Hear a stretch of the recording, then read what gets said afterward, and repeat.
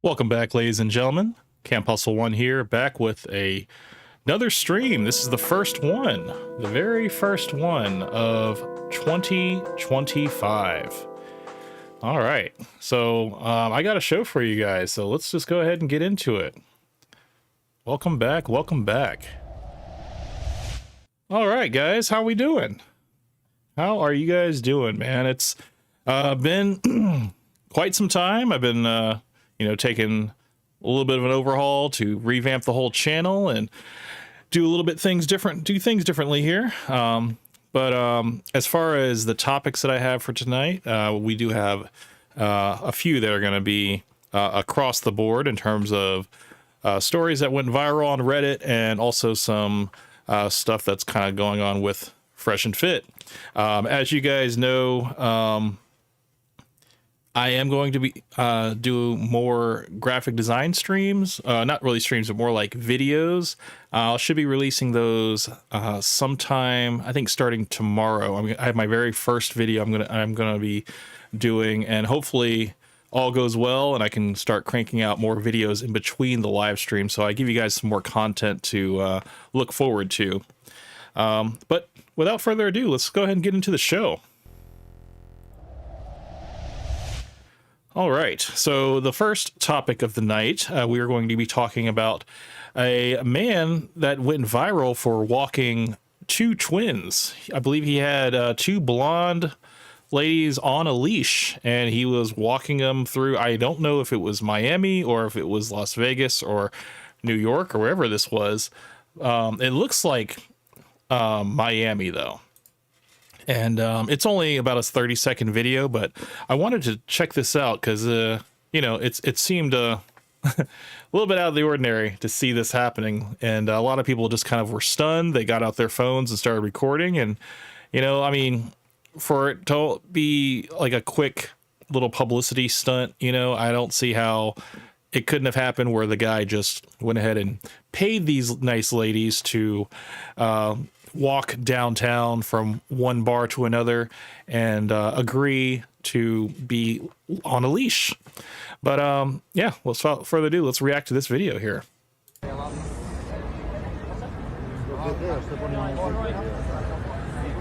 mean, these girls look like they could be escorts, obviously.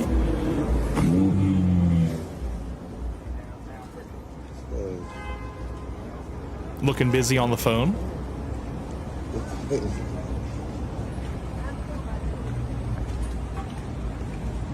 Man goes viral for walking twins on a leash after taking them shopping in Miami.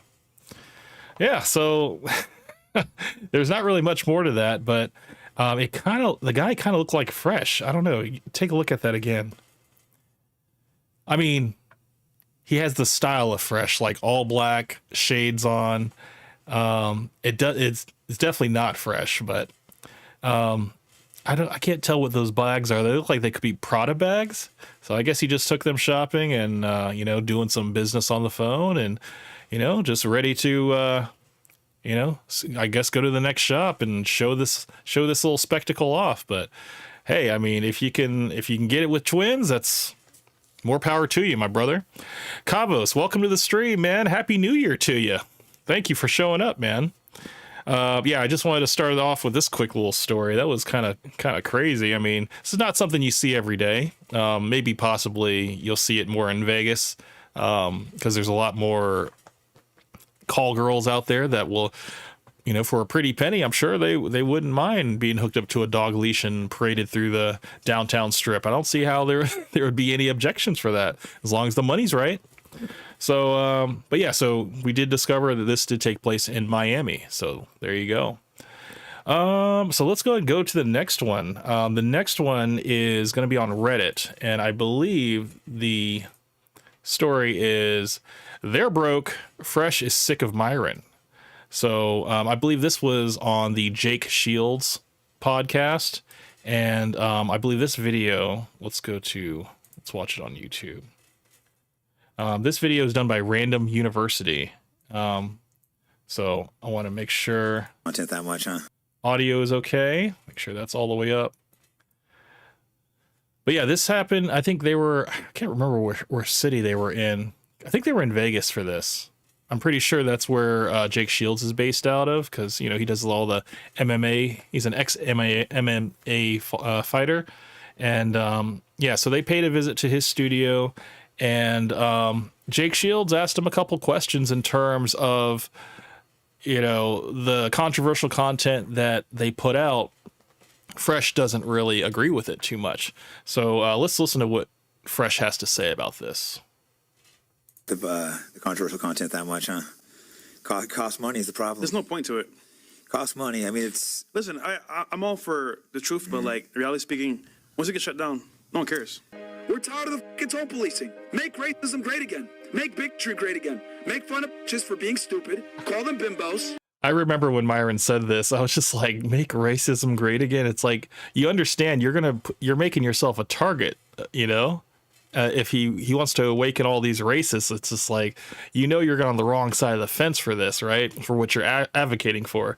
And it's just like, I know Myron in his head, he looks at himself as a white man and he's with the white crowd, and that he has a pass, but it's like, I don't understand how he's like caping so hard for racism. It's like, you have to understand that racism is like a backwards way of thinking. It's an old way of thinking.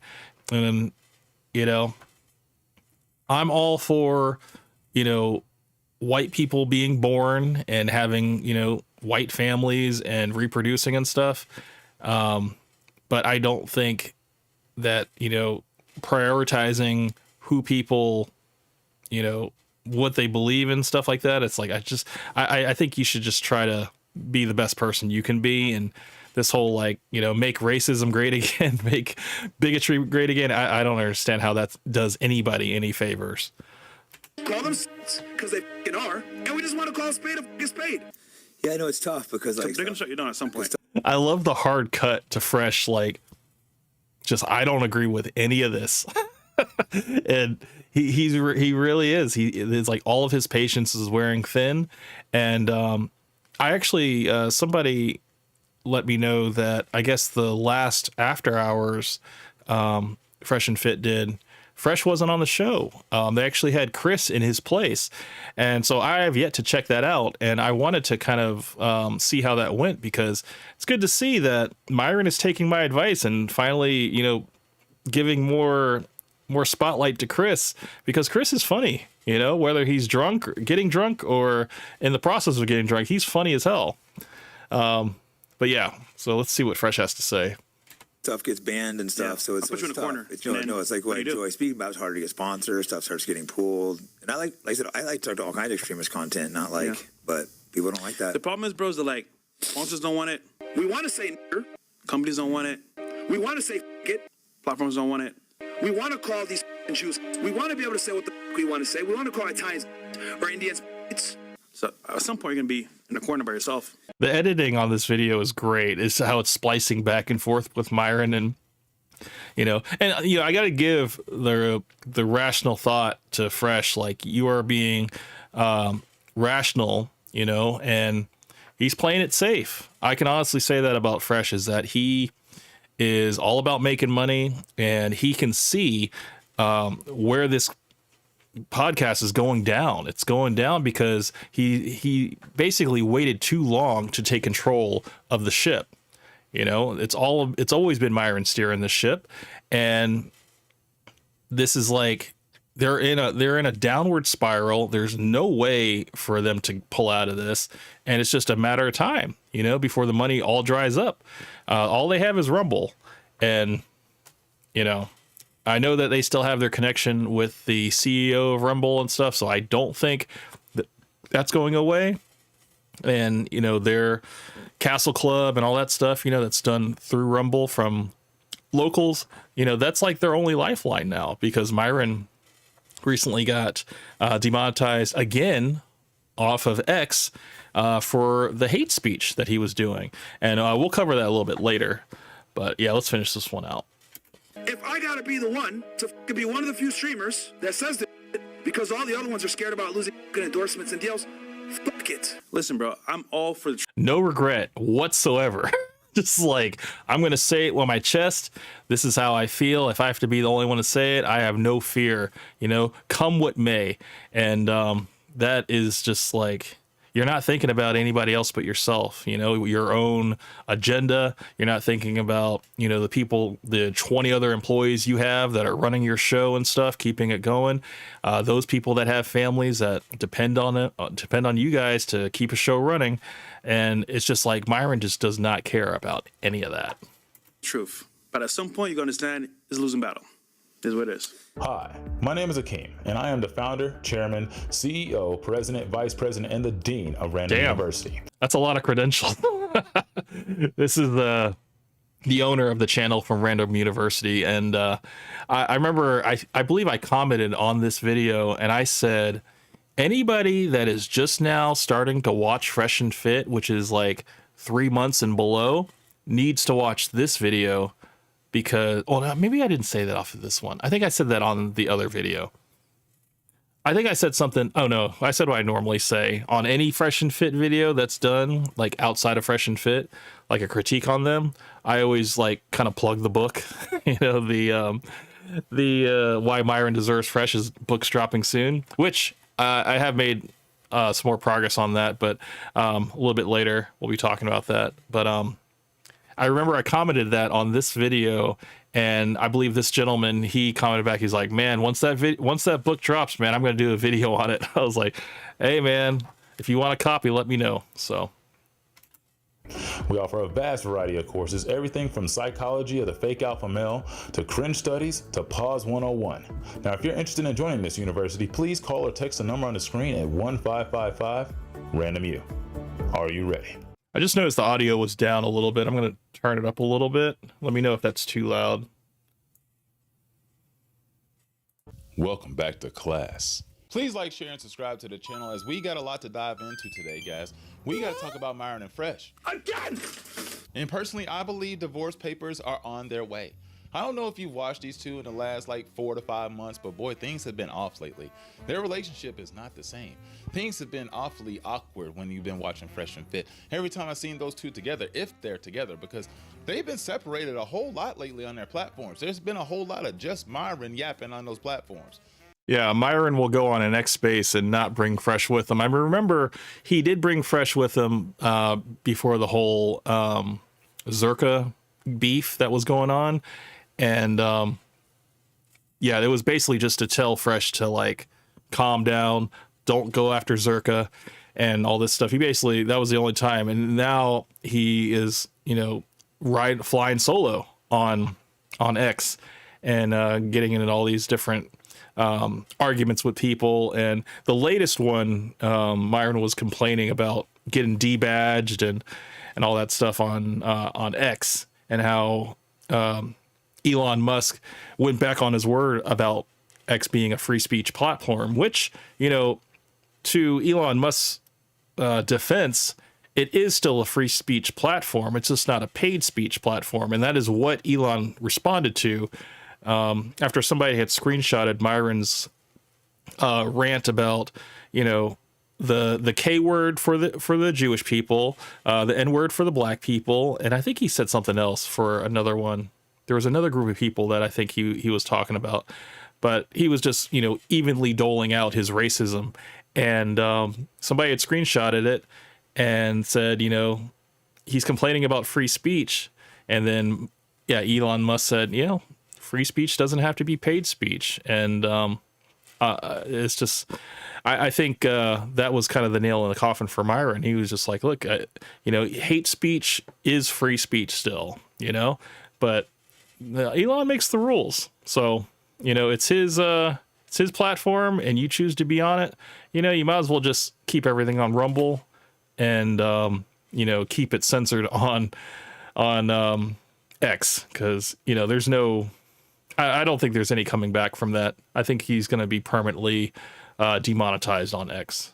So Fresh has been missing. MIA, nowhere to be found. I don't know if that's because they're out of money and he's just sitting at the house or what, or just. And Myron did address the whole, I guess, after the show that they did with just Chris and Myron. a lot of people from Castle Club were like overjoyed about the show, and somebody even made a logo for the show, and they called it Henny and Fit, the Henny and Fit podcast. And I can't wait to see how it turned out.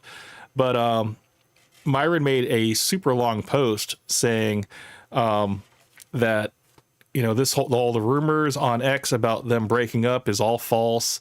They're still as strong as ever. Basically, they're freeing up Fresh's time so he can go do his job of networking and establishing more connections. But we'll jump into that as well. I'm gonna have to make sure I make a note so I don't forget Myron's response post, I guess I'll call that. All right, let's finish this one. In the back room jacking off. I mean, I don't get it, but either way, you don't see a whole lot of Fresh.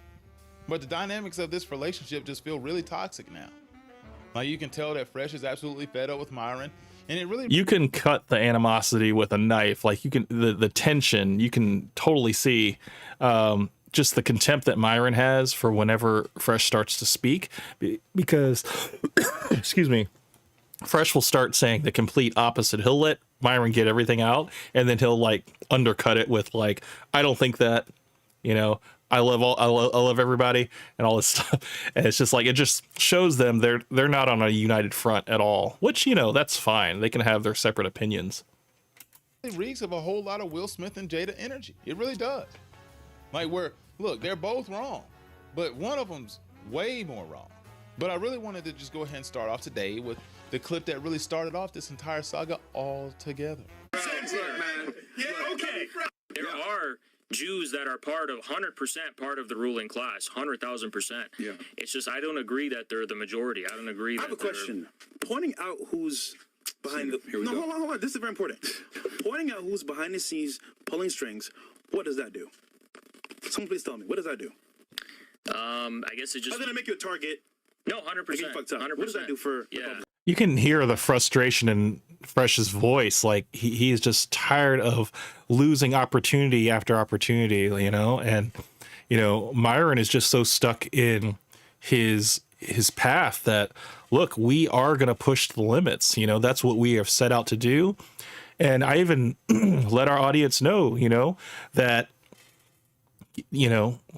watch us while you can, because we might not be here tomorrow. That's always been something they said. They said that all the way back to the old studio. So the fact that we are here right now in their current state, all they have is Rumble and Castle Club donations and stuff. And now they're starting to up their Castle Club membership. I think it started out as like $34, and now it's jumped up, I believe, to like $60, and then it's gonna be like $90 by the end of the week or something. So, and then they're going to be adding something else, like another program that they have. I think it's like a DMs on demand or something to that type of thing. It's kind of something to improve like your dating aspect, and something to be like the tune of like $900 a year. You basically get the whole package for a year if you just pay them $900. And I'm just like, that's crazy, man. So I'm wondering who's paying for that. It's like, do they have anybody left? Yeah. Well, a lot of people probably didn't know that just now, and now they know. What are they going to do behind with it? Behind What the are they COVID, going to do with it? The COVID thing. What are they going to do with it? Education is important, bro. To do what? It's like a freshman. I'm not gonna have this discussion with you, bro. I'm just saying. Always like, bro. Myron has no qualms, just like little broing Fresh, like it's just like, yo, you're obviously not going to play ball, so I'm just going to go ahead and, say whatever I got to say, and then we can we'll chastise you for having your different opinion. I don't understand why you're stepping up to me now and stuff, especially that I got Andrew Wilson right here, and I just think that the wedge is growing bigger and bigger between these two. There's no point. Now, see, Myron likes to blow these things off, but no, seriously, what is it going to do? Why won't you answer that question? Just like, Cooley from No Fugazi, these people never answer questions. Oh God, David Cooley is like, he is. I saw somebody that had debated him, and instead of David Cooley like responding immediately to the guy's question, he was talking for about 5 to like 10 minutes about how good the guy's question was and how it was more direct than the previous caller. And he just said a whole bunch of fluff. And I'm like, bro, just get to it. You know, like you're so quick to tell somebody to, hey, can you like, get to it? Like stop, saying all this stuff and just get to your point of what you're trying to ask me. And, because it's his show, you can't say that to the host. So it's like, it was wild. Yeah, we might talk again about the No Fugazi podcast pretty soon, because I still don't think he's fully recovered from the backlash that he got probably about last year, the end of last year. All these people just answer questions with more questions, or they don't answer anything at all. They just laugh it off and act like you're stupid.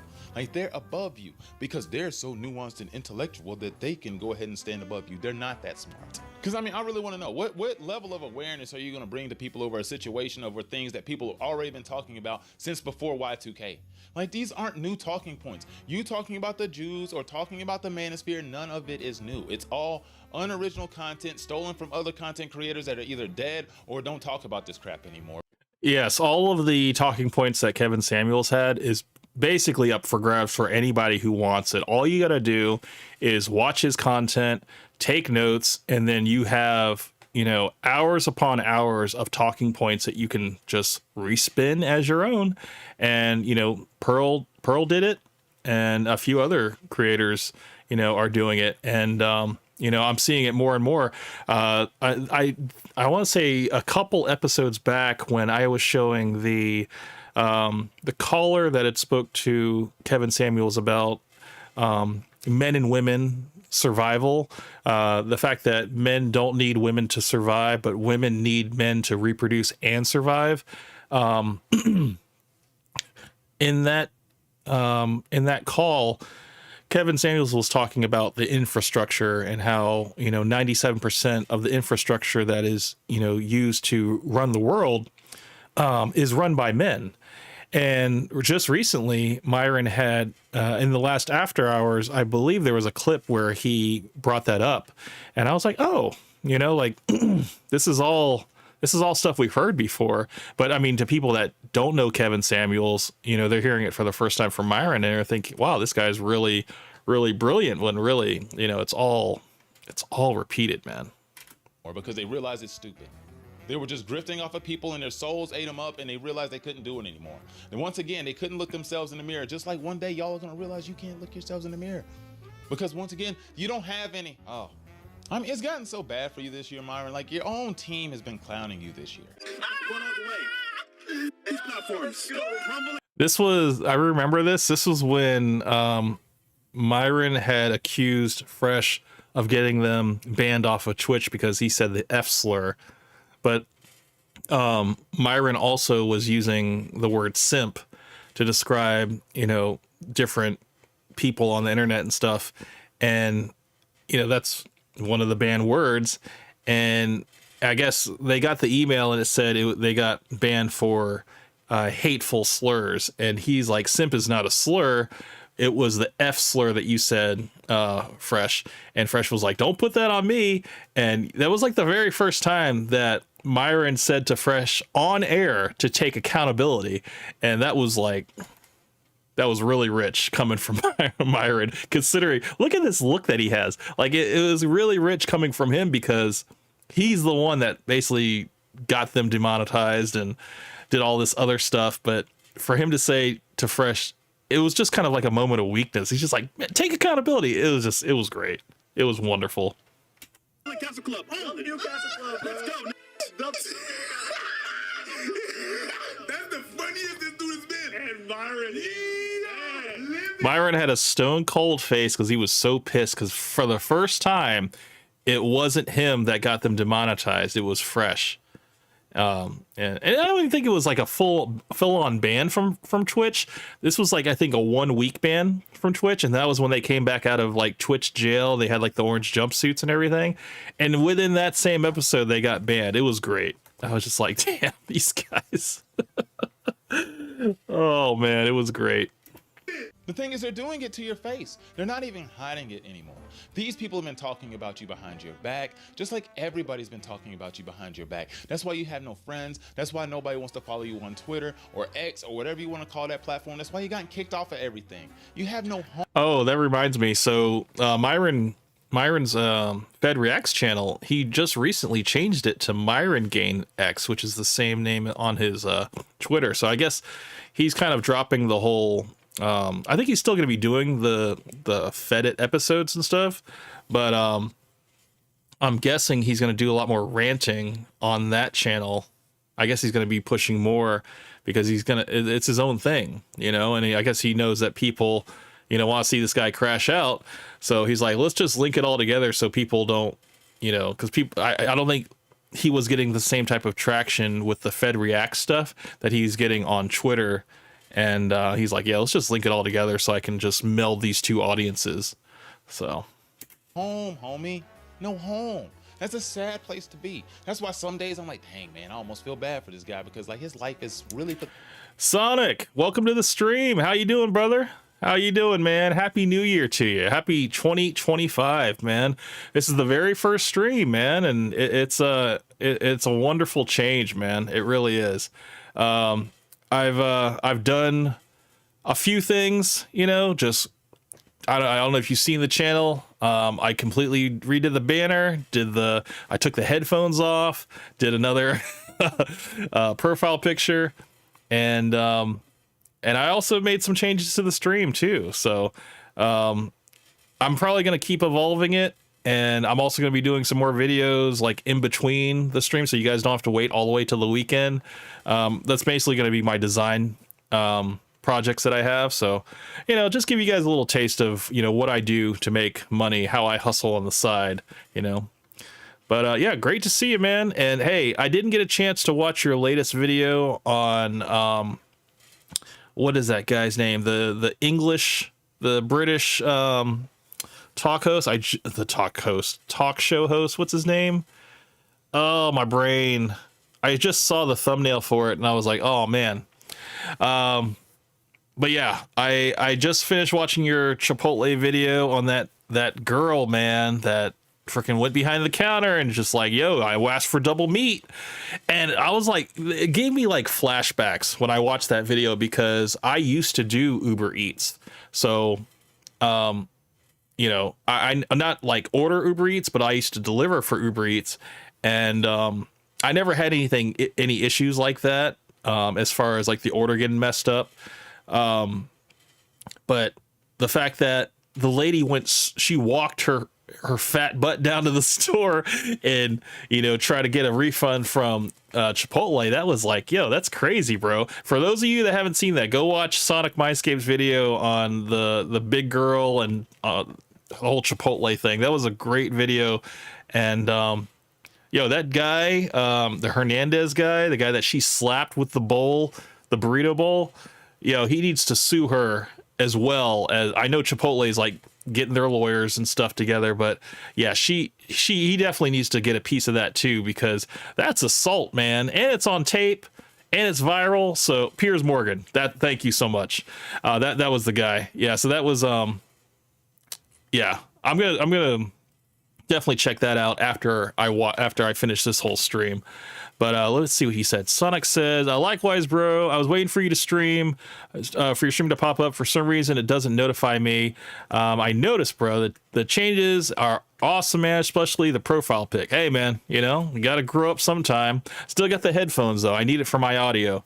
But yeah, what else did you came back again? It says, Piers Morgan. Oh, don't worry about it, brother. Sometimes it's difficult to keep up with all of that.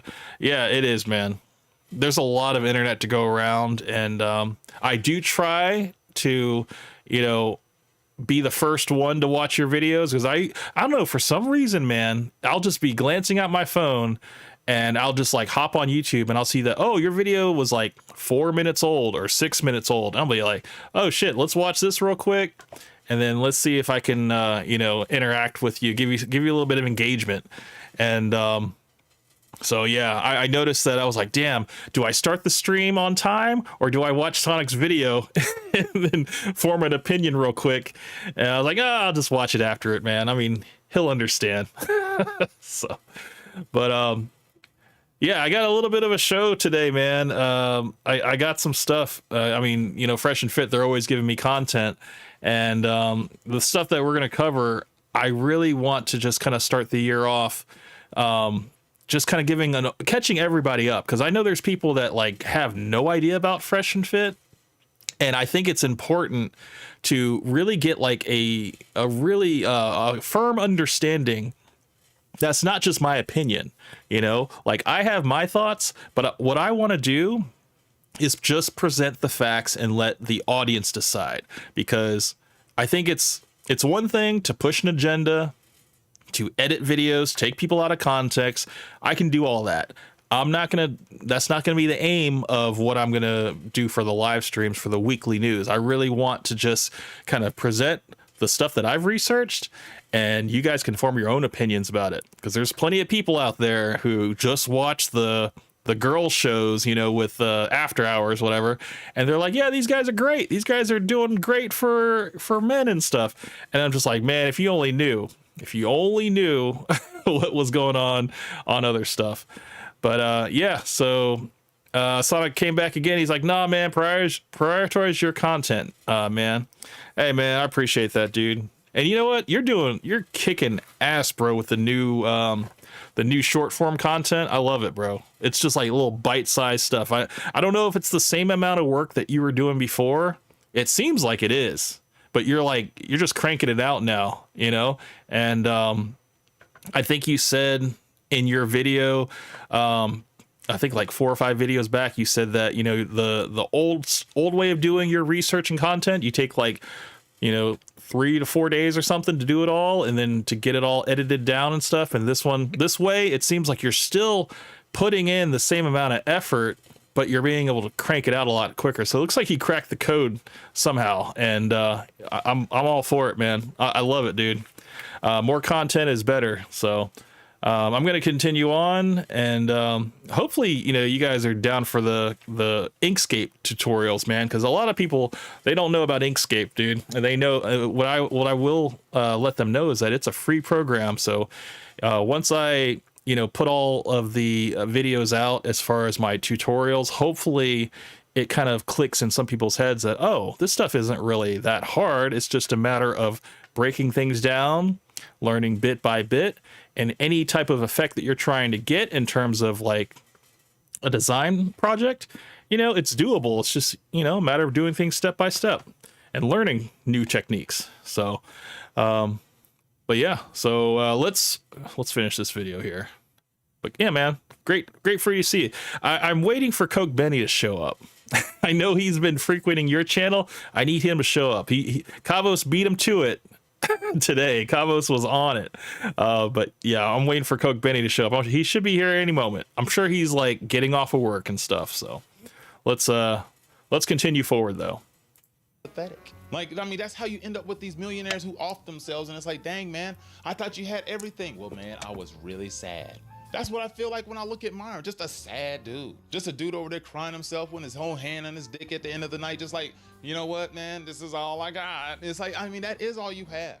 Just you. The only people you can get into your life are people who needed you, like Fresh. And yet now you're pushing Fresh to the side and acting like he ain't shit, or he is just scum of the earth. For whatever reason, you want to defend the absolute real scum of the earth.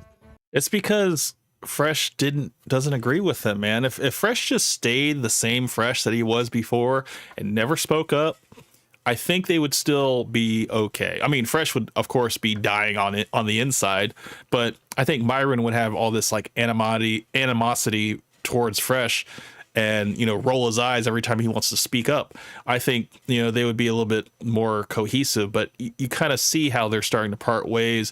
Myron is going off on his own, doing his own thing, and, you know, Fresh is more than happy to, you know, give him that space and allow him to run a whole after-hour show with Chris in his place.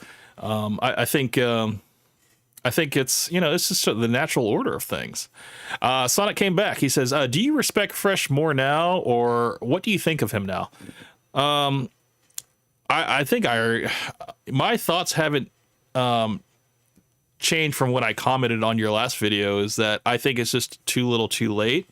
I think Fresh, the fact that he's speaking up now, it is just he's basically like the "I told you so" kind of mode right now. It's not like I don't respect Fresh. No, I never. I think Fresh he's a coward at the end of the day. I think that he is basically saying this stuff now because now he has nothing to lose.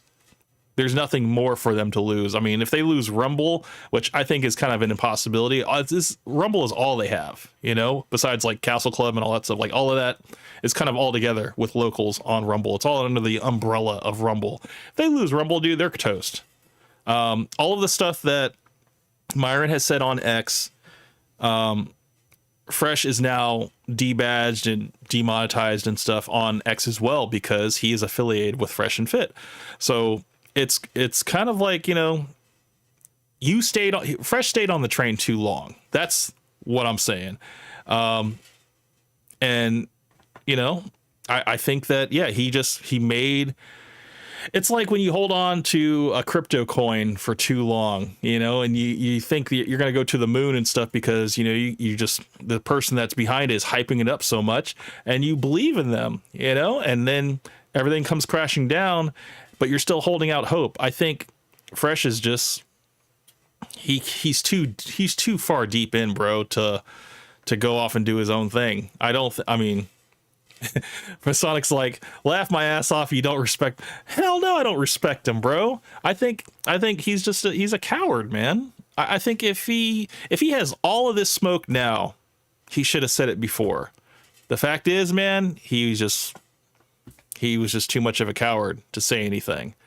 And there was a post that he did on X, and it was saying how, you know, it was right after Myron got debadged from X and demonetized.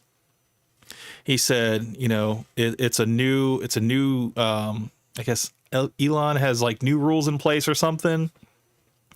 You know, it's like a new change and stuff. Why don't you change too? Something to like that extent. But he didn't like direct it at Myron. He just kind of said it generally. I'm like, come on, bro. Like, if you really truly feel this way, I think you just need to be speaking directly to Myron, you know? But I don't think Fresh has the cojones to really, he's always going to like want to protect his interests and stuff.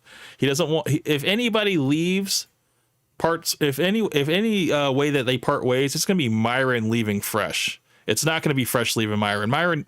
Fresh needs Myron too much to just walk away. Sonic says, you know what it is? He was at the right place at the wrong time.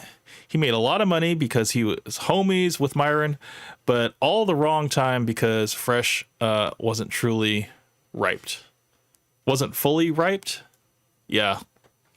No, I agree, bro. That is, I mean, that literally, that's how it played out. And it's to the point now where, you know, there is literally no other way for them to make money. You know, like they have to just kind of clench to what they got, hope to God that, you know, these platforms give them another chance. And, you know, but it doesn't look good. It doesn't look good at all, man. It just seems like any type of hole that Myron could like try to do to like dig them out of this hole, he just keeps digging them further and further.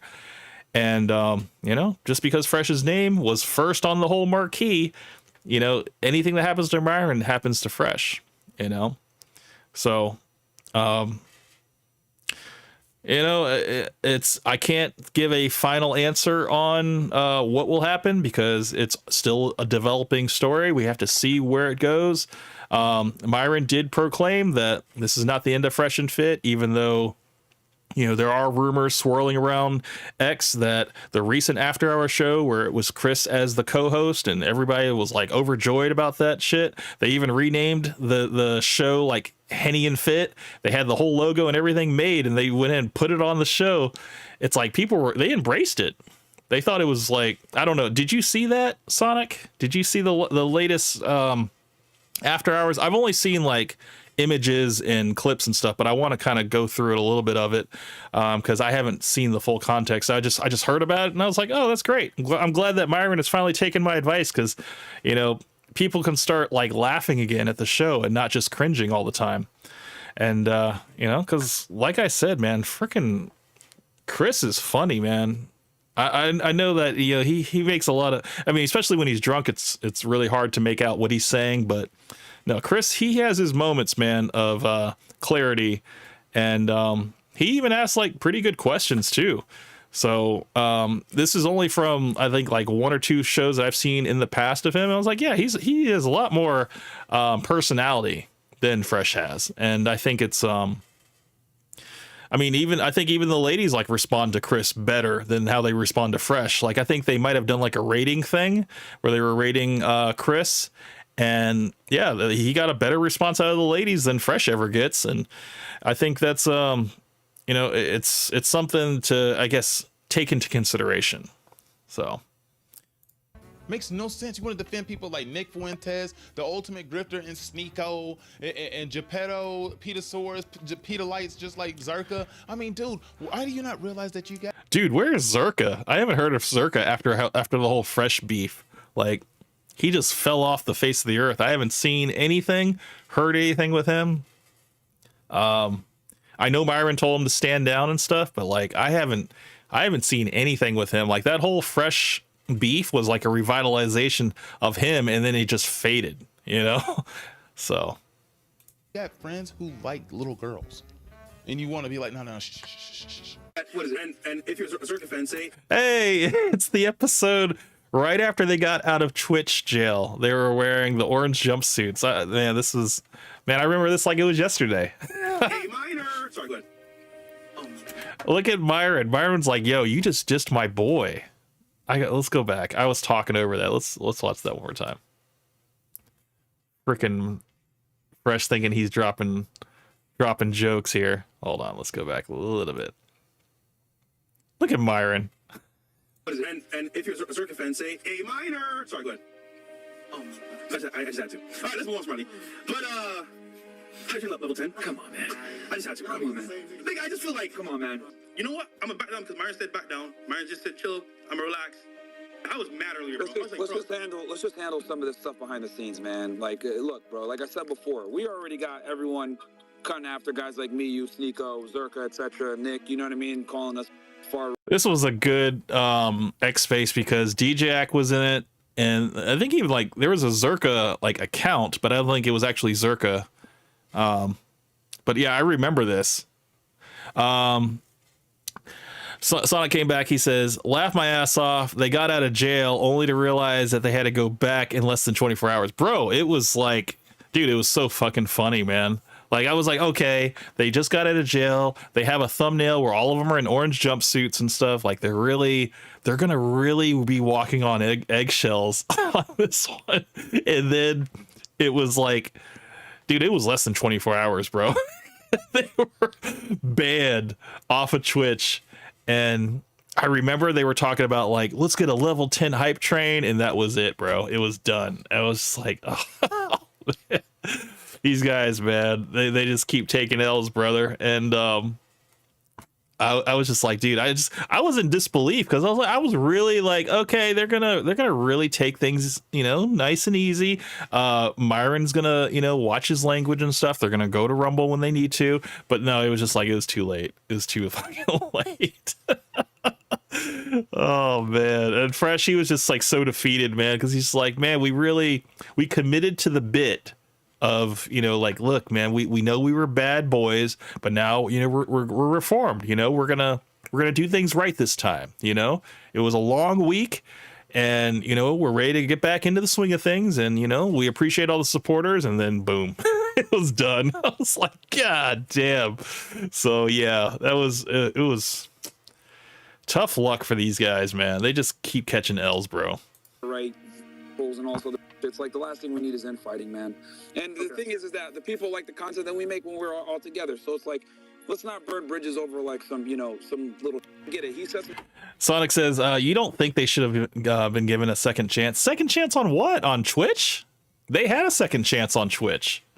The ban that they had from Fresh using the F slur, that got them a week suspension, and then they got another ban again, and yeah, I mean, it was like, nah, dude. I mean, they don't get any type of special treatment, like just because they spend so much money on equipment and all that stuff like that, and they're helping men and everything. Like, no, dude, they don't get any. If they break the rules, man, they break the rules, man. Like, I don't think anybody should get special treatment. I don't care how big or how small of a creator you are. I think if you break terms of service, you deserve it, man.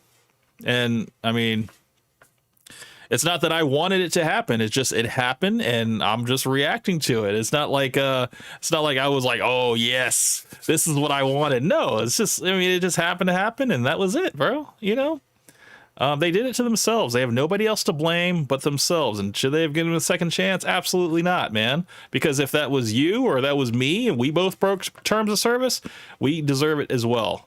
You know, I don't think I'm special in any way. I think, you know, if I broke terms of service and I slipped up and had an emotional reaction or whatever, I deserve it. So that's how I feel about that. Some stuff got off his chest. You said some stuff got off your chest.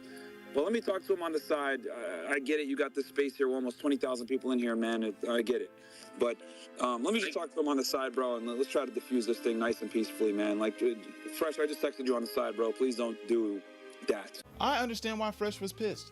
And he had every right to be pissed. Because you know why? Because you're defending scum. Trash.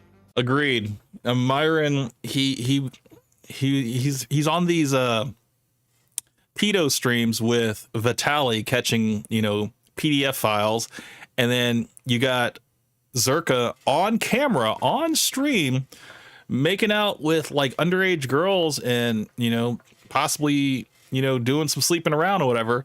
And then, you know, he just like gives him a special pass because they're boys, you know?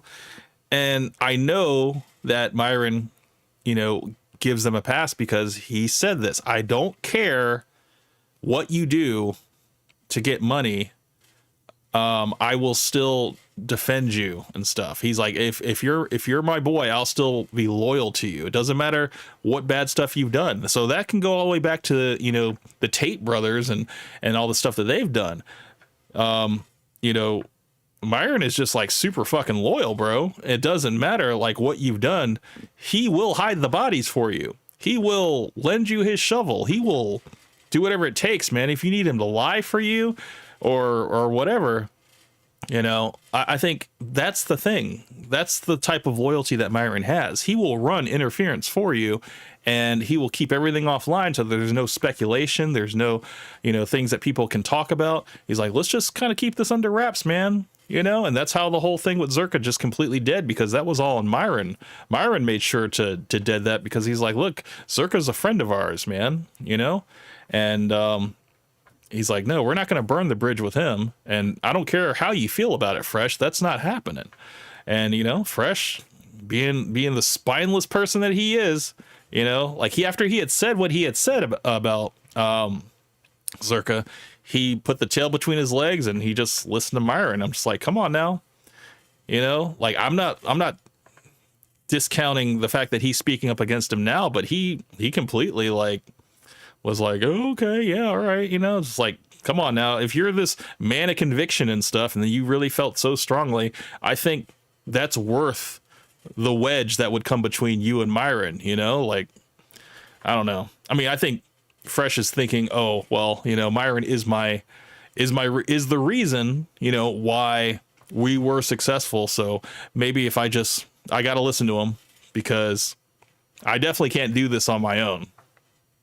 Geppettos. Like, really? I mean, you're literally defending the KKK. Klan was right about a lot of man. The Klan was right about a lot of Dude, I remember that like it was yesterday too. Myron is he just has a treasure trove of like, oh shit moments. Like, I shouldn't have fucking said that. You know, like I mean, this guy's already kind of made a compilation, but you could probably do a whole hour's worth of video of just Myron saying flagrant shit and just play it back to him. And then he'll be like, yeah, but you know, I still have no regrets. And you're like, well, no, it's not about, it's great that you don't have regrets, but this is the reason why you're in the fucking shit that you're in.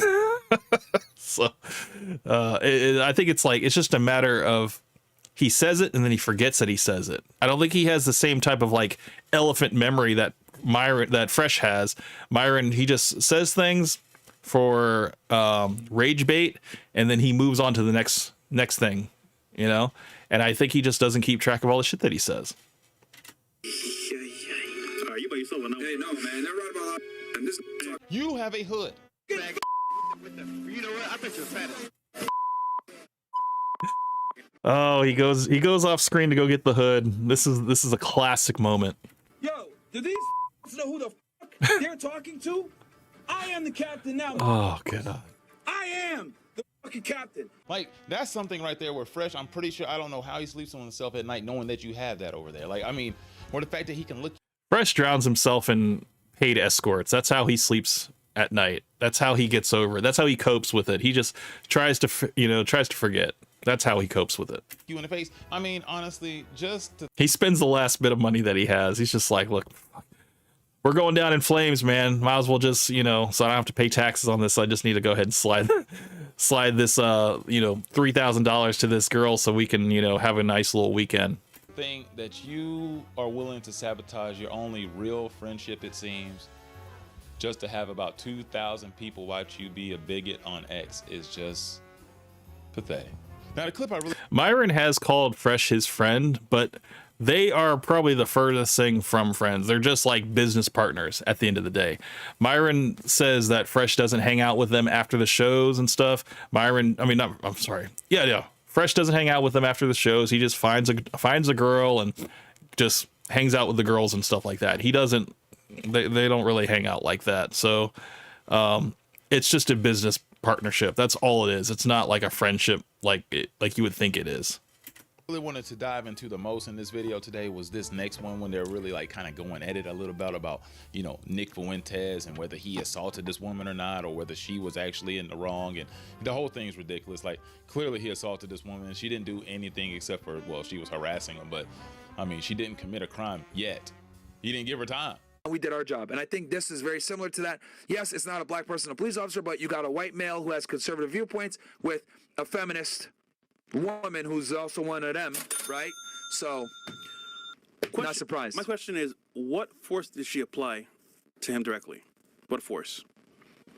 She came right up to his front door. That's not force, Myron. That's not force. The fact that she showed up to his house, it's not force that, she did anything. It didn't warrant her getting maced in the face and kicked down the 2 stairs that he had on his porch. That wasn't force. That is not force. Yeah. But what did she do? Forcefully. Because imagine this, right? So someone was up to you. They didn't do nothing. You hit them. Who's in trouble?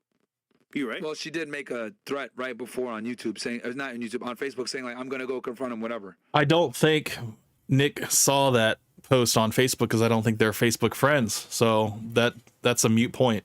That is not what Fresh is talking about. You're trying to divert from what Fresh's point is. You're trying to go ahead and change the conversation to another direction. It wasn't about any of that. First of all, that means nothing. Just because they were making... And Nick was getting death threats from multiple people. So that's why he was on edge and why he felt, it's just a woman at my door with her phone out. I can handle that, So I think that was about it. Exo Charles, welcome to the stream, my friend. Happy 2025, man. Happy New Year, brother. Nice. Dude, you guys have all beat Coke Benny. Coke Benny is typically the first one here, man. He still isn't here. I know he's probably still getting off of work. Sonic came back. He's like, wait, I thought they were through because I saw them both corresponding to each other's post on X. They're not through, Sonic. And after this video, oh, let me see where the order of that, because I think I have the list. I think what I'll do, I'll move that around. So after this one's done, we're gonna go to the post where Myron responded. I haven't seen the correspondence between both of them. That might be, if that's brand new, then we're gonna have to cover that. But I know that I saw right before I left work the long post that was posted by Myron in response to the After Hours show, and how everybody was like, "Oh, this is great! You know, you got Henny Chris now. It's Henny and Fitch podcast," and they were like, and he wanted to like dead that right away and say like, "No, we're not splitting up. You know, despite all the rumors that are swirling on X, that's not what's happening." And because I guess he didn't want people to be too happy about the situation. You know, he's like, look, we're giving time to Fresh to do what he does best, which is, you know, network. That's what he's doing. He's establishing connections for future shows. So, which is like a great little. Well, we all believe that. Threats on YouTube, on Facebook or Twitter, that means nothing. That's not an actual physical threat, and that's the whole point that Fresh is trying to make. She didn't do anything, not yet at least. He didn't allow it. And do what? We don't know. And he didn't know. But if someone's talking to you and you hit them and they didn't touch you, is that self-defense? Why wait and find out? Because if you don't, it's assault. Yeah. But okay, isn't self-defense you defend yourself when they attack you? Yeah, she went to his house. But she didn't. That's. I like how just showing up is an act of violence. Okay, you know, forming a mob, you know, in front of somebody's house, that's an act of violence. You know, that warrants getting pepper sprayed and getting, you know, possibly shot because you just did a illegal assembly on my front porch, and that's what Myron is going with. That's just crazy, brother. That's crazy. Attack him. Doesn't matter. Went to his house. That's not an attack. Anybody can show up at anybody's house. That's not. Myron is like the worst lawyer that you could have. Like if he was a defense attorney, like in another life, he would be disbarred immediately. Okay, because of his logic, and like he's basically letting his friendship with Nick like cloud his judgment, and he's just not seeing straight, bro. Like he's just saying all this stuff in defense. It's like you're just defending just to defend. You're not even thinking logically anymore. Not an attack. This is exactly why that old dude got charged for shooting those black kids up off of his porch. You don't know what she's gonna do. I wouldn't chance it either. Someone shows up at your front door that you don't know on some weirdo shit. Like, yeah, first thing you did was create distance right away. And I'm not saying that I condone violence, okay? I'm not saying I condone violence against like women or men or anybody like that. But if somebody shows up to your house and, you know, they got their phone out and stuff like that, and they're recording, that means the phone app is on, okay? The fact is the phone app was still on when she dropped the phone, okay? Nick should have cleared that video. He should have deleted that video. He should have taken the battery out of that phone. He should have destroyed the phone. He should have dragged that lady inside of his house, and he should have like made it to where she couldn't give a statement. And then he would have said, she broke into my house and all this stuff like that, whatever. And then maybe get rid of the Ring camera footage and stuff like that. I would have done so much, but it sucks because there was actually a eyewitness. There maybe was an eyewitness that was there that saw the whole thing. So maybe that couldn't have happened. Maybe as I'm talking about it, I don't think that would have been smart either. Just don't open the door, bro. Just don't. I mean, that's what the peephole's for, you know? You could talk through your door. You'd be like, what do you want? And if she's like, I just want to talk, be like, fuck it. You know, like I'm not gonna deal with that. So yeah, I'm gonna go ahead and modify my statement and just say, just look through the peephole and don't go to the fuck, or don't answer the door, you know? Because I mean, I mean, I don't know. Like the Ring camera footage, you can have that on your phone. So he could have been like in his little area, wherever he does his little podcasts and stuff. Just glanced down his phone, look at it through the Ring camera, and he could have talked to her through the Ring camera. You know, there's a possibility he could have done that. He didn't have to go to his door either. So, but yeah, I don't know. Yeah, he shouldn't have gone to the door. That's the one thing I agree with Fresh on. That's it. But everything else, I'm just like, yeah. And then Fresh, he starts continuing about like, oh, you know, I would have answered the door with my phone out. I'm like, nah, you're doing too much. You're doing way too much. But okay, hold on. Pushed her off the If thing. someone comes to my door, I don't know. I'm gonna open the door. Period. Ding, ding. Like, my God, that's exactly the point. Why did he open the door and just use pepper spray? She was just standing there. If you don't open the door, nothing happens. She can't kick in his door. I doubt she had the strength. She didn't look very flexible. She was like 50 years old, man. She wasn't going to be kicking in anybody's door either. She was just going to basically go over there and give him a piece of her mind. And, you know, hopefully that was going to be it and stuff. But I don't know. She was going to get it all on tape. That's why she had the video, because she wanted to like have some insurance just in case something did happen. She had evidence. But dude, there would be so easy. It would be so easy to delete that footage. You know, I don't know why Nick didn't do that. That's what I would have done if I had opened the door, you know, but I'm just saying that because, you know, it didn't happen to me. If you're gonna do that, like, listen, I'm not saying that what he did wasn't justified because of his actual threats and all that stuff. I'm just saying she didn't attack him directly. So they can argue and say, listen, Why are you? Myron's just like, yeah, but she's a woman, so she deserved it. That's literally what he's trying to say. He doesn't want to say that because he knows that's going to lose him the argument, but that's what he's thinking. You shaking your head? Like, really? Why are you shaking your head? You know Fresh is right.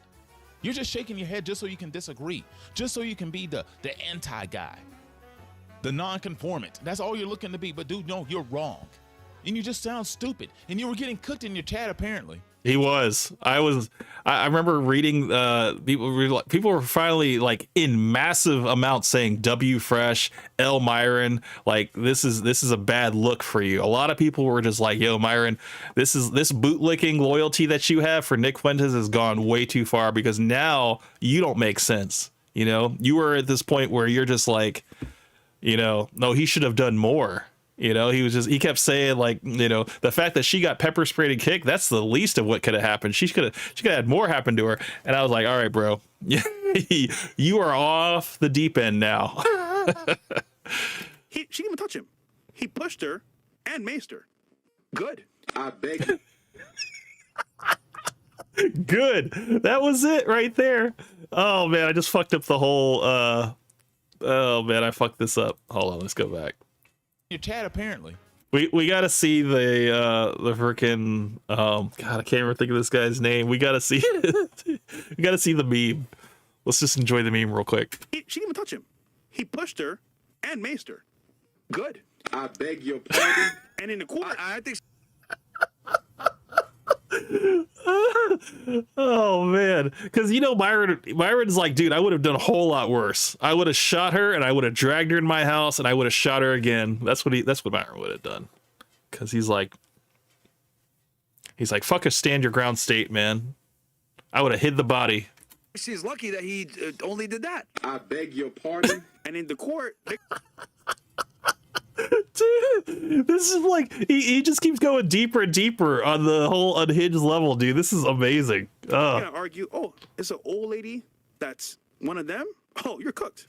That's what I Nah. think. I think if he has a halfway competent lawyer, he'll be able to. Because, bro, you've been getting death threats. Someone shows up at your house. Are you going to sit there and chance it? Like, oh, yeah, let me open the door and see what she's going to. Once again, why are you opening the door at all? Exactly. That's what I'm saying, dude. That's why you got peepholes, bro. It's like, I don't even remember. Did Nick Fuentes' door, did he have a peephole in that door? Or was it just like a solid wood slab? You know, like, I don't know how old these houses are in Indiana. Was it in Indiana? I think it was Indiana. I mean, come on now. Everybody has a peephole. I mean, he had the Ring camera, but I don't know if he had the Ring camera then or if he got it after that happened. I don't know. Because, I mean, when the shooter showed up, all we saw was the ring camera footage, but we never saw the ring camera footage for the lady. So I'm assuming that he didn't have a ring camera when the lady showed up to his door. Just leave it closed. If it's locked, nothing has to happen. What are you scared of? You are the biggest pussy for even reacting to the situation. Some 55-year-old Karen walks up on the porch and all of a sudden you're like, oh my God, I got a mace her. Like, really? That's what you went to? That's what you resorted to? You immediately had to go to violence on Karen? No way. Not on Martha Stewart, Mary Tyler Moore. No way. Oh, man. You know, Myron, dude, he's just like, look, I condone all of this, okay? The fact that she only got maced and kicked, that's the least of her worries. I'm just like, bro, this is crazy, man. This is crazy that you feel this way. Like, we know you don't like women, Myron, and I know that you think this is a W for Nick, but man, you really came off bad on this one. You really did. And he has no regrets. He's the type of guy that will never take back what he said. He won't address it. He just keeps moving on, you know? And it's like, man, this guy deserves everything that is coming to him. Hey, dude, no, that nigga gave her the fucking Spartan kick, bro. You know, like, This is Sparta! Bitch, I'm not gonna even give you the chance. Fresh is thinking to himself, there is no way Myron can be this stupid. Like, am I smart? Am I an actually intelligent person? Like, he would have to ask himself that. Am I smart? Like, why am I still sitting down with this guy if I disagree with him so much? You know? It really is. It really is like, I do believe that the hamster wheel spins very slow in there. I mean, you got a hamster that's rolling on a hamster wheel, and there's like two coconuts like rolling behind him and stuff, but it's starting to pick up speed, and then he's starting to formulate a response. I'm starting to think, like, I'm cooking Myron. This has never happened before. Like, this is look, I'm trying to, like, not to overreact over here, but like, come on. Like, he's talking idiotic, and I can see it. I hear it in his words. I hear it in his voice. I love this, like, inner monologue. This is possibly what is going through Fresh's mind, but, you know, it might be a whole lot less, and it might not be as eloquent as what this guy is saying. He's saying dumb things. He's now playing sound effects to divert your attention away from the fact that I'm cooking his ass. It's to do some shit. Because if I'm smart, he played into their hands directly. Because now they got him that direct. And also keep in mind, people were mailing his shit to his house. Fresh is over here thinking, I bet Drewski would be thinking, Got him. We fucking got him. because we do. Oh, we got him. Yes, I got Myron all up against the ropes. Yeah, finally. We never thought we'd ever see the day when this happened, where Myron is on the ropes with Fresh basically beating him down with logic. Like, dude, this is like, when you say that there's things that you thought that you'd never see in life, we all got to see it. And it just, it to me, this is like, it's a good change. This is what needed to happen. And, you know, this was all building up, man. His cheeks are puckered. He's nervous. He's sweating bullets right now. He's over here talking about the shit bags now. Oh, I know I got him now because he's reaching for the Hail Mary. He's breaking glass in case of emergency. That's where Myron is now. He's nervous. Ooh, I'm no longer Fresh CEO. I'm no longer Fresh Prince CEO. I am Fresh Shit CEO. So why open up the door? He don't know what she was doing. Like, hey, don't drop shit off at my front door. If I see somebody that I don't know or trust, nigga, I'm not opening no damn door. Like, bro, you might kind of shoot me. So if that's the case. And this is the point where Amrafuddle decides he's just going to disengage completely from the conversation because he knows that Fresh just won. And what's crazy to think is that all... Yeah, that's a rare Fresh W. And I never thought those words were ever coming from my mouth, but that was a moment in time that I don't think that we'll ever see so perfectly set up again. Like I mean, it's something that I have to add to the book, unfortunately. You know, that Fresh is kind of the moral compass of the show. He's the rational thinker of the show. That's why Myron deserves Fresh, because Fresh ultimately cares about both of them, whereas Myron only cares about himself. All of this happened around the same 6-month time period as this epic tirade. You got right there when this Another classic meme, guys. I mean, if you've seen an Alba and Preach video, you've seen this. And said that I got her pregnant when I fucking did it. And then you dumbasses 3 years later believe some that makes the same allegations again. And this was like this was edited out of the video after they re-uploaded it, but it was too late. Everybody got it from Alba and Preach, so it has become a meme, and it's been meme to hell, dude. Every time they lose demonetization, it's this part right here. It's so great. Sonic Mindscape came back, says, am I hearing your respect for Fresh is starting to develop? No, I just said that he had a rare Fresh W, and you know, there'll be very few times in your life where you witness a solar eclipse, you know, a lunar eclipse, Halley's Comet. You know, it might only happen one time in your life, and you'll have that story to tell to your children that, oh yeah, I've seen that. It happened one time in my life, you know, and it never happened again, but I got the story to tell. So yeah, I have the story to tell of the rare Fresh W, you know. But, you know, it doesn't translate to respect. It's just, you know, I witnessed something, the start of something possibly. You fucking idiots! Oh man, what I love about that clip is that everybody always bleeps out the second part of that where he's like, you fucking idiots, because you know, if you play that meme at the beginning of your video, you can't have the F word in like the first 30 seconds of video, or you get not demonetized, but what's the word? Yeah, demonetized. You can't have like any F words, whatever. But yeah, we're like 13 minutes into this video. It's okay to play the whole thing. So, and we're like an hour and 13 minutes into my video, so we're way good. We'll try to pull a Cooley manipulation and act like Myron didn't get absolutely. Oh, David Cooley in his manipulation.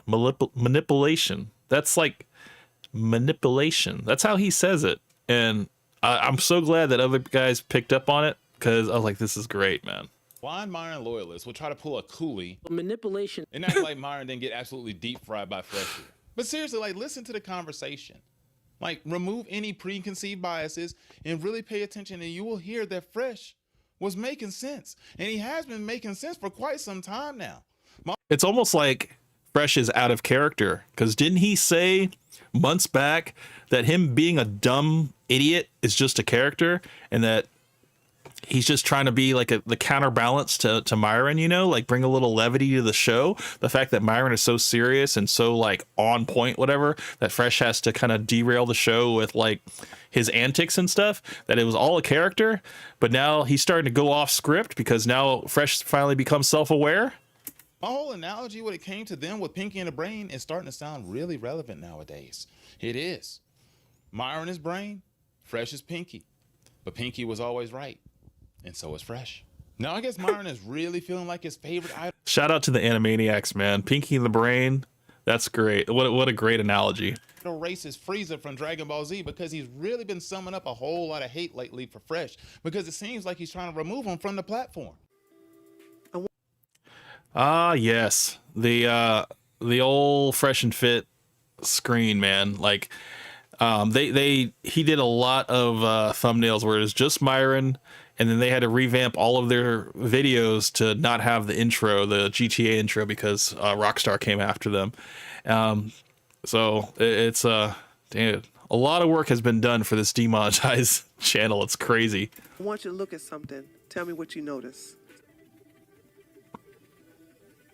What y'all noticing? These 8 videos, Fresh is only in 1. Out of all these 8 videos, Fresh is only in 1. Out of all these 8 videos, Fresh is only in 1. Out of these 8 videos, Fresh is only in 1. Out of these 8 videos, Fresh is only in 1. Out of these 8 videos, Fresh is in none of them. Boom, headshot. He's treating Fresh like a featured guest instead of a co-host now. He's treating him like he's another staff member, and they're trying to make cuts due to not making budget, which feels pretty accurate. Well, Fresh put himself into that position by speaking up. Everybody else on the team doesn't speak up against Myron, and, you know, Fresh being on the B mic, he's starting to use it for good use, and, you know, that's what got him in hot water. So, but no, Myron will reassure everybody that they're fine. They're okay. Okay. There's no trouble in paradise. All right. There's still plenty of coconuts in Barbados. Considering the massive dip in views, especially the ones on all their other channels, lack of avenues to generate revenue altogether. And one more thing, they can't afford hoes no more. Well, Myron never really paid for hoes. We all know that was Fresh's thing. Fresh is kind of having to spread out the money now, and you know, he can't have a new one every night. He's got to have one once a week now, and you know, for him that's fine. You know, it's his adjustment. They can't afford hoes. They haven't had a woman panel in over a week, and when they did, it was just like 4 women, I think. Hold on a second. Feel a lot. Like she. Oh, my bad. 5 women, and rough. Boy, they look rough. Dude. I mean, Fresh and Fit has always had, you know,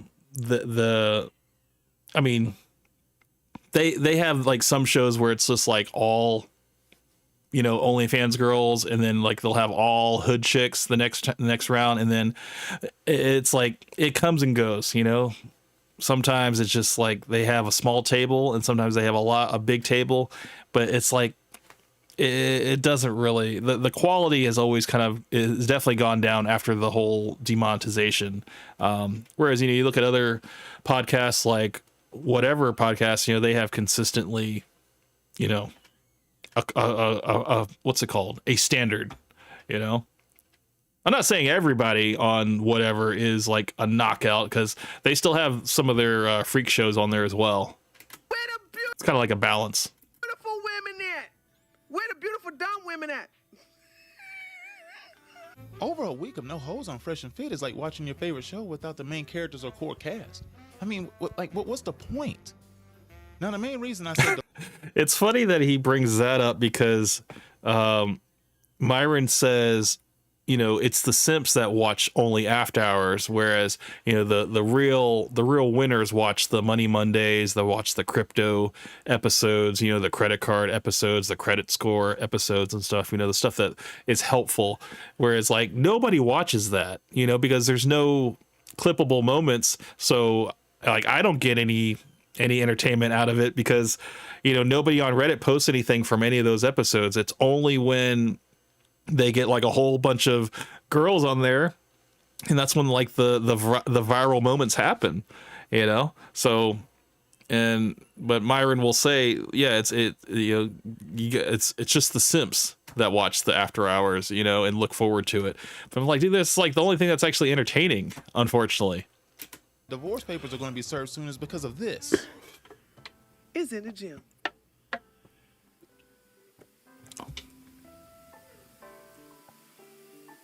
Wait, every day moving in the right direction is key. Enjoy the journey and struggle. Look at that.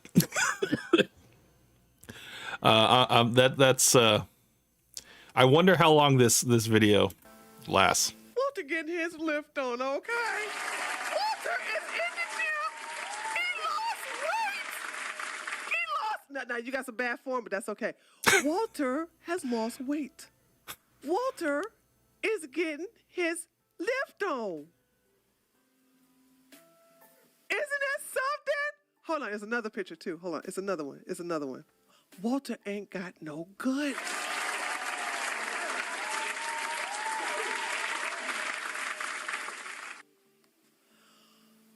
Walter got rid of his gut, y'all.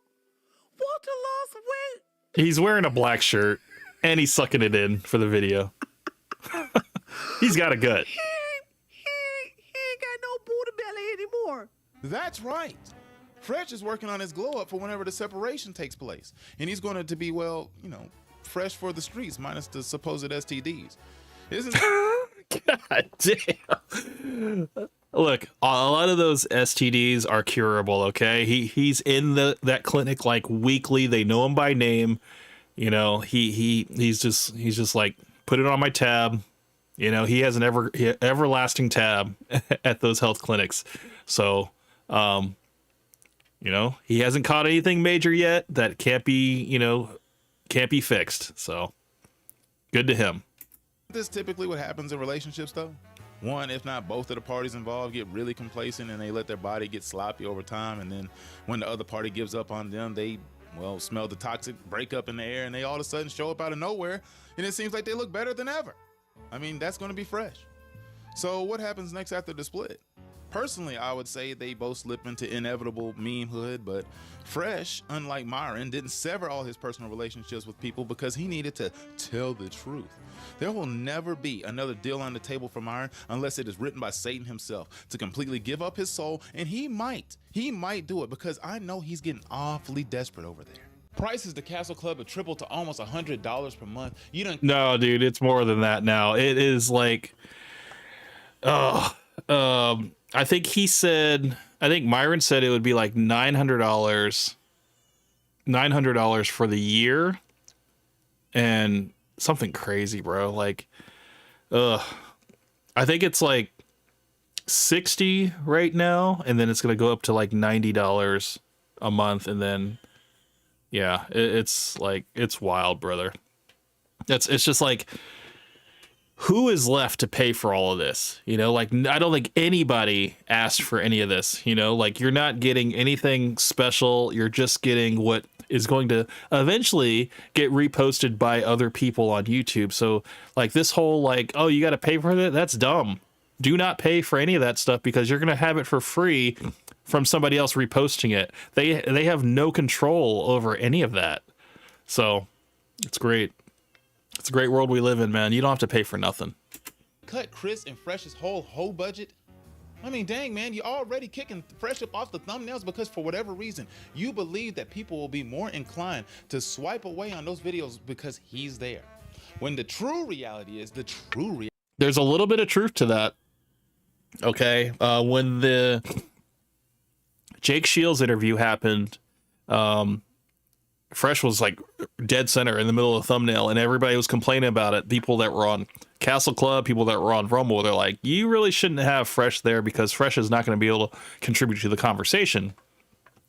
But he did contribute to the conversation in the new way that he's doing it. He's basically speaking up against Myron. So that was another couple clippable moments. You know, it wasn't anything like insightful in terms of like politics, you know, because that's not Fresh's like forte. It's, you know, but yeah, it was kind of good to, you know, that interview ended up having a couple good moments out of it. So reality, like you always like to say, is that nobody really gives a shit about you, and you can tell in the whole crazy ass book Why Women Deserve Less that you're in pain and that you're just craving love and desire from somebody, and the only person who gave a crap about you was Fresh, and for whatever reason you're determined to destroy that friendship. I've in the past compared Myron and Fresh to the Fox and the Hound. Wow, that's a classic. Holy crap. With what's happened with those two in the last couple of weeks, I can't think of a more relevant reference. Because just like in that movie where you had all the cute and cuddly moments early in the movie where you had Todd and Copper playing with each other off, you know, I'm a fox and I'm a hound dog, you know, it had your heart and your inner body feeling all warm and good inside, and you just felt good as a child because it was just a loving story about two best friends. And, you know, they had to grow up at some point in time, and, you know, Copper had to, you know, eventually become a hound dog, and he was living with Chief. Chief was the old racist and, you know, bigoted dog who was on get off my lawn type of guy, you know what I'm saying? But he wasn't too bad if you got to know him. He was just one of those. He was like that just grumpy uncle who had a whole bunch of crazy thoughts and opinions. But Copper was the good one, and Todd was his best friend. But that day came where he had to go chase Todd off into the woods with Chief. And it was a crazy chase. They ended up by the train tracks, and Chief somehow ended up getting hit by the train and got his ass knocked all the way down the hill and broke his leg. Now he was a busted dog, damaged goods. Thought he was going to get a shotgun to the head because he thought his master thought he was no good anymore. He was depressed. Copper had grown close to Chief over time because they lived with each other. That was somebody he saw as a mentor for whatever reason. I don't know why, but he did. I guess because he was around, he was the older dog. But anyway, he stood up for him, and he was angry at Todd. And Todd had to avoid him for the rest of his life, it felt like, because he was mad. But they clashed again one day, but there was a bear. And then they had to join forces to kill that bear. And they fought together, and they defeated that bear, and it was triumphant. It was great. I felt so good as a child. I watched that scene probably about 800 times. I don't know how that VHS still worked, because I'm pretty sure I rewinded that bitch at least 1,000 times just in that one moment. In the end, they still weren't best friends. They saw each other deep in the lake because one of them thought the other one was dead, and he wasn't. He thought for a second he was, and it was going to make him real sad. But he realized he was alive. He got up. It was Todd who was injured. And in this scenario, I haven't broke it down, but Todd is fresh. Copper is Myron. And Chief is all of Myron's terrible friends. I was going to say that. I was like, Chief has got to be like Nick Fuentes, and then the bear is the demonetization. That's at least what I was like piecing together. But yeah, this is a pretty apt analogy. Nick Fuentes. There you go. Sneeko, Lucario, Rolo Tomasi, Donovan Sharp, and all those other scumbags of the red pill. All those douchebags that live in Miami that love to live the Myron lifestyle, they all suck. They're all Chief. And they've all contributed to this severed relationship. What a shame. If you made it to this point, thank you very much. That was pretty good. The assignment is now official. It is to hit that subscribe button and hit that notification bell. Please, we got to get these numbers up. Do that and you will have less work to do in the future, but you will also get more content. Didn't you guys feel like you learned a lot, like just about the whole Fresh and Fit beef, that they're like how they're slowly growing apart, and how, just all of the demonetization, all of the actions, and just how it's all built up to this? Like, this is a great little like time capsule of everything that happened in like the past year.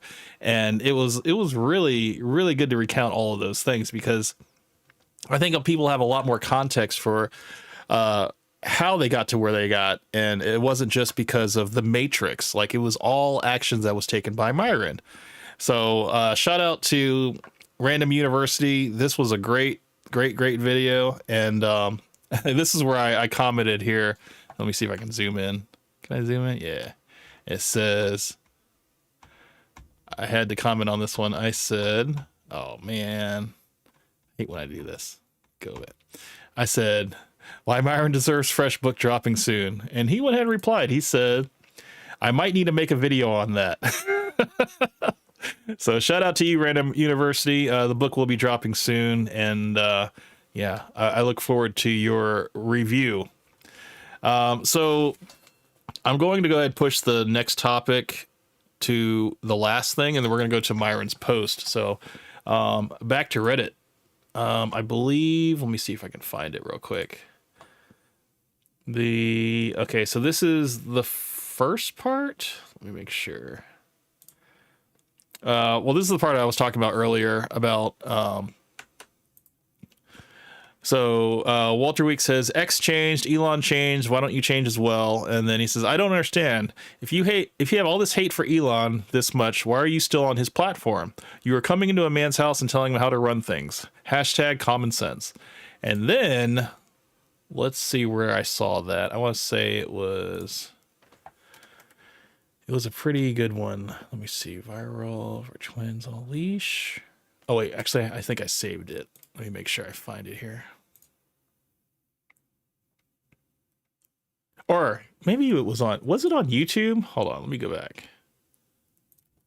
Because I think he did a community post. I think that's what it was. I think that's where I saw it. Fresh and Fit, and then the community post. Yes, here it is. All right, let me see if I can zoom in on this for you guys. So Myron wrote, I want to address the rumors of me and Fresh disbanding and the ending of the Fresh and Fit podcast. Haters have been saying we are done back in 2021 when we lost 50K subscribers.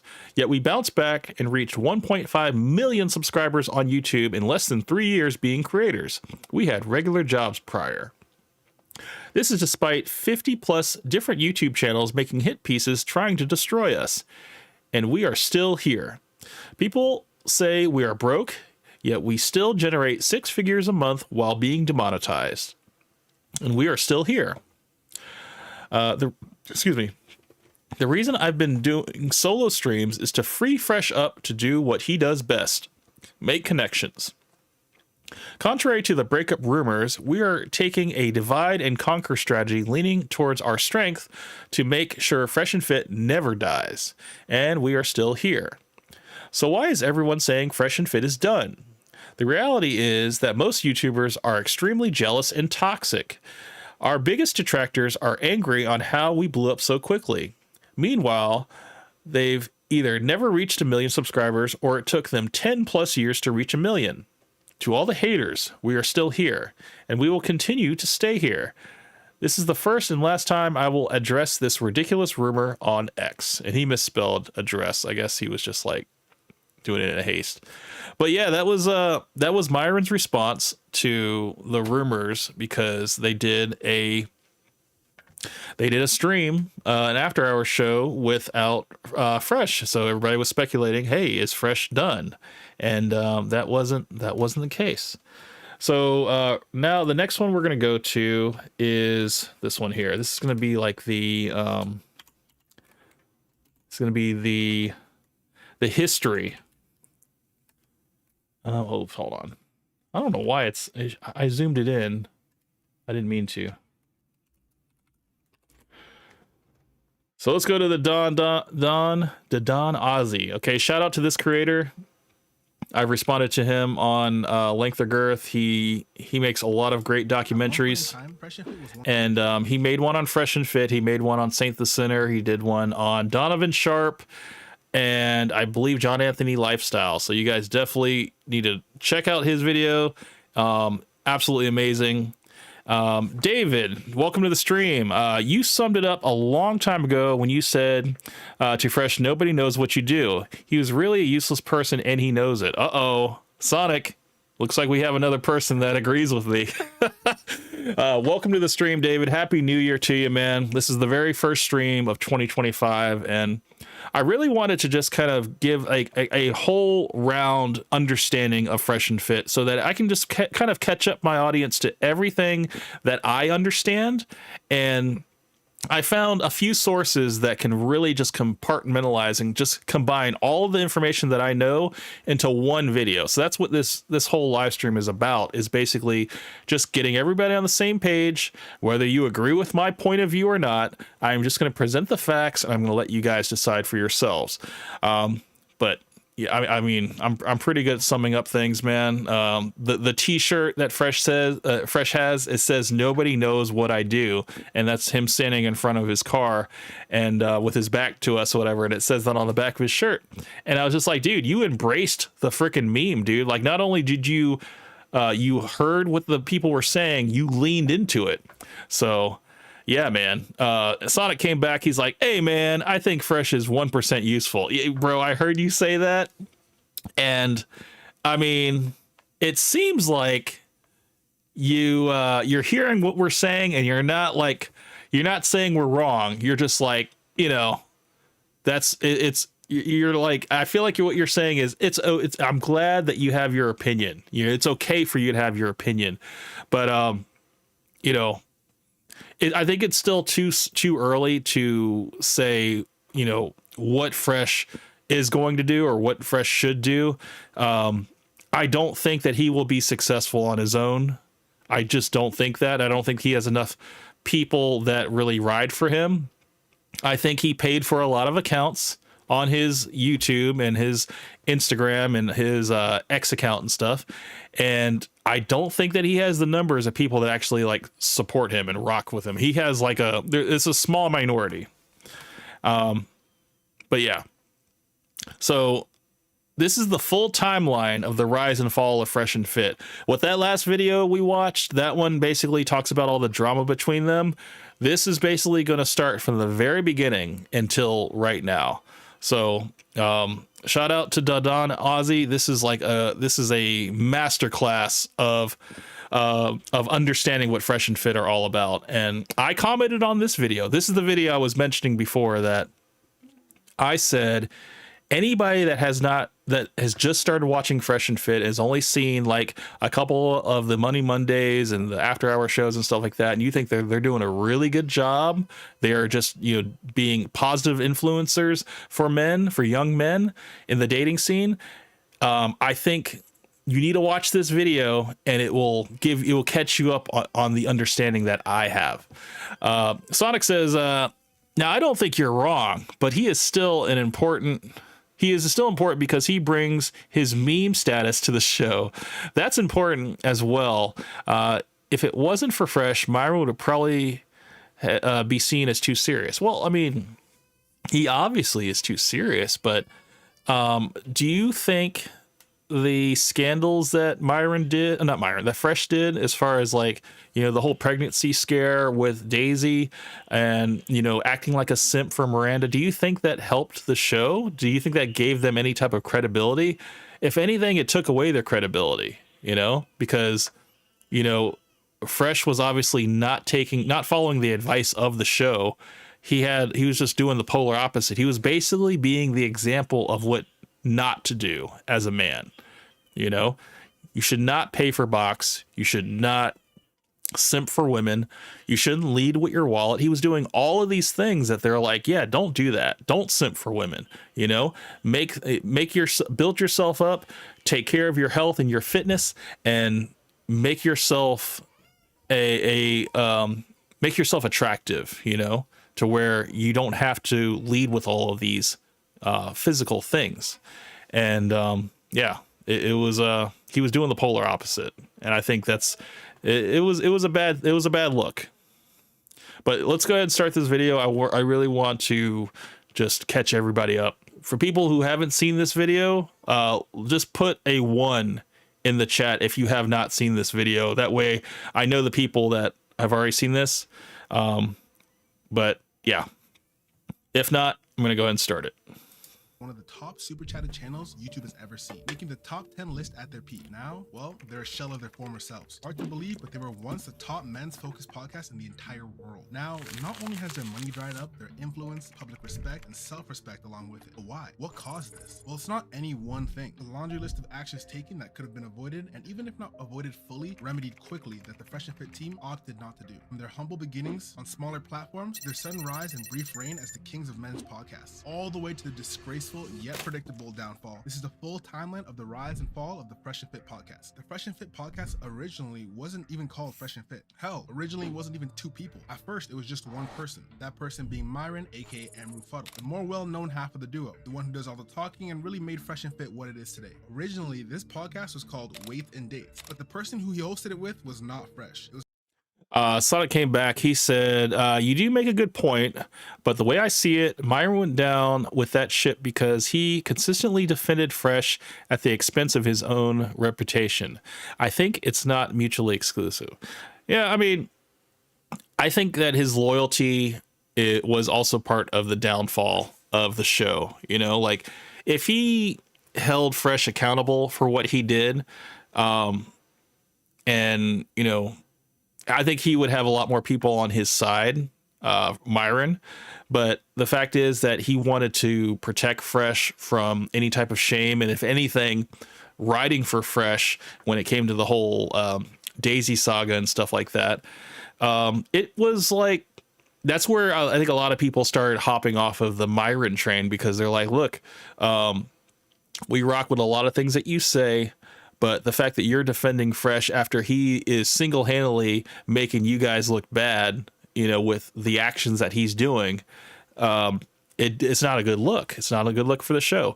And you having this blind loyalty for him and stuff, and then being like, oh, we're going to handle this offline.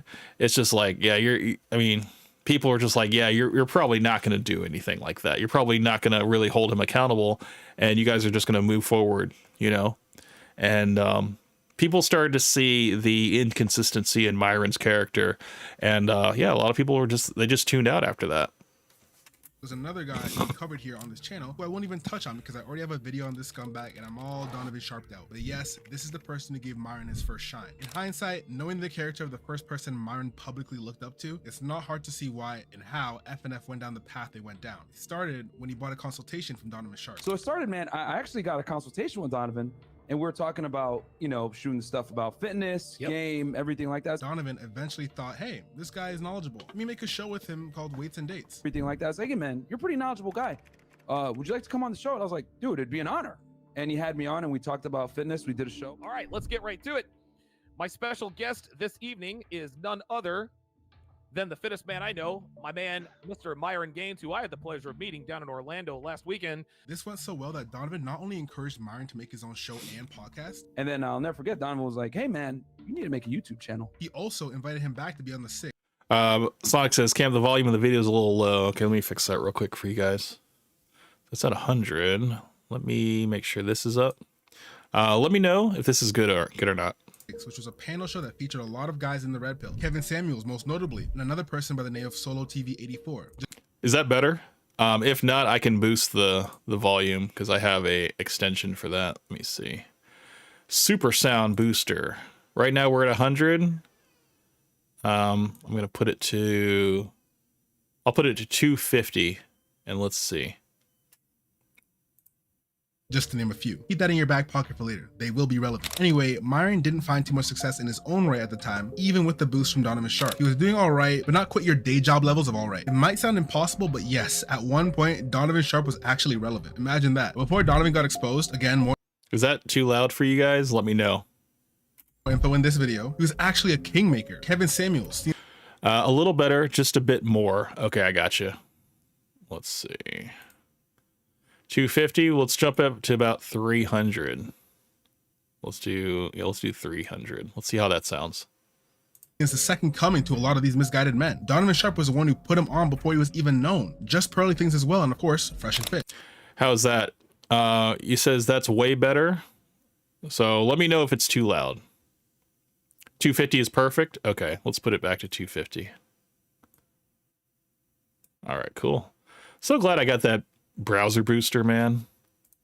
Anyways, it was around this time that Myron met Solo TV 84. This is the guy who introduced Myron to Fresh, aka Walter Weeks, and thus began the Fresh and Fit podcast. Solo TV coincidentally subscribes to my channel, and I've got lots of videos critiquing the Red Pill and Red Pill creators. So if he subbed as what I assume to be an ex-Red Pillar, you, the viewer, you know what to do. From this point on, Fresh and Fit was in its crawling stages. A lot of the videos and live streams were genuinely self-improvement focused. Things like the truth in fitness, is fasting superior, do looks matter, and general actionable advice that is actually helpful. Then when you take a look at the live streams, it's stuff like how to find success with women in Europe, social media versus real life for dating, and bedroom tips as well. A far cry from what FNF has become, as those of you who are familiar with them no doubt know. It continued a lot like this for some time. Having the guys that have put them on. That clip of my of Fresh holding the freaking lotion and just kind of staring at it, whatever, just brings back memories, man. The what's it called? The Jergens. Oh man. First, or that they collab with first, like Minister Jap, Donovan Sharp, Kevin Samuels, and the rest of them on. But it didn't find anywhere close to the same success they eventually grew to regularly enjoy, found in their after hours. It wasn't until one day that they had some girls in the studio and they decided to go live with said girls and interview them. Yo, guys, we have some lovely ladies in the studio tonight. They're all beautiful. But we want to say one thing. It's gonna be fun tonight. It's gonna be lit. It's gonna be fun. It's gonna be fun. Fun, Hell yeah. So first question, right? Yeah. Blonde in one studio. What else are you trying to Hey, do? man, it's lit. First question, right? What do girls want in a guy? Boom. From this point on, FNF didn't know this yet, but they struck gold. You might look at the YouTube scene and see everyone and their mom interviewing women and asking them what their body count is, picking out women. You gave me a 2. You only gave me a 2 because of the whole interaction that we've been having, right? So do me a favor, get the fuck up and get the fuck out. Oh, that was the Unfiltered podcast. That was the guy that used to work for Fresh and Fit, and then he ended up leaving the podcast, and then he started his own thing, and it was literally a carbon copy of the same thing. And they did a segment where the girls rated the host, and I guess the girls like didn't like the guy because he was very contentious. So then they rated him like very low. It was like a 2, I believe. And after he got that, he got all butthurt. So then he kicked the girls out, and that was a pretty memorable moment. But like as far as like the show as a whole, it didn't really have that many moments like that kind of repeated, and then it just kind of faded out. Like I didn't remember seeing anything notable from that show again. I don't know why. Hold on, let me make sure something. I don't know why it's like that. It's so weird. Why am I seeing this? Minimize? I don't know. Hold on 1 second.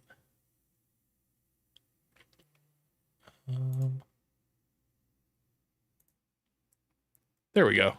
Yeah, I was like, why is my desktop being shown? There we go. TV coincidentally subscribes to my channel. Oh, I've got lots of videos critiquing the Red Pill and Red Pill creators. So if he subbed as what I assume to be an ex-Red Pillar, you, the viewer, you know what, generally giving a peek into the dating world of Miami. At this point, their fan base, although still Red Pillars, was a lot more tame. The launching pad that finally shot Fresh and Fit into the mainstream was Kevin Samuels. His appearance on FNF through a phone call was the first time they went viral for real. Kevin Samuels at the time was also going viral. While Fresh and Fit are known for the whole inviting women on the show and making fun of them thing now, Kevin Samuels started this aspect. And before I get the Kevin Samuels fanboys in the chat saying he did it to both men and women, I know that is technically true, but I have never seen a viral Kevin Samuels clip of him doing it to a man. We all know why he's famous. He wasn't known for holding men accountable. He is known for telling women they're average at best, and the rest of that. Keep it a buck. That's what people tuned in for. Even that Fresh and Fit collab video that got them so many views, what was it for? There's a hierarchy of needs. You are correct. We don't need you.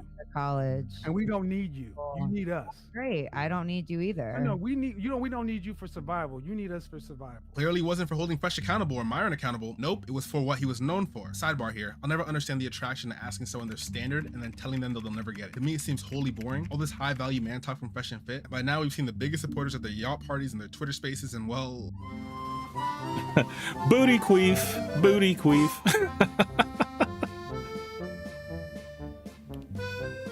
Let's just say I'm not sure that even the worst Miami girl has one of these high value men on their radar. Anyways, this was a very key and pivotal point for Fresh and Fit for 2 reasons. One reason was lesser known and lesser talked about. Of course, it's key because Fresh and Fit now is co-opting the success of Kevin Samuels, and the video went viral. The stream itself is sitting at 650k views at the time of this writing, and the video clips that came from the situation were probably seen over 1 million times between Fresh and Fit and their other clip channel / reposters. But the other way this is a turning point for Fresh and Fit, unbeknownst to anyone involved, was due to the beef that would later come out between FNF and the very person apparently that they looked up to and helped them so much, Kevin Samuels. But before we get to that, there are some in-between things to be spoken about. FNF was starting to see a formula. Invite girls on, interview them, say some controversial things, cuss them out, dunk on them, and that equals views. Myron went viral on TikTok many times. They banned you for telling the truth on TikTok. Yeah, the video that got me banned was basically when I said, basically, this is what happened. I made Punishing bad behavior. That was what got him banned. That was like the start of everything. You know, and there were people that were like, yeah, we agree that if a girl flakes on you on a date and then, you know, you end up, you know, having another date with her and stuff, you know, you say, hey, you're going to be buying the first round and, you know, or whatever. And yeah, you kind of punish her for the bad behavior. And that was what a lot of people freaking was like, whoa, that was really crazy. And yeah, that was like, I remember that. I remember when that first happened. That was like, that was a lightning moment for him in a good and bad way. Because this podcast grew, more and more people like knew about the podcast after this happened. And then more people, the controversy started happening. And that's how more people, you know, they knew about him through hating what Myron was standing for. Made a video and I said, hey guys, when a girl says, let's reschedule, I said, you need to punish her for that bad behavior. And when you meet her on the date, she needs to pay for the first drink. The feminists went crazy because I said punish and bad behavior. And I said, you can't reinforce good behavior with good treatment if she flakes. And they're like, oh my God, you're treating her like a dog. And it's like, what it's really come down to is this. Women don't want to be held accountable. for flaking on men. One of which was because he said punish bad behavior in relation to a girl canceling a date. In context, not gonna lie, I do understand what he's saying. Basically, don't be a doormat, and when you do reschedule, I think playfully saying, oh, you gotta buy me a drink because you came late is actually not that bad. But he used the words punish because, like I said before, they want controversy. It's a double-edged sword because Myron is fine with being the villain. It actually worked well for some time using the strategy. Their fan base was completely separate from the fan base that got angry at the punish bad behavior thing, so they lost literally no traction. And in fact, they gained more. Quick crash course about cancellation is that it only works if the fans care. For example, Donald Trump correctly stated, I could stand in the middle of Fifth Avenue and shoot somebody and I wouldn't lose any voters, okay? Because I remember him saying that, and I was just like, it's fucking true, man. These freaking Trump supporters are ride or die, bro. Like, it just does not matter what he says. People just believe in Trump. And yeah, that was I remember when he made that statement. It was 100% true, man. And he was aware of it. Donald Trump has the ultimate cancel deterrent, and that's a fan base that literally likes him on the basis of him being him. Nothing he does can change that, including but not limited to bloody murder. The other not as reliable, but still workable way of deterring a loss of fan support, aka cancellation, is having the controversy be separate from what you're liked for, which is what happened in the case of FNF. Like I said, the fans like this, so it naturally escalated to kicking girls out of the studio for their bad behavior. It was so well received that it became a staple in their videos. All the FNF fans were waiting with bated breath for one of these girls to do something, or in some cases, do nothing and get kicked off the show. All right, later, bye. We've debunked rape culture. Rape culture is a myth. It's not as common as people say it is. Yo, she like, you want to go cry outside. Yeah. Like, bro, this is an adult conversation. If you can't divorce your emotions from reality, that's two different things. Does anyone else want to join her? Yeah, go ahead. Yeah, Alright, us cool. too. Leave. Yeah, leave. Yep. Who else? Go ahead. Who else? Boom. Yep. Yep. By myself. Get up and leave. Yep. Get up and leave. Now you know where the punishing bad behavior comes from and where the term Frank Castle in relation to the Fresh and Fit podcast comes from, if it wasn't already obvious. So from here, it again continued to grow as a podcast. At this point in time, the guests invited weren't horrible. Of course, we had some scammers and charlatans, namely the fake and the pretender. I remember Satan the Sinner coming on and yeah, dude, like I feel like it was a mutual benefit because both of them were scammers in their own way, and they were just kind of two scammers coming together to benefit one another. Yeah. Who will teach you how to run a business and be a man for the low price of $1,000 when his only successful business I can find is his YouTube or is YouTube related, like his merch or his cult. And he bullies 18-year-old girls for having the audacity to not want to be associated with him. More info in this video. And Donovan Sharp, who is literally a career criminal, who has scammed everyone from his fans to his literal dad. But there was also some decent value being added. They had divorce lawyers on, credit score tips. They also had some entertainment. Michael Blackson, DJ Academics, Trap Lil Ross, and other pretty notable names outside of the red pill niche. Basically, at this point, they weren't done. Sonic says, laugh my ass off to Satan the Sinner. Bro, I mean, he was one of the first of many scammers that they had on their show. And yeah, every time I think about the Satan the Sinner, man, I think about that song, bro. The Satan the Sinner song. Oh, classic.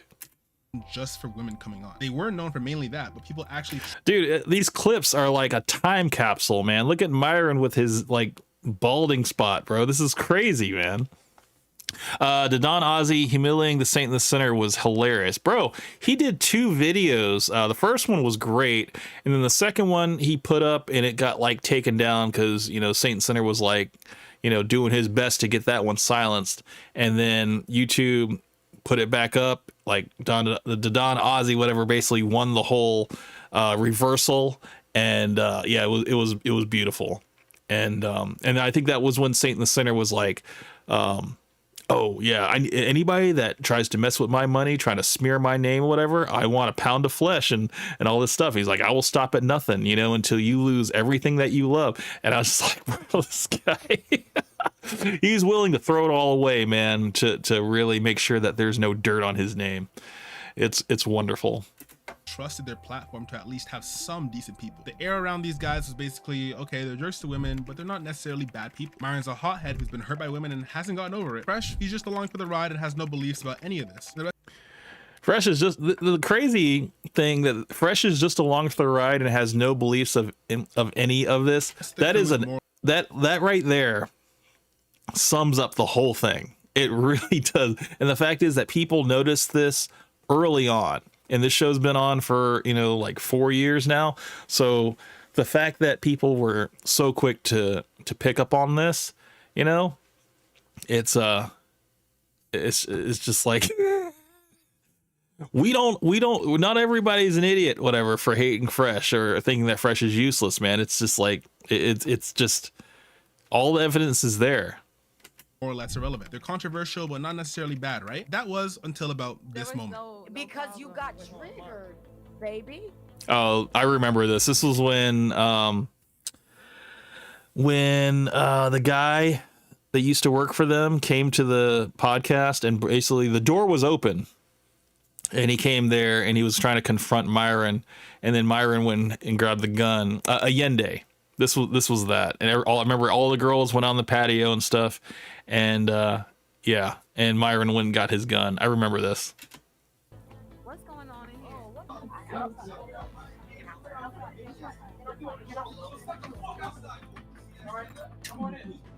Don't do it, bro. What's up?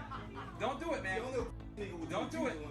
Don't do it. I wish some come to my door. Who is this guy? Why is he breaking into the studio? Well, to answer those questions, you gotta take a slight step back. This is Abba and Preach. Both will be relevant, but especially Abba as things progress. I remember the theory swirling around that Abba put Allende up to this, and he basically paid Allende to go to Myron and do all that stuff, and it came out that that wasn't the case. 19th law of power: know who you're dealing with. Do not offend the wrong person. If ever there was one mistake that led the fact that he quoted the 48 laws of power, man, that's just like, oh, that brings up the memories, man, of Fresh telling me to read that book. Jesus. to the downfall of Fresh and Fit, it would be this. Before Abba and Preach was invited onto their podcast, Myron said this on a separate podcast in relation to Abba. I'm really happy that I went last because everyone on this panel made phenomenal points, and I'm gonna take a bit from everybody, and I was like kind of like taking notes in my head as everyone was speaking. This is what I think. He went and he read The Rational Male. He probably went through some RP rage in 2013, couldn't get girls, whatever it may be, right? Struggled, right? Then his YouTube channel started to blow up. And this is one thing I've learned about a lot of guys that consume the RP. They take it to the point that they start to get women. Once they start to get women, they get rid of it. Hey, I don't need this crap no more. I'm not no misogynist. Bam, right? And they think that they don't need it anymore. And then that goes back to exactly what Lucario was saying. They ain't in it like we are. You know what I'm saying? They took what they needed, got the clout, got the girls. Now, you know what? I can start to observe some of these blue pill ideals that I used to have. That was where he said that Abba was observing. It was more blue pill. And this was where he had amnesia when Abba confronted him on the show to his face. And then he was just like, I don't know that. And then Fresh, of course, you know, being the self-aware guy that he is, he's like, oh, I remember. And it was just like, damn, Fresh. Some of the, you know, what they call purple pill, right? Yeah. As you know, some guys call purple pill. So he didn't consume the content enough and learn it to get out of the RP rage. So he was in RP rage, starts getting girls. Okay, you know what? I got the clout now, whatever. I'm kind of aware of female nature, but I don't need to consume any more of this content. I'm good.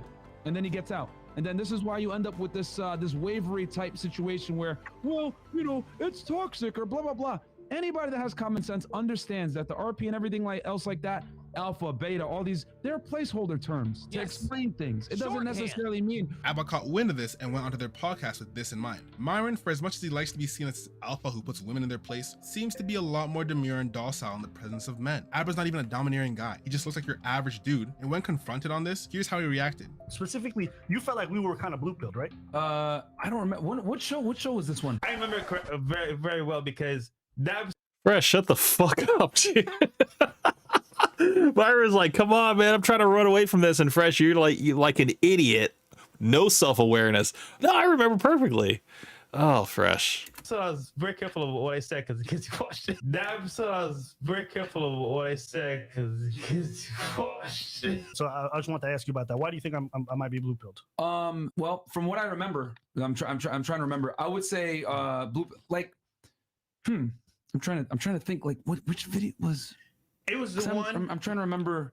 I said, I quoted it right to his face. Even the goofy Fresh boy, He was like, "Oh, Abba came with the smoke." I also find it funny that he came with the smoke. Two things to note: Walter instantly remembers it for one, and for two, Abba didn't come at him like, "Hey man, say man, who's talking shit? What the word is now about that?" He actually said it pretty nicely and softened the blow with, "Why do you think I might be blue pilled?" Notice how he's stuttering and avoiding eye contact in the situation. Also note that Walter, like the dunderhead he is, starts telling Myron, "Oh, I remember it. It was this day," completely missing the obvious fact that Myron is trying to run from it when he could have just said, "Yeah, I thought you were before, but I was clearly wrong. You seem chill. My bad. I had only one video to go off of. I take that back." Instead, he just obfuscates and plays dumb. Another thing worth pointing out is that during this live stream, Preach was laughing at what Walter was saying. You're gonna tell me in my face. You're gonna tell me in my face that you just said I want her soul broadcasted on internet, and you gonna tell me that all these girls gonna have respect for.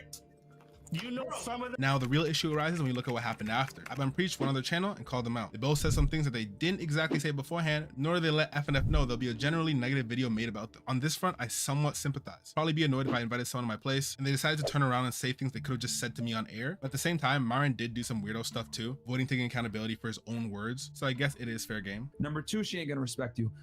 people go on your show and disrespect you for free, and you kick them out. Isn't that true? That's true. So it's like this whole idea you gonna get respect from these ladies if you don't. Both made some decent points. FNF said at the time it's better that someone actually likes you and it's degrading to pay for it, and you're not getting the best, which I do kind of agree with. But also, they brought up disrespect, and freaking Fresh of all people said every girl still loves him that he's ever been with, and he gets every girl that he's ever been with still loves him because what he paid for it, and he got their soul. And yeah, this is delusion right here. There's a lot of growth that needs to be had. I don't know if Fresh still believes this. I think he was just saying it to, I don't know, give himself some type of like self-value here. But I remember when he said this and I was like, Fresh, you're delusional, man. You're just as delusional as all these women that think that they're a 10 and that, you know, that they're God's gift to all men and stuff like that. Like, this is like the polar reverse, is that you think every girl that you've slept with still loves you. And I'm like, nah, man, that's crazy. It was all about the money, man. It's their soul. Yeah, not buying it. There's about 30 minutes worth of evidence against that being the case right here. And you talk about the respect. Let me ask you something.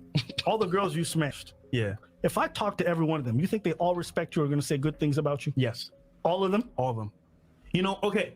Okay. You know what's the best part? The live stream chat during that period, they were going crazy. I know. Blue They caps. were just going, Blue caps everywhere, bro. Cap, that's a lie. At the end of the day, to each their own, but I'd rather become a eunuch than pay for play, but that's just me. But that's all besides the point. In response to this, Myron crashed out to the fullest extent. I wasn't gonna do this! Wait, the hand symbol? Oh God, the chef hats, man. Who could forget this part? This is where they go in and, you know, talk about boxing them, and I think he might have mentioned the whole the what's it called, the Preach's wife here. It may be not. I don't know if that's this one. I don't know. I just remember these chef hats, man. It was a very this is a memorable moment. Oh, I was not gonna do this. International. My man Abba looks like he got off a camel. Hasn't cut his hair in years.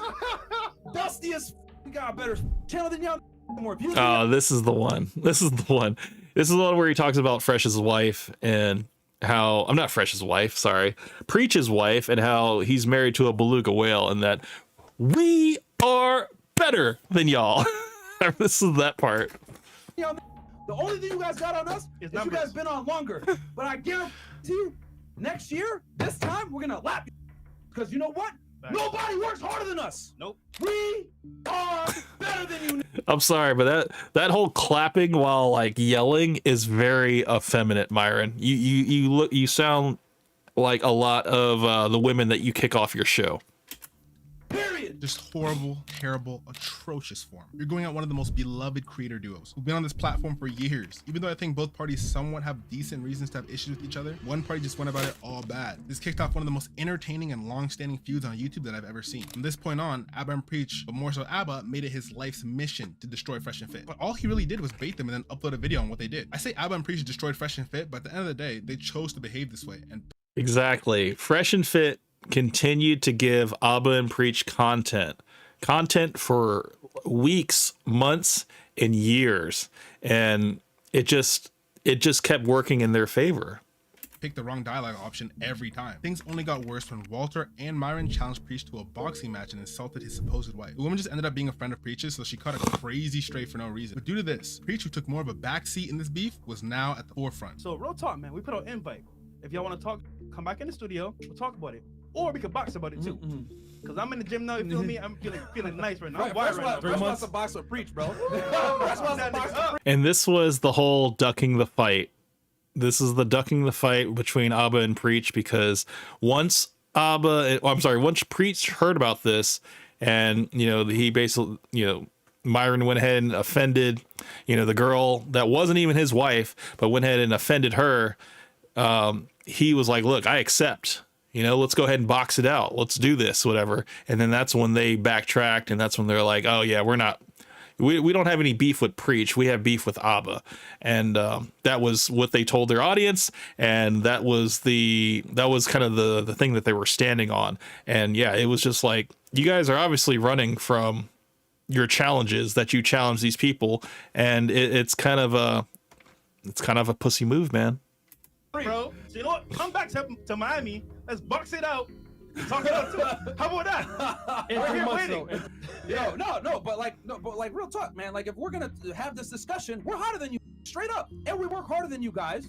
We put out all different types of content. Yep. We ain't just out here reacting. This Preach is married, prior to a fucking beluga whale somewhere, and y'all talking shit. Myron had a completely different energy from before. Preach responded in kind, wanted all the action and then some. And later on in the video, you're saying that you want to box with me. Sort of happened that I'm gonna be in the US next week. You wanna do this shit? Let's go. Both of you. I'll be in the US next week. Hold up. But now you wanna do this? You want to set up the boxing match? Let's go! Okay, we can set it up. Both of you. Let's go. Hey, man. You wanna do this? Let's go. Let's go. Safe to say he wasn't ducking any smoke, especially not from someone who can't even look a woman in the eye, and even less so from Fresh. On some level as well. After this response from Preach, everyone pretty much was on Abba and Preach's side. Everyone found it abhorrent just how low Myron stooped and how he conducted himself, and some just couldn't rationalize. Wait, hold how he on. would make fun of. Hold on. I want to go back and read that because I missed it. After this response from Preach, everyone pretty much was on Abba and Preach. I like how Preach says that he doesn't care if he loses. It's not about winning or losing. It's about teaching a lesson on how you never shit on a man's wife or country. Everyone found it abhorrent just how low Myron's. I might lose this shit. Those are words of a dude, his confidence in his game and himself. And then, I'm straight up embarrassed for FNF. They sound like OnlyFans girls they have on their show. And how he conducted himself. And some just couldn't rationalize how he would make fun of women for being emotional and not thinking with a level head when he did all that. This is also seen the loss of subs at the time. A whopping 50k sub loss after this. All this jumping around yelling, we're better than you guys, literally halted their upward trajectory. It was kind of poetic if you think about it. It was because of this loss of subs that Myron eventually copped a plea and posted on their community tab an apology to their Fresh and Fit 6 hours ago. We apologize to our supporters, not Abba and Preach. From this point forward, we are not going to engage in beef. We are here to help you guys navigate women, fitness, and finances, not drama. We are going to keep giving you guys the content you subscribe for. We apologize for deviating, but we are back on track. Men already get attacked enough in this space, and we are not going to contribute to it. Best of luck to Abba and Preach in their future endeavors. See you guys tonight on FNF After Hours. And it wasn't even like a formal apology to FNF. It was, to Abba and Preach. It was just like, hey guys, we're sorry. You apologize to the fans. It was just like so underhanded. Fans and a wish of luck to Abba and Preach. Best of luck to Abba and Preach in their future endeavors. See you guys tonight for Fresh and Fit After Hours. What do you think about their apology? They apologized to their supporters. He didn't apologize to me or my wife or my country. Although they did cop a plea, they didn't really apologize to Abba and Preach. More so, they apologized to their fans. And even still, they got cooked for their response, so they had to respond. Dude, the blank stare that Preach has right here, man, he's just like, I'm seeing red, and I'm willing to take on both of you. I remember he said that. He's like, I'm going to take both. I will box both of you. The twin sisters. That's what that was his word for Fresh and Fit.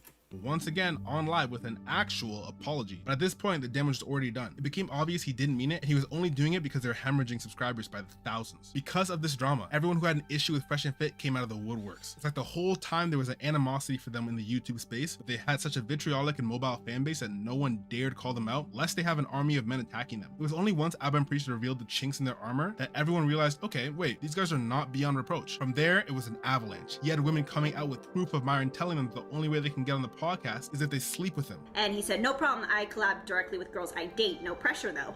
And I was like, so if we aren't dating, you don't want to collab?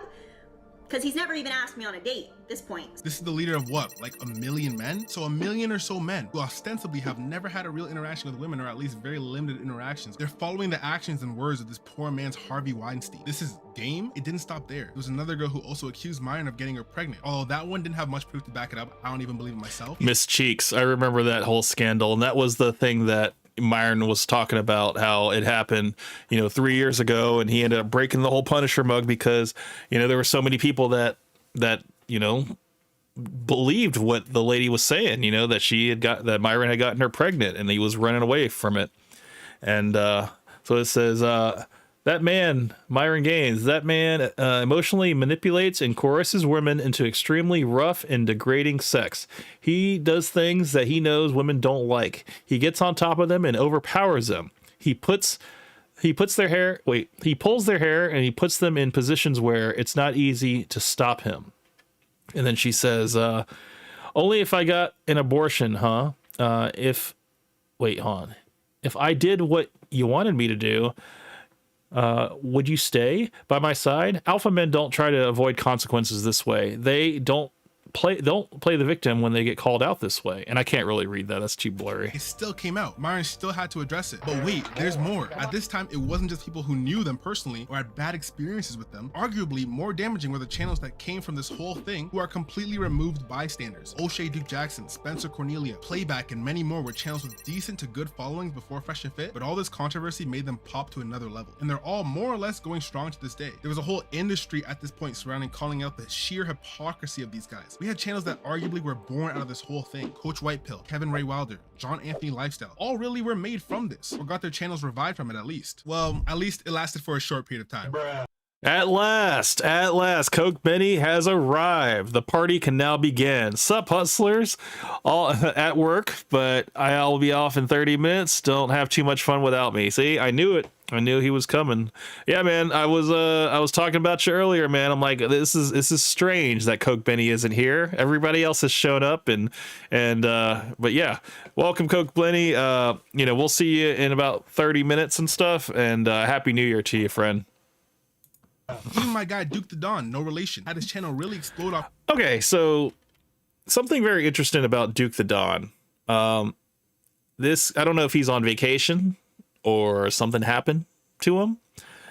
This is a little bit of a tangent, but we will keep this screen open. Duke the Don has not made a video in a while. Let me go back to YouTube real quick. Whoops.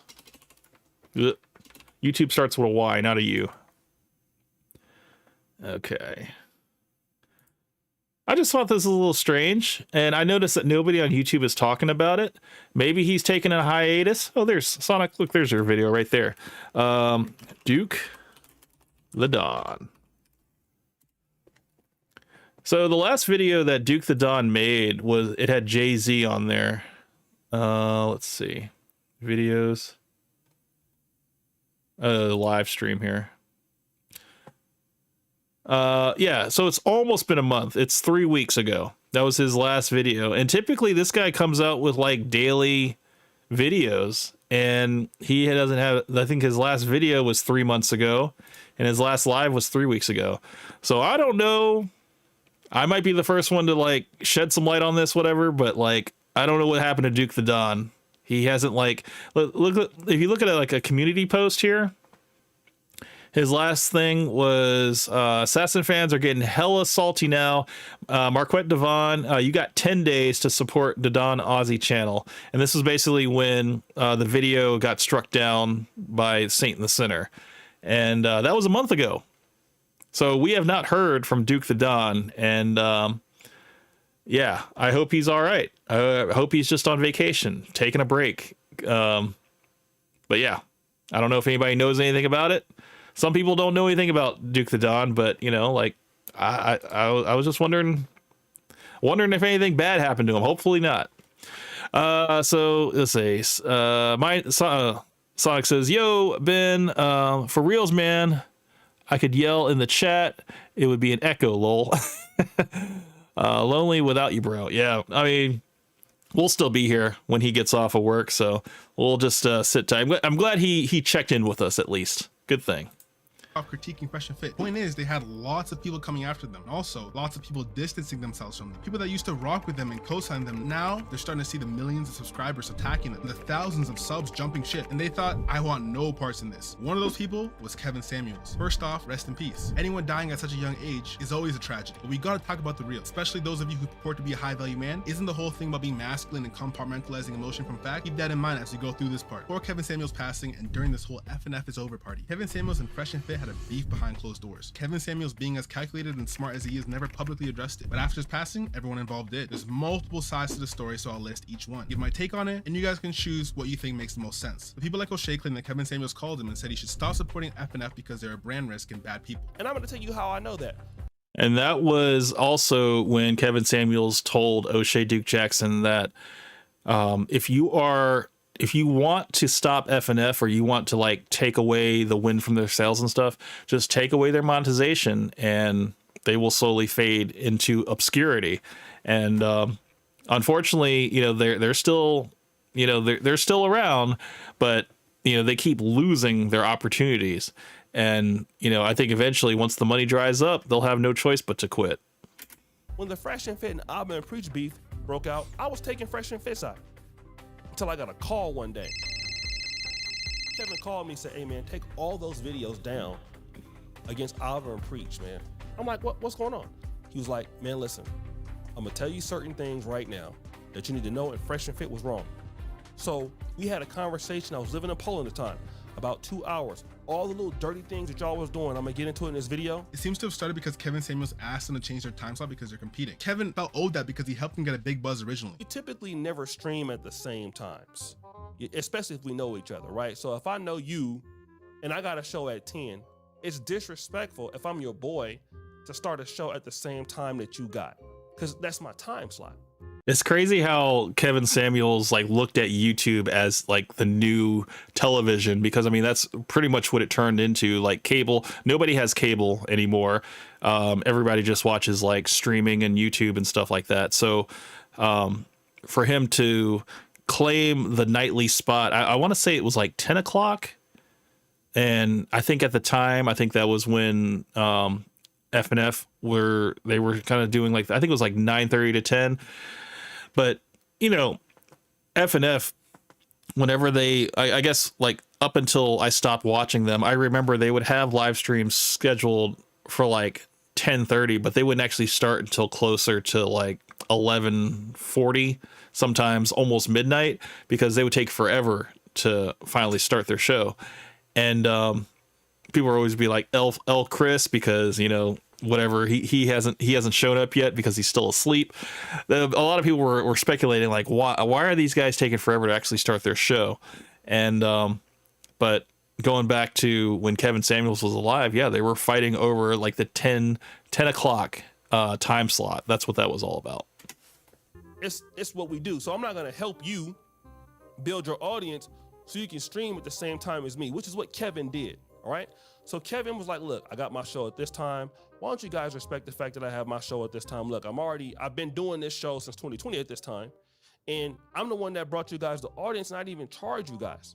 And then they did some collaborations. They was using Kevin. They wanted to pay Kevin and all that. Kevin apparently also wanted payment as well, which I personally do think is kind of crazy. Why charge for something that, while benefited FNF more, also benefited you? Up to this point, I think Kevin Samuels was wrong to ask for payment for a video, because apparently, now take this with a grain of salt because Donovan is a genuine pathological liar, Kevin Samuels wanted half the revenue from the video or something like that, which is completely outlandish. But I do think he's cool to ask for the time slot. And since they're friends and he did help them, I think it would make sense for FNF to oblige if they can. But apparently, things really got bad when it was discovered that FNF was calling Kevin Samuels the F slur behind his back, saying he'd beat his and things like that. So the reason why Kevin Samuels didn't like you is because you was going behind his back, calling him homosexual names as well as Abba and Preach. Now, this is a story told according to Kevin Samuels' camp, but according to FNF, it's a different story. Fresh and Fit state a big reason for them insulting Kevin Samuels behind the scenes was because they were just competitive like that. And they wanted to surpass him, obviously, so that's how he riled his team up. I think there may be some truth to this, but basically, I remember Kevin Samuels accusing Fresh and Fit of stealing like his format, which was, you know, talking to women about relationships and stuff and holding them accountable. Whereas Fresh and Fit, they were like, no, we're dealing with a younger demographic of women. Whereas, you know, you're talking to a lot of like 30, 40, and sometimes 50-year-old women.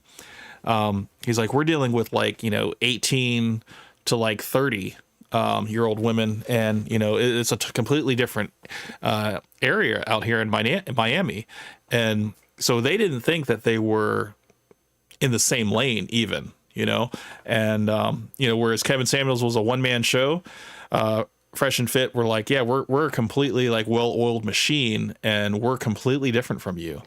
And you know, you're doing like little small, you know, call-in shows and stuff like that, whereas we are bringing on actual guests, and it's just a completely different dynamic. So that's where they disagreed on, you know, the format of the show and stuff. And you know, they thought that a lot of their audience had a lot of crossover because, you know, people were either choosing to watch Kevin Samuels or choosing to watch FNF, and you know, it was, I mean, it's not like you can't watch both, but they wanted to have the numbers when they went live. So if you're truly friends and there's no underlying animosity, the words you might use are, we're gonna be bigger than Kevin Samuels one day, or we gotta reach Kevin Samuels heights. Probably not, we're gonna be bigger than that fast Kevin Samuels. So here's the story. Basically, long story short, guys, what happened was there was an issue. I'm gonna sum it up for your audience so that they don't like get bored or whatever. But there was an issue between us and Kevin Samuels, and translation, I'm gonna leave out the parts that make us look bad. the time slot. He wanted a certain time slot. We abided by it. We said, all right, cool, bro, no worries. And we were pushing our show back for the time slot. Then I quickly realized that it wasn't necessarily about the time slot. He just kind of didn't want to work with us anymore. The difference at this point in his story is the motivation. Apparently, he thinks it was mainly motivated by Kevin Samuels wanting to not be associated with them or share a fan base, which I think we can all understand why. We were bringing on, you know, young girl bimbos in Miami in person and roasting them. So it was a completely different lane. It wasn't the same. And Kevin was targeting mostly the African-American community. Maybe he felt like we're overlapping with him. That's fine. He's entitled to feel that way. But what ended up happening after that was, since we had this rift, right? He, when Abba and Preach started talking shit about us, he went ahead and did a collab with them right in the middle of the beef. Now, mind you, he had not done a collab with anybody that he had worked with prior to that. So he only did a collab. And you took that, Myron took that personally, that, you know, that Kevin was distancing himself from FNF while working with their sworn enemy of Abba and Preach. Abba and Preach, because he saw it as, okay, this is a chance to go ahead and attack Fresh Fit. And then he reveals Kevin Samuels collabed with Abba and Preach at a pretty unfortunate time for them, pointing towards it being a calculated attack, kicking them while they're down. To me, I bet the real story is somewhere in between. If I were a betting man, I'd bet that Kevin Samuels probably was annoyed at the things that were said behind closed doors, rightfully so. Probably was also annoyed and felt like his lane was being encroached on, and arguably rightfully so. And Kevin Samuels was probably looking at them and thinking, oh hell nah, I can't have my name attached to these guys. I gotta be in music videos with Future and interviews with Nicki Minaj in the mainstream. I can't be co-signed with these kind of allegations. But I also think there was probably an aspect of fear of them overtaking him and jealousy as well. When this accusation was levied against Abba and Preach, saying that they're jealous of Fresh and Fit's success and that's why they're attacking them, it didn't make sense because they're quite literally in two separate distinct lanes. And if anything, Abba and Preach could just make videos reacting to their drama. But FNF and Kevin Samuels had damn near a one-to-one audience at that point. They wanted to see women get roasted on live, and both provided that. So because of that, I can see a personality type like Kevin Samuels also considering that when making his moves. But either way, Kevin Samuels cut ties with them at this point. And from here, everyone was against FNF, and it didn't seem like much could get worse. FBI, open up! Oh yeah, forgot about that. Allende. This is the man who really took it to another level. Allende, an ex-co-worker from Fresh and Fit, broke into the Fresh and Fit studio to confront Myron mid-podcast. This was must-see TV at the time. This really brought the Jerry Springer to YouTube. Oh, look at Don Ozzy relating Fresh and Fit to Jerry Springer. That makes him an ultimate hater. Wow. I wonder, I mean, it's like, it's almost like I said it, Don Ozzy said it, we're both in the same boat, okay? You shouldn't say, I mean, basically saying that Fresh and Fit are Jerry Springer-esque, that's the ultimate insult, according to some people. YouTube at this point. This is probably Fresh and Fit's darkest hour, well, at least up to this point. Allende and his friend Large were upset for a myriad of reasons. Some smaller, some bigger, some valid, some not so valid. He had an issue with them not giving him credit for getting girls on the show, which I feel like is kind of reaching. Me and Large met because I was bringing the girls on the podcast, and the entire time I'm working away to push this thing, to get these guys off the ground, to get these guys established and get the engine fucking going. I mean, it's called the Fresh and Fit show, not the casting coordinator and photographer show. They also had an issue with Myron's integrity and behavior. Apparently, Myron wanted to edge him out of the podcast and get someone else to source girls because Allende couldn't be controlled. Now, this one is very interesting, and I'll explain why. I originally wasn't too sure about this, because as someone who's employed and employs, there's times where someone's really good at their job, has things like reliability issues, attitude issues, and just general incompatibility with the vision or with the team. In these cases, I might look for someone else to work with them, or just give their job to someone else if it gets too much to deal with. So at first, I kind of sympathized with Myron and assumed maybe it was that, but Allende said something very, very illuminating. Let me ask you guys a question. When you think about this for a minute, how many guys do you know that stutter? Just percent. Oh man, I love where Allende goes with this. He's basically asking the question of the team that Myron surrounds himself with. Like, they're all a band of losers. You know, they're all overweight. They're all not charismatic. They're all kind of lame, you know, to kind of prop Myron up to make him look better. Whereas you got somebody who looks like Allende, you know, who is, you know, pretty built, you know, he's got some confidence, whatever. You know, he has his own show and stuff where he drives on his own charisma and stuff. Allende couldn't be controlled. He wasn't a yes man. You know, he was the kind of the loose cannon of the team. So it was only a matter of time that him and Myron were going to butt heads, and Myron was going to, you know, part ways with him. But now Allende is back on the team after this whole incident, and so Myron kind of folded. So it's kind of wild. Percentage-wise, out of 10 guys, how many of those guys would stutter? I could find 10 guys like this and not one of them would stutter. How the fuck is it that Myron finds himself around 3 guys that stutter? A team of 4 and 3 of them stutter. The point I'm making is that's not a coincidence. Myron is an expert at preying on insecurity. He's an expert at finding people that are useful, that are skillful, but lack the confidence to get what they deserve. And that also translates to his audience as well. He is very good at priming his audience to, you know, act like they need to have his services, you know, like he has the keys to the kingdom in order to make you successful with women, successful in life in terms of making money. He's just preying on desperate men that, you know, don't have strong father figures in their life or strong influences in their life. And, you know, it doesn't just translate to his team. It also goes to his audience as well. Myron takes advantage of everybody when it comes to his own motivations. Right? And what they're owed. And those are the people that he can exploit. There's more later in this downfall video that supports Allende's point, but even with just this and what we know so far, I believe this is 100% true. Think about it, his entire main team. Who's Chris? A man with a stutter, overweight, and a drinking problem. Very clearly with low self-esteem and a punching bag to not just Myron, but Fresh as well. Who's Mo? Overweight, no stutter, but very clearly lacking in confidence and is a punching bag to Myron as well. And finally, who's Fresh? A punching bag to Myron, has a stutter and not the brightest tool in the shed. All this to say, it seems like Myron's less interested in building a powerhouse podcast team and more interested in surrounding himself with a cast of people he can control. I mean, with half of them stumbling over their own words and barely keeping up, it's clear. I could hear the stutter from Fresh in this like non-audio clip. It's just like you could just see it visually happening, but I remember it. Here, this was not a crew you'd recruit if you're after a polished, insightful podcast. But if what you're going for is control, well, then this ragtag lineup is exactly who you look for. It's almost like he handpicked a team to make himself look sharper and more confident in comparison. Like he chose everyone based on their willingness to be bullied first and skill and expertise second. He's not leading because he's an expert guiding other talented minds. He's leading because they're so inept they have no choice but to follow. This makes it all too easy to see why Allende said he felt threatened. If we're to believe Allende's telling the truth and was so good at his job, we can also take a look at the personality of Allende, who seems to be a lot more self-assured and confident compared to the 3 others. Compelling story, I can't lie. Yeah, you have 2 alphas in the room, man, and they're gonna butt heads, you know, eventually. And you know, it also goes to the women too. It's like there are women that come on the show that Myron quickly tries to control, you know, and the ones that will not be controlled by him, he kicks them off, you know, because it's his show.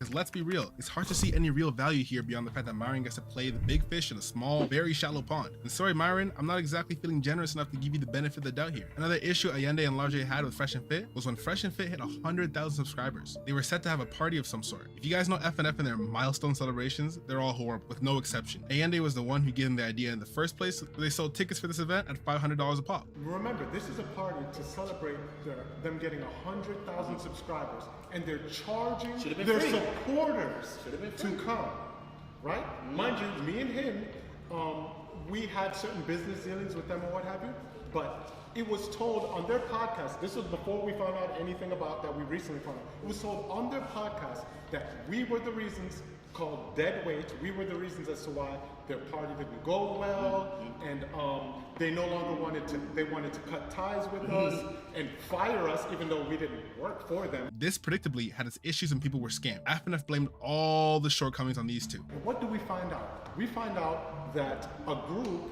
of people that had been to the party who paid hundreds of dollars to be there, at a minimum $100 to $500 to be there, that Myron that they wanted a refund because the party wasn't lit the way. They were promised that there would be a bunch of girls, certain type of drinks. It was a sausage fest. It was a sausage fest, and all the other parties, the yacht parties that happened afterwards were sausage fests. And then, you know, the girls that they got on there, they weren't mingling with the guys. They were just all kind of collecting together with each other. And then when, you know, yeah, all the guys, they were just in rooms by themselves dancing with each other. And it was like, yeah, this isn't worth $500. This isn't worth $3,500. This isn't worth $4,000. You know, like the fact that I'm part of Classel Club and I got a $500 discount, it's still not worth it. You know, it was for only 2 hours, and it's not even an actual yacht. It's a decommissioned ferry. It was a ferry boat, man. And, you know, it was marketed as a yacht party online, and it was an OnlyFans party. They didn't even have their names in it as Fresh and Fit because they knew that if word got around that it was a Fresh and Fit yacht, there would be plenty of girls that would be like, oh, no, I don't want to be part of that. I know about those guys. So they made it an OnlyFans yacht, and that's how the girls that showed up.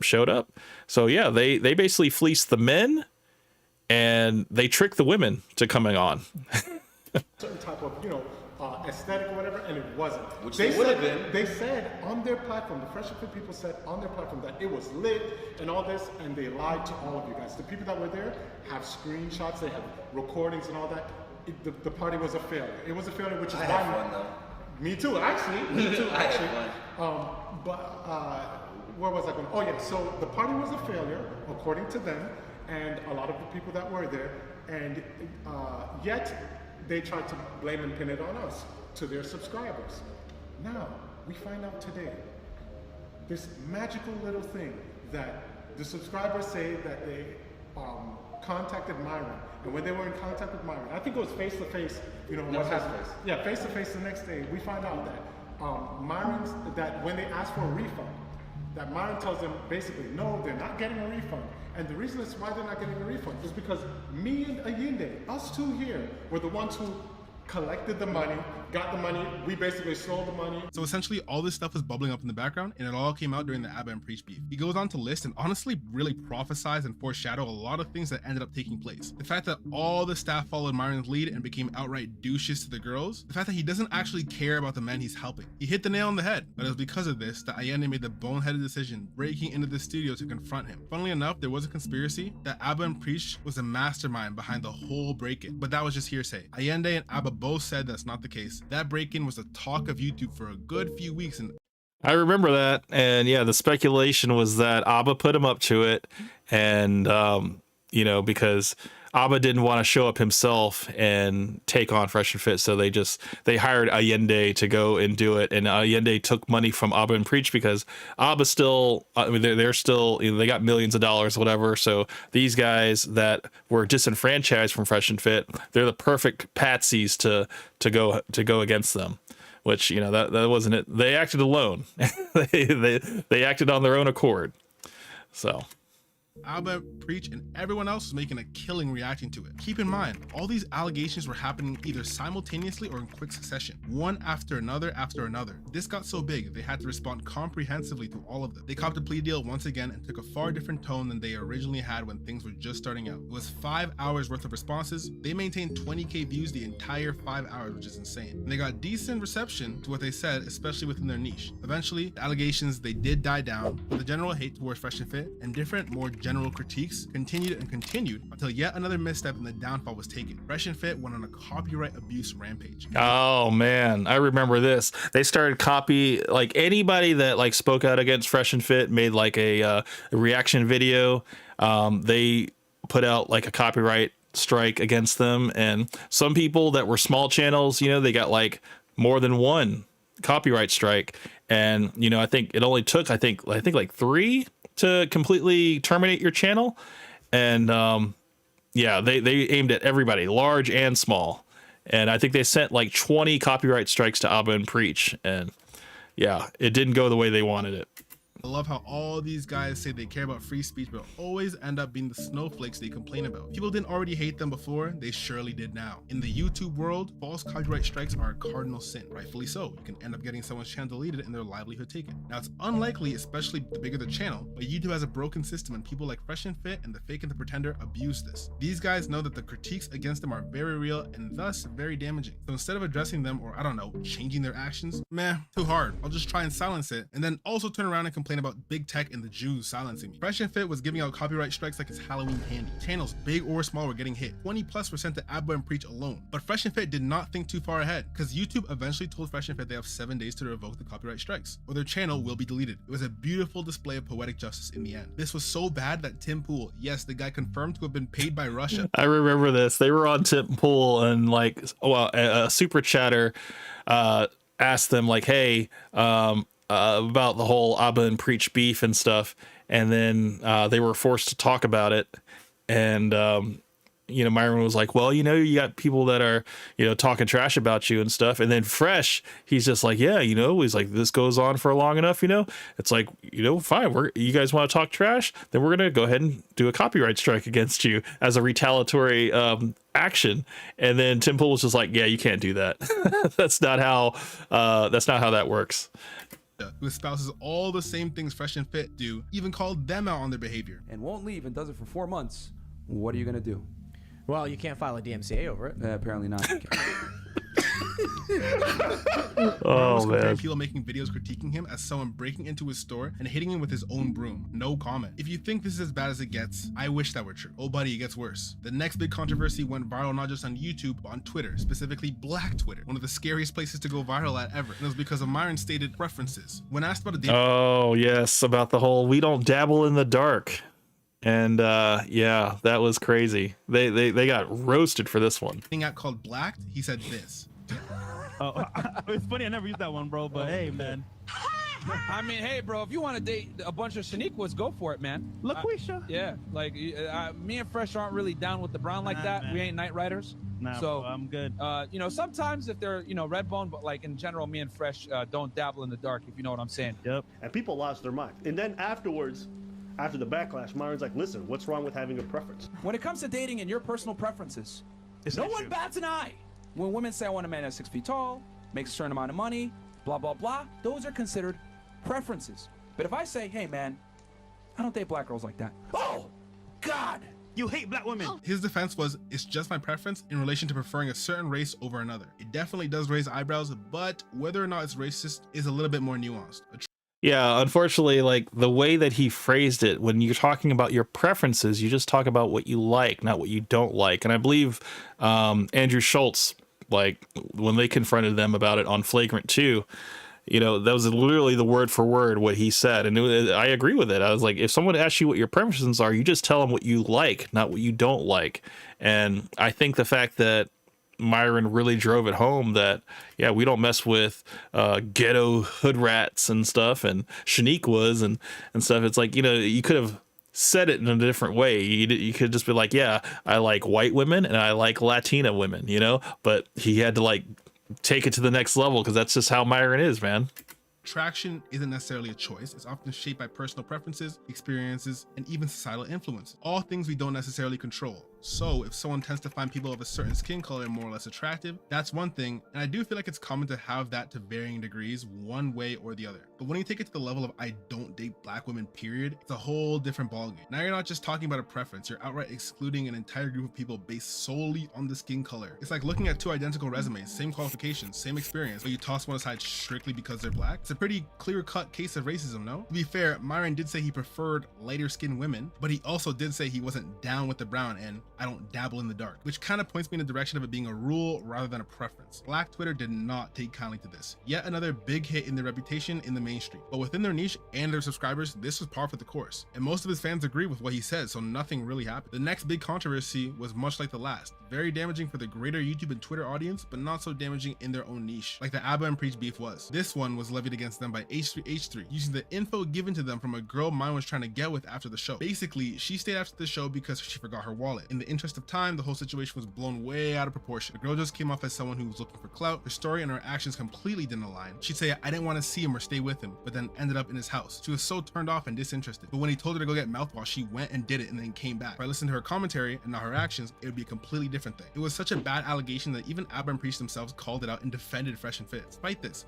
the girl herself even said Myron did not assault her when Ethan tried to goad her into saying it. This is a very disturbing story, actually. Yeah, it's interesting, but at that point, I think he may have assaulted you. I mean, at this point, I mean, I don't want to say that, but like, again, like, it was my experience. He also implicationed you a little bit too, the way they split you guys up, and I think you got implicationed. I think you got Dennis systemed, if you know what that is. Yeah, no. Oh, okay, sorry. But Ethan kept going with it. He already doesn't like those guys, which don't get me wrong, neither do I. But yeah, and the fact that Ethan doesn't like Fresh and Fit, that's why he was able to fabricate that story and really push it out to his audience. And unfortunately, the details, were not true. And it turned out that the girl was just, it was a clout move, But that's all the more reason we should talk about what he actually did, like the fact he's so desperate to get with girls from the podcast. But yeah, Myron debunked everything. He eventually dropped text that did not align with what she said. So she contacted me. So how would I demand to get her number if she was the one that contacted me first? Right? So she's saying, "Oh, I didn't talk with him. I didn't text him back." Just go play it through real quick, Chris, and we're gonna analyze parts of this conversation later on. Shout out to Tim Pool, man. Shout out to our guy Tim Pool. But look, she's not texting me. Look at that. That looks like a conversation to me. Wow. Okay? That looks like a conversation to me. God damn, we got writing SS. Again, I don't like these two. It was clear she was trying to save face and seem like she wasn't interested when she very obviously was for whatever reason. Even though some people, including ABBA and Preach, were on FNF side for this, they're the most hated. So we want to believe they did bad even when they might not have. There's still a subset of people, namely H3H3 and their fans, who maintain he did all this. By this point, Fresh and Fit were reaching their peak or getting close. Yeah, all the way up until the interview that Ethan did with Fresh and Fit. He still maintains that, that Myron assaulted the girl.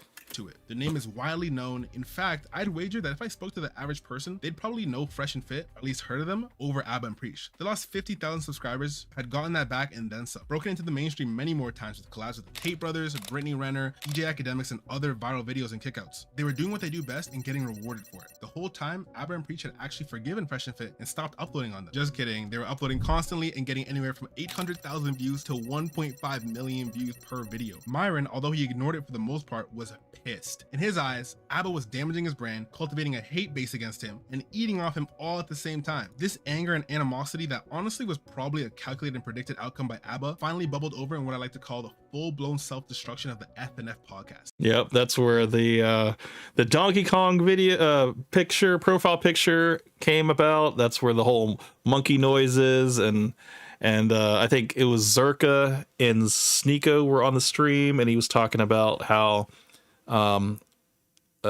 what's his face? I'm looking right at him and I can't think of his name. Preach basically needed to evolve, and yeah, it was a whole hate stream, dude. Up until now, they've at least attempted to course correct on every mistake. The allegations, the false strikes, the lies, the incongruence with their teachings and actions, everything did hurt them, but nothing gave them a fatal blow. But this one right here, this was the beginning of the end, no doubt. Myron invited two people who like to go DEFCON 3 on Jewish people to keep it safe on YouTube. Both grifters, both banned off of YouTube, and both extremely racist. I think you're seeing the picture being painted here. They went on a 30-minute racist rant, calling Abba and Preach monkeys, making fun of their looks and anything in between. What the Yo, every time Yeah, so if you look back on this little time capsule here, you got Fresh partaking in the crash out that Myron is taking on Abba and Preach. So Fresh is not all the way out the clear here because he participated as well. That's why it's just like, I still can't respect Fresh because he still he was just as part of the downfall of Fresh and Fit as Myron was. Myron just went a little bit further with it. And, you know, it doesn't really matter that Fresh gained a conscience later about it. It's only because he lost money. You know, if the money was still coming in, I think Fresh would still hold the same position. But because the money has stopped, that's what got his attention. That's why I don't fully respect Fresh.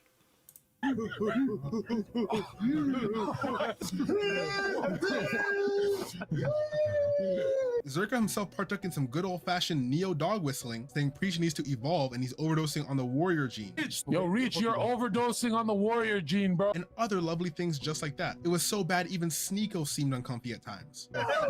Yo, Reach, I don't even believe in this theory, but you gotta evolve.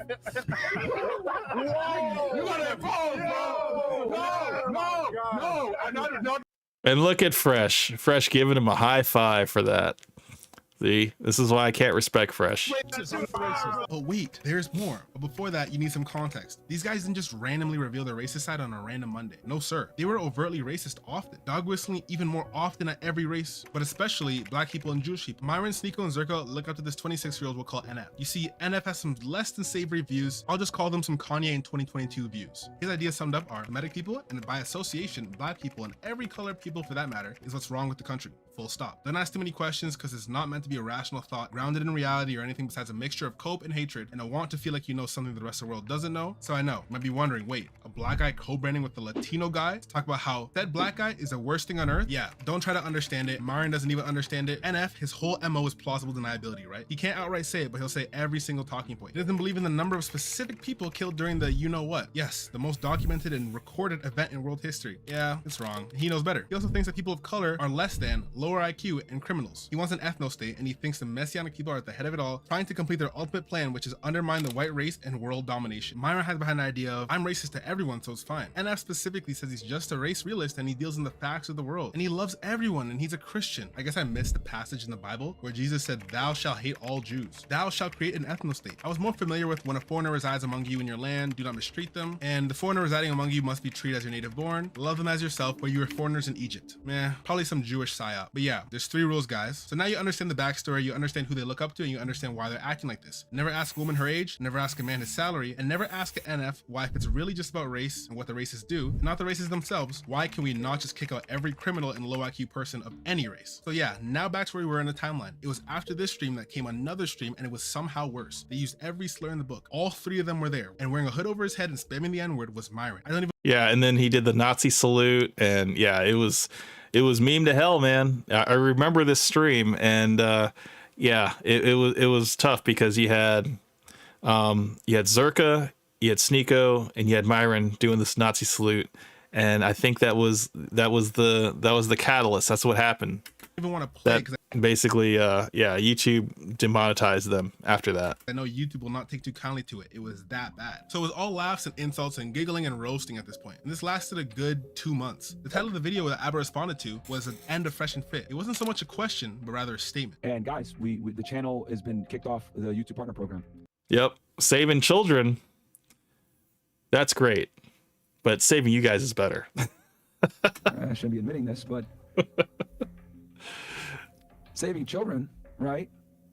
That was great, but saving you guys is better.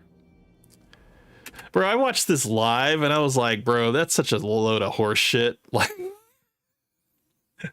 Like you're sad because you got caught. You're sad because now the money machine has broken. You know, now you got to figure things out. Now you got to figure out another monetization strategy. And that's when I was like, you know, Myron being this like, you know, stoic individual, whatever, of like, no, he's just as emotional as any other person.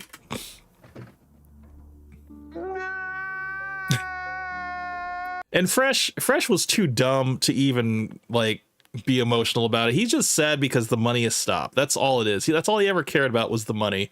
And the fact is now he's going to have to develop a personality, or maybe just, you know, spread out the money a little bit thin now with the hose. Like he's not going to be able to have a new one every night. You know, it's like the whole Lambo thing, you know, like he's like, where's my next payment? My Lambo payment coming from, you know? So.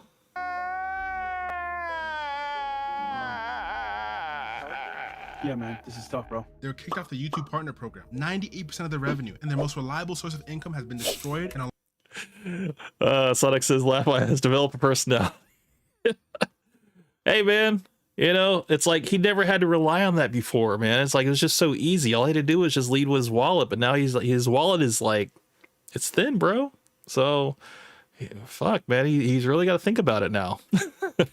Along with that, their growth. What incentive does YouTube have to promote your channel and your videos if you're not making them money anymore? So everything from their traction to their relevancy began to dry up. And for what? To tap dance and insult black people? To wake up the masses to the evil confederation of secret underground messianic people that everyone has been fooled by besides, of course, Myron and Fresh. Yeah, not worth the loss of 70,000 USD monthly if you ask me. Maybe my priority. Which 70,000 a month, that was the exact figure that Myron said it was to keep the studio running.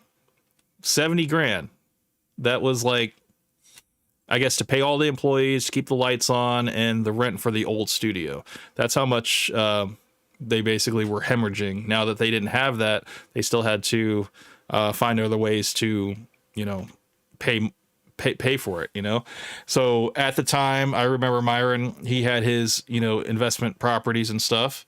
And then Fresh was in talks with the Rumble CEO, and Fresh was also doing the Lambo business. I think, not the Lambo business, the luxury rental car that came later. And, yeah, all of their programs that they had before, as far as like what they were using to help men, like the DMs on demand and, you know, all that stuff, they had completely like didn't even touch those. Like those are pretty much dead programs. They were like refunding people because they just didn't have time to it, because they had dedicated all their time to the podcast. They were all in on the podcast. Priorities are just messed up. Everyone with a functioning brain knows this, even people like Fresh. You see, at this point, cracks are starting to show in the relationship between Myron and Fresh. Up until now, Fresh just did whatever Myron said, no questions asked. The extent of his no questions asked, okay? He was along for the ride. He was the silent partner. He was just there to warm the seat, to be on the B mic, to chime in every once in a while. And everybody saw it. We're like, what the fuck is this guy here for, man? It's like he's literally just riding the freaking coattails of Myron. Myron's doing all this work, all this prep, you know, coming up with the topics to talk about. And Fresh is just showing up. He's showing up, and I think a lot of people were speculating the reason why the show was starting late was because Fresh wasn't showing up on time. You know, he was just he was sleeping until 5 p.m. and, you know, or he was, I don't know, sleeping with some hooker or whatever, and like he had to finish that up and then head over there. Didn't have time to shower, and that was, you know, that was another thing that came up later, that Fresh wasn't so fresh, you know. Sometimes he would come straight to the studio straight after like banging some escort, and, you know, and then they do like an after-hour show, and the girls, they complained about it. That's literally what that girl that said she had dirt on Fresh, that was the dirt that she had. She said that he reeked of booty sweat because he didn't take a shower after, you know, doing the deed. And I'm like, that's not very fresh. That's not very fresh of you, Fresh.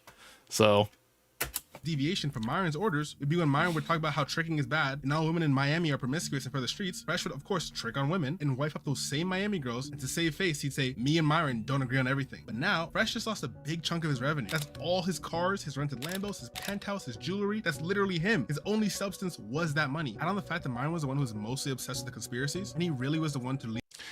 So Sonic says, how did you find that out? I remember you asking Fresh that, and he said that she was trolling.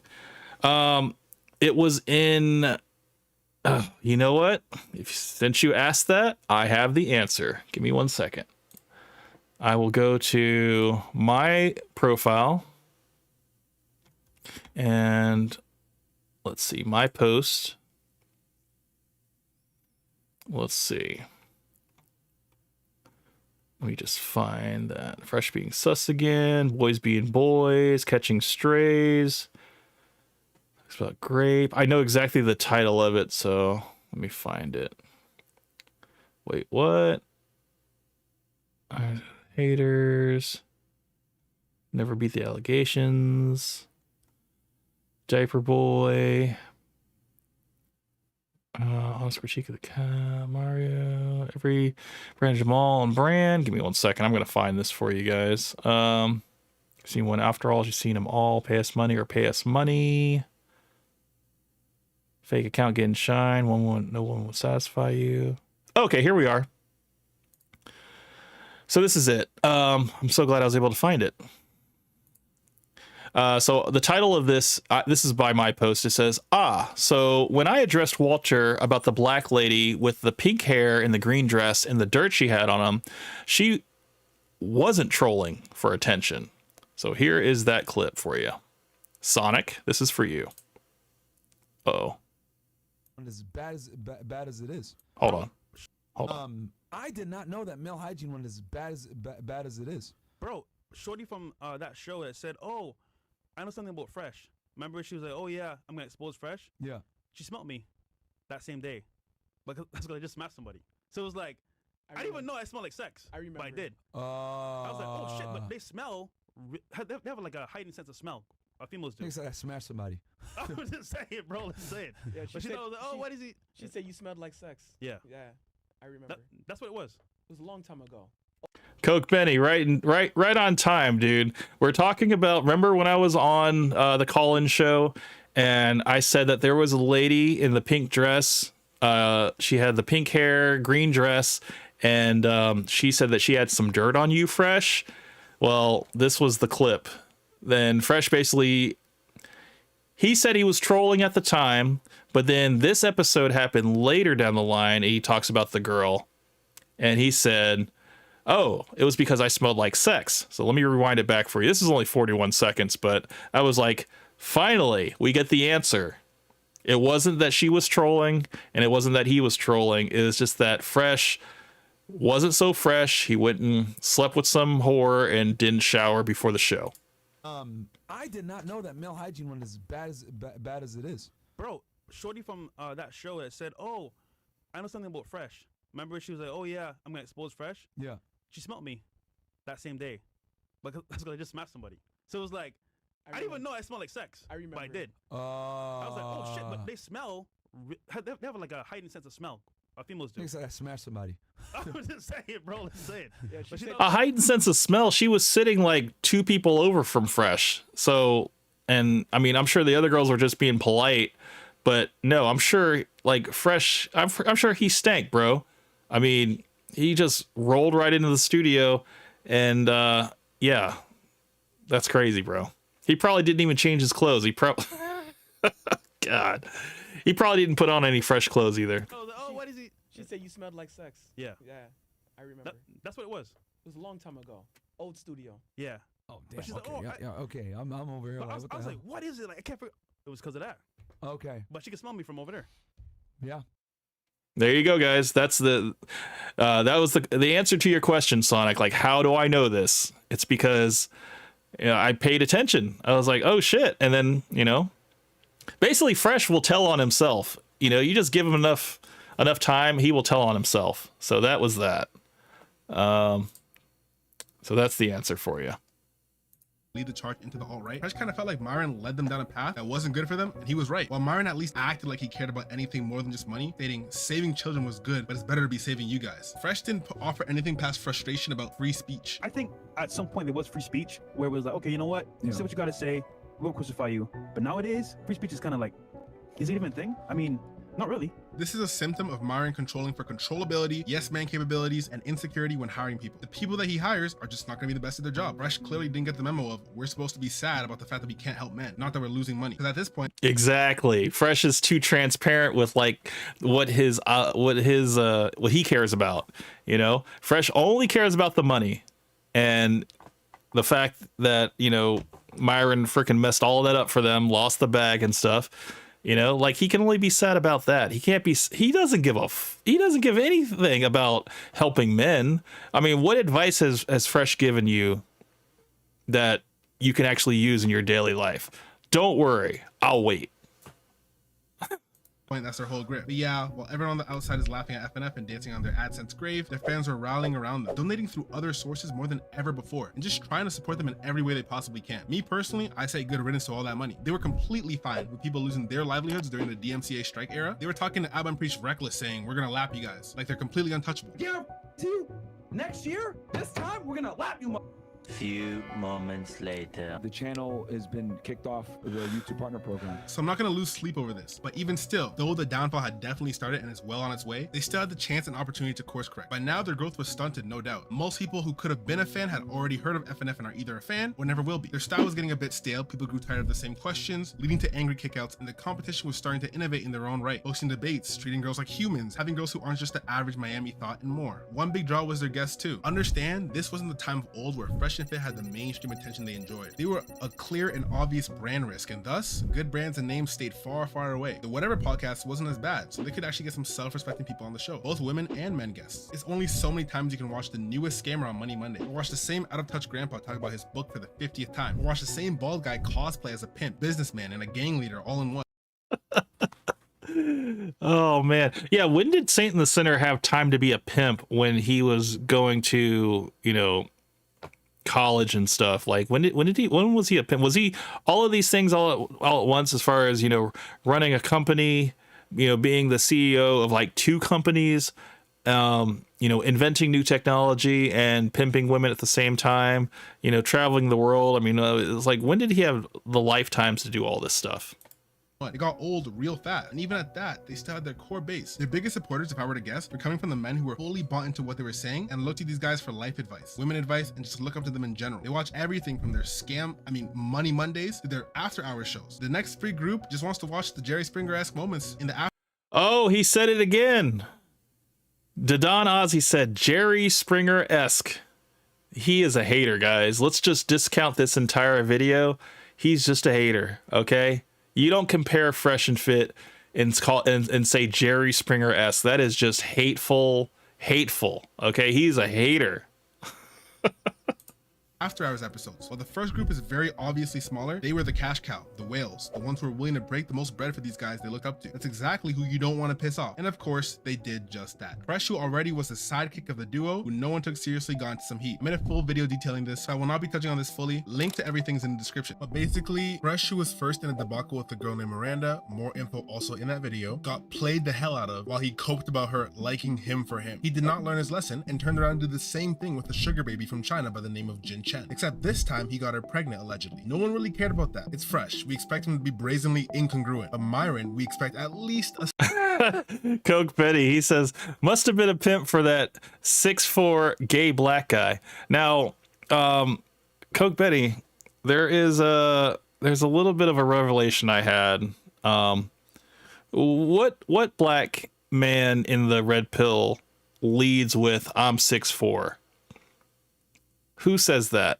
And it's not Myron. Who's the one that says, I make 6 figures, I'm 6'4", and I'm black on top of that? The No Fugazi guy. Oh, like in Saint the Sinner and the No Fugazi David Cooley, they're like buddy, and then I believe the last Let me just show you guys this real quick. We'll get back to this in a moment. No Fugazi. No Fugazi, if I could spell. And then let me see, Marquette. Let's see, that's that. The last, yeah, this is it. We're not really gonna listen to this. His his buddy Marquette Devon Burton. Let me just go and mute this so we don't have to see it. Look at them. Don't they look like a pair? Don't they look like a gay couple? Look at this. Look at this. Black hats. He's got the silver chain. He's got the gold chain. Black short sleeve shirt, and black pants. This is just like they look like a team, man. This right here, this is your 6'4" black guy. This is I'm starting to piece things together, and I'm starting to think that this is the 6'4" gay black guy. Call me crazy, okay? I'm a conspiracy theorist at the end of the day. But I just wanted to show you guys that. So let's go back. Myron was he was the red herring. It was David Cooley the whole time. Step above. In this scenario, Myron defended Fresh. Fresh just went against every last thing they espouse. Don't take a girl from Miami seriously. He did so. And she was an escort to boot. Don't trick on women. He bought her an expensive... He's like, oh, they're matching. How cute. Bro, it's just like, when you see those couples that match, man, it's like, yeah, they're really connected, man. They're on a deep level, like they really want the world to know. Oh man. Oh, here we go. Don't trick on women. What is this? Is this a bracelet? Possibly. Bracelet. Paid her rent for some time, and that's only what we know. Don't knock up one of these bimbos. And that's exactly what he did, allegedly. Worse yet, they both weren't taking accountability for it. Fresh and Myron were coping. The flip was quick, decisive, and brutal. The Fresh and Fit Reddit that was slowly getting more and more poison against them fully became an anti-fan haven. Bro, by the time I hit Reddit, it was already full blown. There was nobody that was like posting anything positive about Fresh and Fit. It was all hate. It was all like calling them out on their hypocrisy. It was like Fresh saying something stupid, stuttering or whatever, or like the girls basically like saying how Fresh is ugly and how Myron is sus. And dude, it was just like, it was a treasure trove of just like all types of accountability issues for these guys.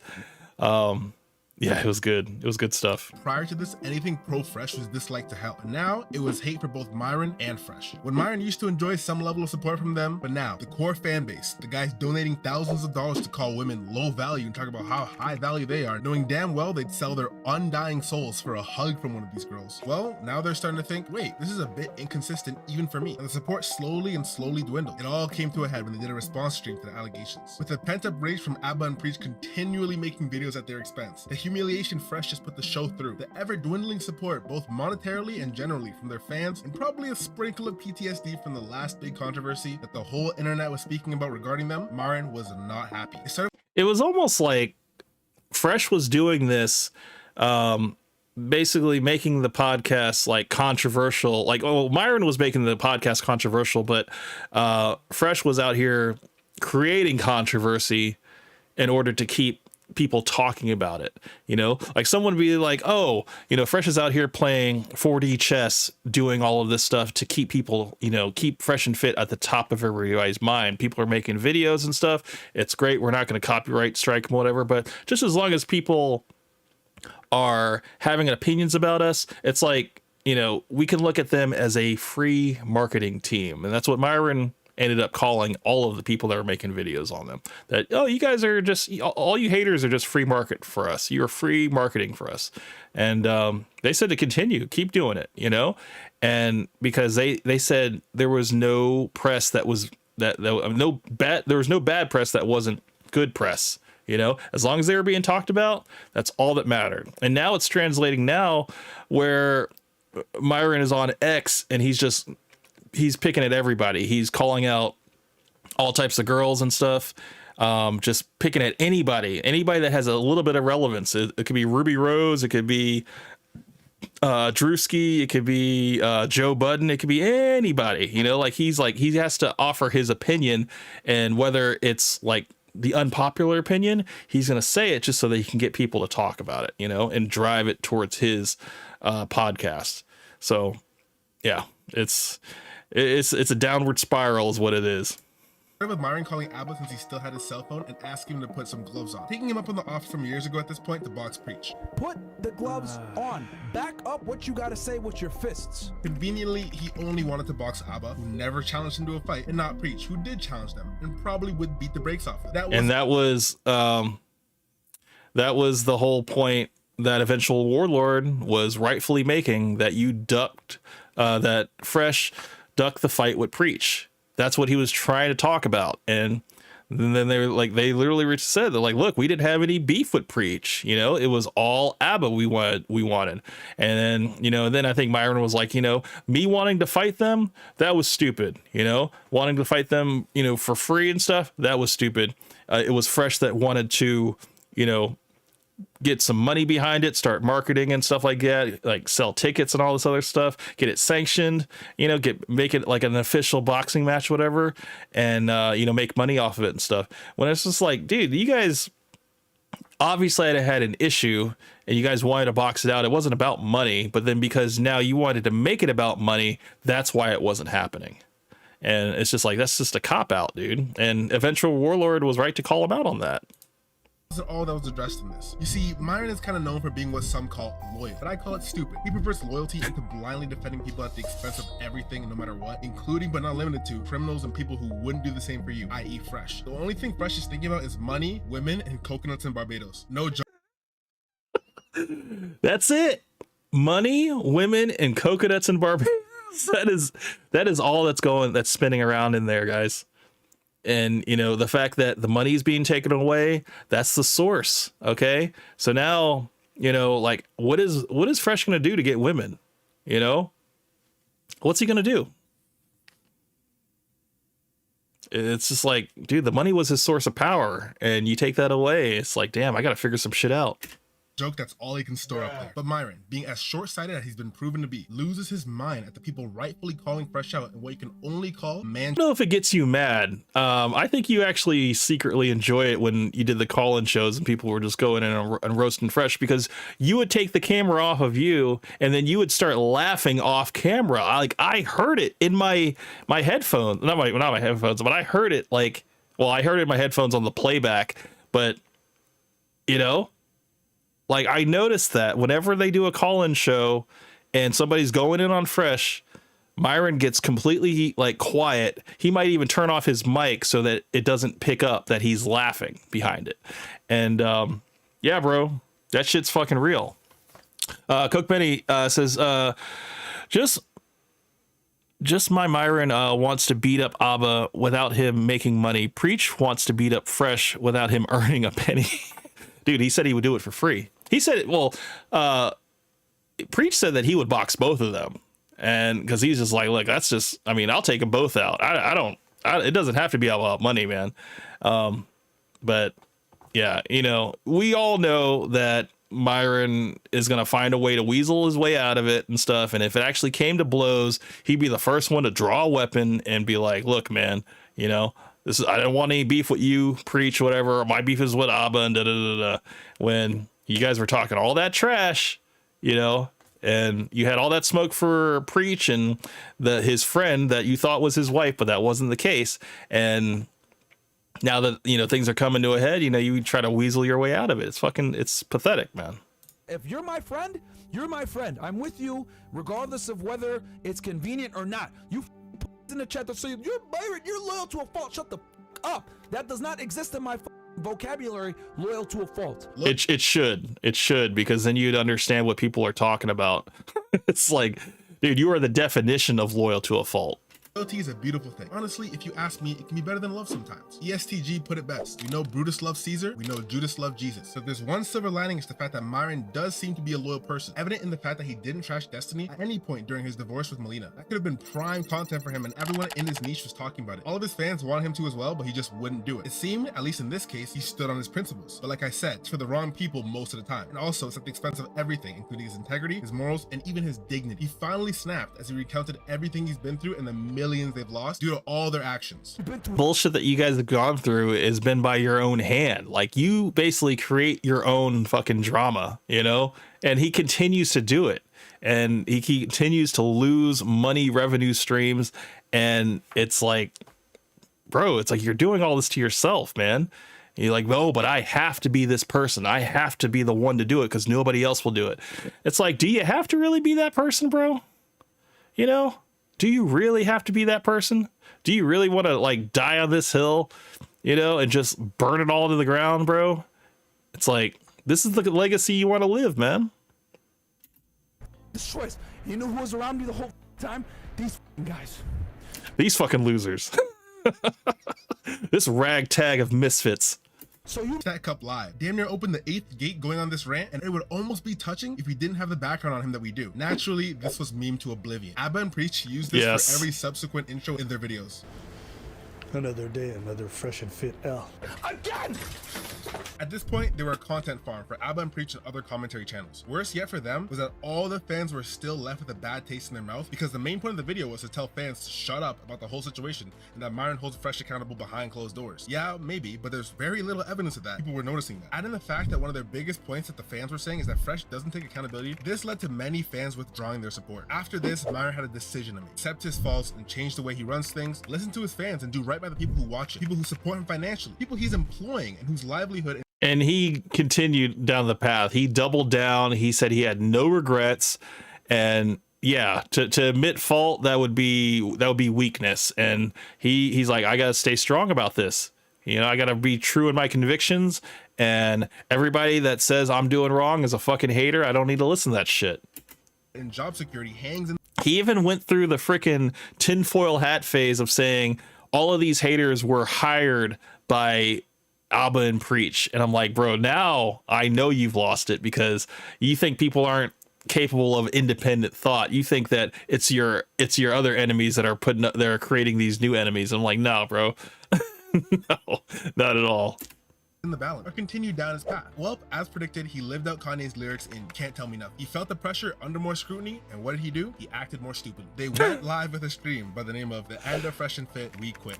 That was some bullshit, dude. This was the dumbest stream. I was like, I can't fucking believe it, dude.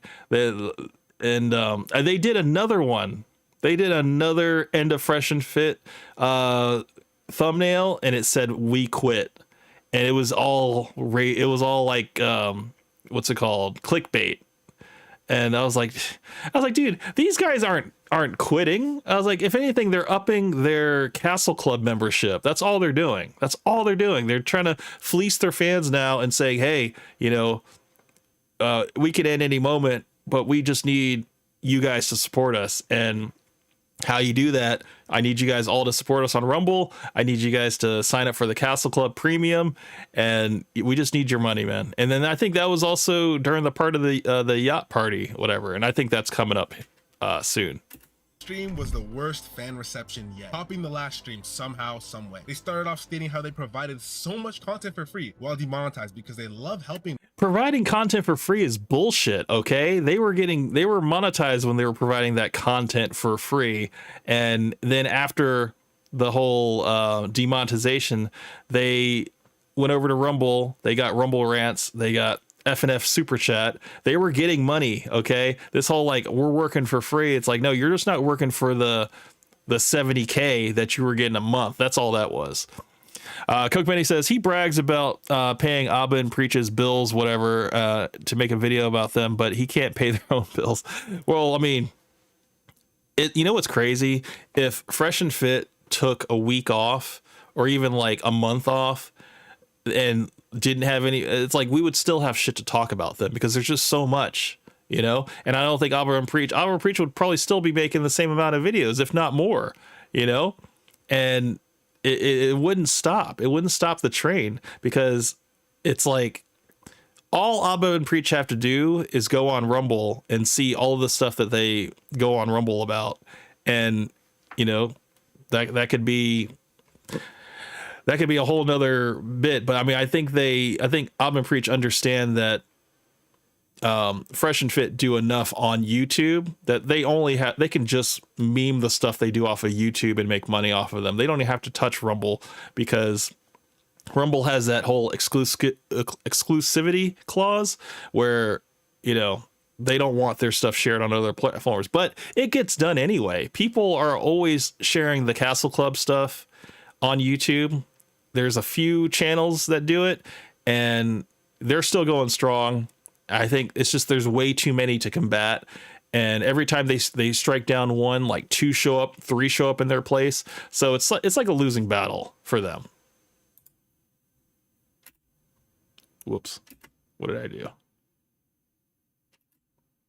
Men so much. They spoke about how they're going against the Matrix, the Jews, the feminists, all the rest of that. We want to go places where other podcasts are scared to go. We want to make content about things that other podcasts are scared to make. And obviously, when you make content on certain things before October 7th, right, you get, you know, you can go ahead and deal with some with some consequences for that, right? They said all this to butter the fans up for the fact that they're going to be going behind a paywall for their after hours. Yeah, after hours is going behind a paywall, but all of the stuff that helps you make money and you know, the Womanizer Wednesday stuff that helps you improve with women and stuff, that's all going to be free. And nobody watched any of the crypto, you know, scammer episodes. And nobody cared about the whole credit card episodes. You know, it's like the only people that actually watched them, they watched the after hour stuff, because that's where like all of the crash out moments would happen. That's where all the entertainment kickouts would happen and stuff. It's like nobody really like took any advice from you guys. It's like we were just watching you purely for entertainment. And the fact that you're going to make people pay for that, that's when the channels that started coming out that would be reposting their content from Castle Club and completely undermining their whole monetization strategy. It was a beautiful thing. And that's how I got banned from Length or Girth, because I had reposted a YouTube video that had reposted Castle Club content. And I was like, dude, I got this off of YouTube. I didn't get this off of Rumble. And it was like a technicality,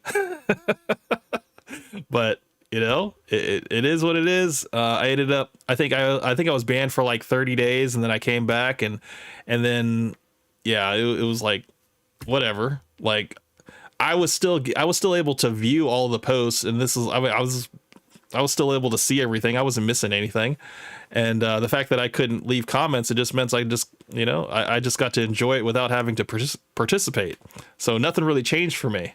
You know, the only thing anyone comes to their channel to watch. They're doing this through what they call Castle Club, where for the low price of $35 a month. Oh, dude, that $35 is so quaint. It's like gonna be $90 by the end of next week, and I'm guaranteeing you guys, before the end of January, it's probably going to be past $100. It's going to be, they're going to lose another monetization string, whatever. And they're just going to be like, look, we got to up the ante. You know, we already got people that are already bought in, you know, and we got to find some way to limit them in a way where they're like, okay, we got to pay for this stuff, because there's no way.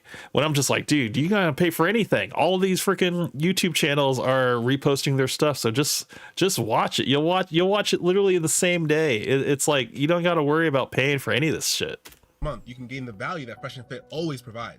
And that's another thing. I don't think Don Ozzy is going to talk about the reposters, the people that are whitelisted to repost their Castle Club clips. I don't think he's going to mention that. That's just kind of something that's kind of like underground, that if you're in the know, you know about. There's like, I think there's like 3 or 4. There's like Game of Stripes, Spartan Aoses, whatever, and then there was another one that I think ended up getting taken down that I was subscribed to. And I was like, yeah, dude, it's like, I still get this stuff in the same day, whatever they release it. And it's just like, it always starts off with Myron saying, okay, we're on Castle Club now. All right, let's go ahead. And I was just like, dude, this is great, man. People are just completely undermining you guys. And just like, we ain't got to pay for nothing, man. Just wait a few seconds and it will be re-uploaded. Needless to say, they're Time. Let me just go back a little bit. and then place the bill for the team at the feet of the viewers. If I was a podcast and I did all those things I just listed, my last option would be to do what FNF did, well then I'd have zero option because I would never do that. There's just some things that are just too shameful. But of course, they did it and the result was horrible. The subreddit completely flipped. 99% of posts that are even about. Hey, look at this. You guys remember that thumbnail that I did? That's where I got this from. And I had to change the shirt because I'm like, Myron is always wearing the Fresh and Fit merch or whatever. So unemployable, yes, that's funny, but it's more accurate if you just put Fresh and Fit. And the Fresh that is a trick, I think CEO Network's better. But yeah, that's where I saw this and I'm like, I am taking this. I thought it was too good. They got the bald spot right. They got the nose right. It's just like, this is amazing. FNF are completely bashing FNF. At the time of this stream, 100% of them were. People were unsubscribing en masse, and no one felt bad for them. Worse yet, instead of saying, look guys, I'm sorry, this is my fault, and I'm coming to you guys in my time of need, don't feel obligated, and I understand the backlash. They insulted their own fans for not wanting to foot the bill that they had no part in accruing. By the way, Squidward gains. Oh man, Coke Betty, that's a good one. No, he definitely, they said that the nose was like, I remember someone said that the nose looked like a droopy dick or something. And then yeah, but Squidward, he definitely has that same nose too. Or Gonzo, you know, he has that same nose. But yeah, it was good shit, man. Good memes. hey, if you're a brokey in the chat, I'll call you a brokey just because you don't want to support. That's when the audacity of Fresh right here. Like, this is when he started to take like a dark like, he's like, oh, I'm gonna be more based, I'm gonna be more I'm gonna speak up more. None of this like passive Fresh. I'm actually gonna start, like, you know, speaking my mind more. And it's just like, it just revealed that, yeah, we knew you were all about money and you're gonna make fun of people that don't want to pay for your stupid little castle club or pay $4,000 to go on a yacht party to be on a sausage party. Like, it's not even a yacht party, it's a freaking decommissioned ferry. Like, nobody wants to do that, but people that did, you know, it's like, y'all are fucking losers, man. understandable. What I will say though is, like, when you see the value in the castle club, you're like, damn, you know what? Yeah, I need to be a part of that. your motivation pushed me to start and grow my business. I appreciate you guys. That's what we're talking about, bro. No brokey. Shout out to you, C. Avery.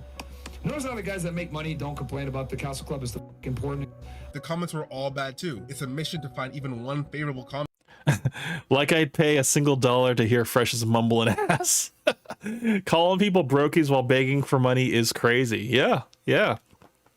You have the right to paywall your content, but I'm not going to pay money to see red pill content. Which is maybe 50% interesting, thought-provoking, and is an oversaturating niche anyway. I'm willing to bet I'm not in the minority on that.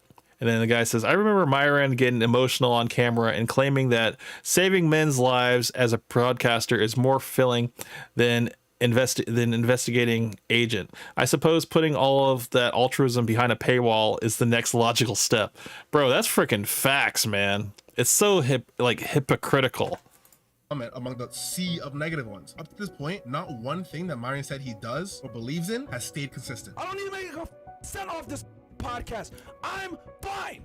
This was the clip that the guy said that he misunderstood, I guess, when he was on the call-in show. He was saying how Myron was worth like $6 million when really it meant that he had $6 million worth of investment properties. It's not that he worth it. It was tied up in investments, but he was just saying how you don't need to make money on this podcast because you have $6 million in the bank. And I'm like, that's not the case. It was the fact that he claimed that he had $6 million in investment property. So it was kind of two different things. Sonic says, laugh my ass off. I'm so glad that the humans invented the comment section. Laugh my ass. Bro, there's so much like rich shit like in that, like all of the comment section for like Fresh and Fit videos. It's like, it's better than reading Reddit sometimes, man. Reddit is just one flavor of comments, man. The YouTube ones are good. The Reddit one, I'm not the Rumble ones are good too. There's haters everywhere, brother. My real estate will take care of me, so I can sit here and tell you, haters, you. Yeah, but you're not thinking about the people that are on your team. You're just thinking about yourself. You know, the 20 employees that you have that, you know, depend on you guys to have a show that's successful. That 70K not being there is a huge hole in your wallet. Now you guys got to, like, you know, Myron has to go on Jubilee and, you know, do guest appearances there. He needs to go and collaborate with other people and stuff in order to get paid.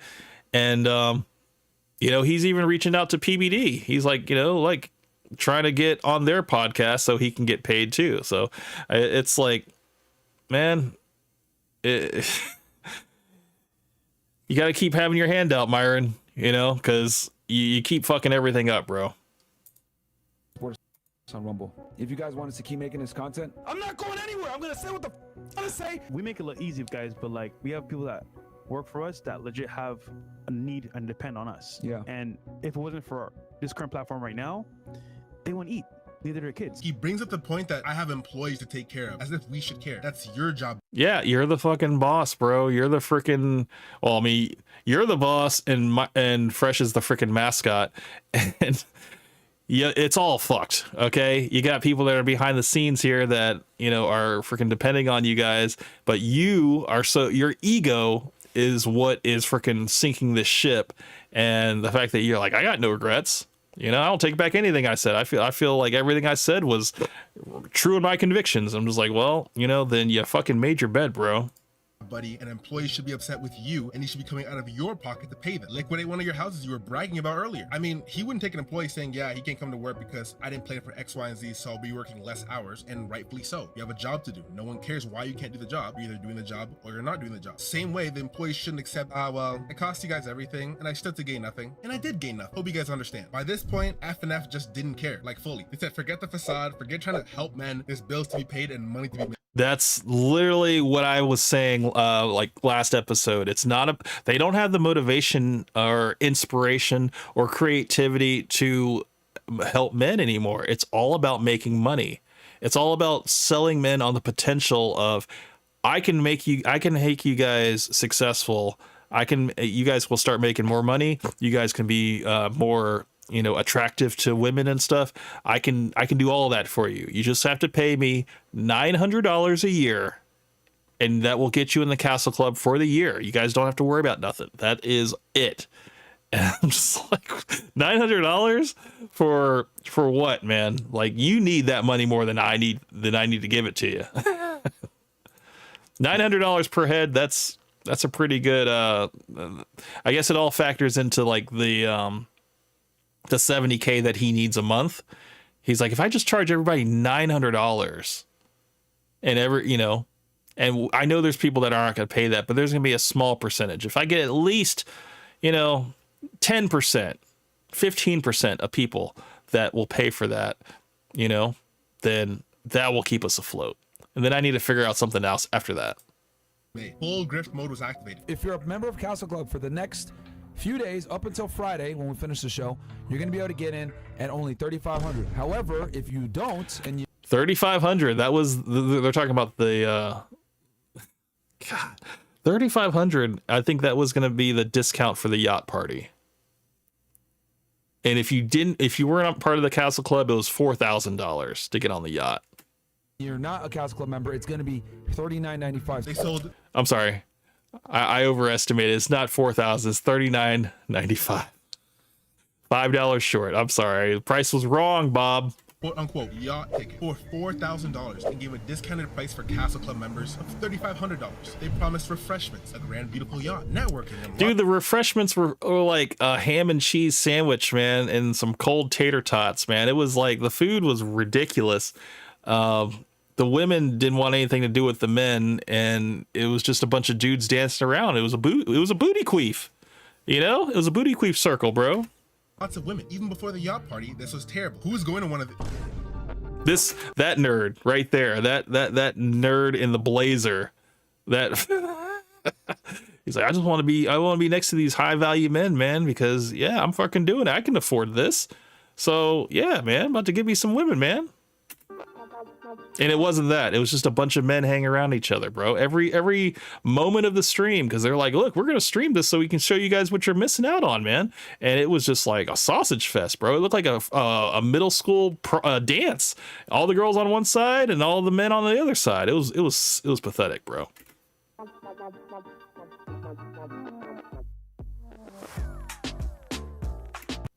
See, that went a little fast. You can see all the girls on this couch. It was like 3 girls there. You had like, 3 girls here.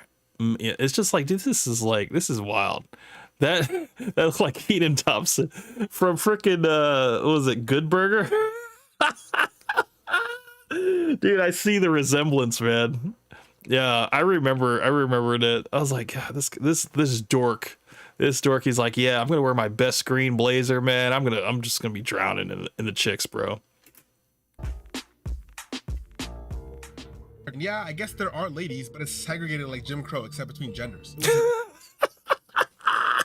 Segregated like Jim Crow, bro. Dude, it really was. It was like a middle school dance, not even high school. Like, it was just like all the guys were just like too shy to talk to these girls, and the girls didn't want anything to do with the nerds, man.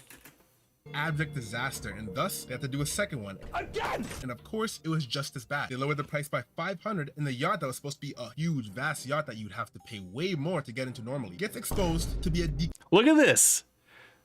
Look at this. This is what you paid $4,000 for, and if you were late to the party, you got to pay $500 to get on this, and this was only for 2 hours, okay? And it was the middle school dance party where you were just hanging around with a bunch of dudes. I'm sorry, but for $500, man, that could have gone a long way, doing something else, man. These guys got fleeced, bro. Commission state fair. The same segregation was there in the next yacht party too. Look at all that. Hold on. That was like, go back a little bit. To be a decommissioned state fair. The same segregation. I see one guy right here. All these girls here. That's probably a guy's shoulder right there. So 2 guys. All these girls are together. Segregation was there in the next one guy right here. I don't know how that could be. I mean, they had multiple high value men right there. One of the most high value men on the yacht. Why would you not be excited to talk to them? It's truly a mystery to me. Hey, ladies, you guys want to say what's up to the camera? Introduce yourselves. Let's go. Apparently, you guys are from Czech Republic. No, definitely not. Networking was. This was where I was like, Myron has no sauce. He has no charisma. He's just like, the girls don't want anything to do with him because they didn't know that this was a fresh and fit yacht party. They thought that this was an OnlyFans yacht party. It had nothing to do with fresh and fit. So they're like, okay, free drinks for us. Okay, we'll take that, and then after that we'll go clubbing and stuff. This is only for like an hour or two, whatever. So yeah, we'll take our resources, and then when it's over, we'll get out of here. Not consistent, but there sure was a lot of men dancing. This right here, booty queef. All these losers. Not a woman in sight. Well worth of 3.5k if you ask me. They went on to do a damage control stream in which they controlled 0 damage. And in fact, Fresh, being as smart as the microphone he's speaking into, decides to say the reason the party was good was that he made a profit. Yeah, we didn't help men. There was no networking. It was just, we made a profit. It's all about money. And Fresh, he's just, it's those 3 things again. It's money, women. What was the other one? I forgot. Money, women, what else? What's the third thing that's in Fresh's mind? Coconuts and Barbados. That's what it was. Well, yeah, and he said this directly after Myron tried to say it wasn't about making money. It wasn't about money, you stupid fucks. That's what Myron said. And yeah, Fresh is just like, we made a profit, guys. Even indicative of what happened on the boat, and they're saying it flopped. We made a profit, to have fun. We went to the club afterwards, and the goal wasn't to make a bunch of money. Yeah, and I told y'all that from the beginning. When I first heard Myron say that, I thought he was talking to Fresh. that, hey, it wasn't about making money, you stupid fuck. I thought he said that, but he said, you stupid fucks, basically talking to the audience, the haters that were like, oh, this party was fucking lame, bro. And he was like, no, it wasn't about that. It was a networking opportunity. Coke Benny, you said it just right. It was a networking opportunity, and the women were just background. That's all they were. They weren't there for you to simp on. They were just, eye candy for you while you networked with the other high net worth individuals. That's what it was all about. And for 2 hours, and if you didn't get any networking in because you were too scared to talk to a girl because that's all you were focused on, well, you didn't use your money or your time wisely. Man, a profit. By this point, Fresh and Fit were done. The fans don't rock with them. The outside world never rock with them. The only option was to pivot, although it can hardly be called that. I saw a tweet that said, male influencers when money runs dry and it's time to pivot. And it's 100% true, especially in this case. The getting canceled to moving to the alt-right or right grift is something that deserves its own video and honestly needs to be studied. Like the opposite of the current thing. But I'm sure it's all a coincidence. Anyways, this was a natural progression for FNF. I mean, they wanted to do this even before they were canceled. Did I say they? I meant Myron. Because Fresh was not down for this at all. He was seeing a one-to-one correlation between Myron ramping up the racial rhetoric and the decrease the numbers in his bank account, the one and only thing he cares about. The animosity was starting to bubble up in the background. This was seen in Fresh, who was at the beginning a punching bag who everyone made fun of, doing a complete 180. This is the rise of Fresh here. This is where he starts to wake up because he's just like, oh my God, like the money, I can actually count that high. It's not much. This is not good. Oh man, it's getting to the point now where like my tricking and simping it's not going as far as it used to. And actually trying to run the show at times and standing up to Myron. Pointing out who's behind the scenes pulling strings, what does that do? Someone please tell me, what does that do? I guess it just... Other than make you a target. No, 100%. 100%. What does that do for the public?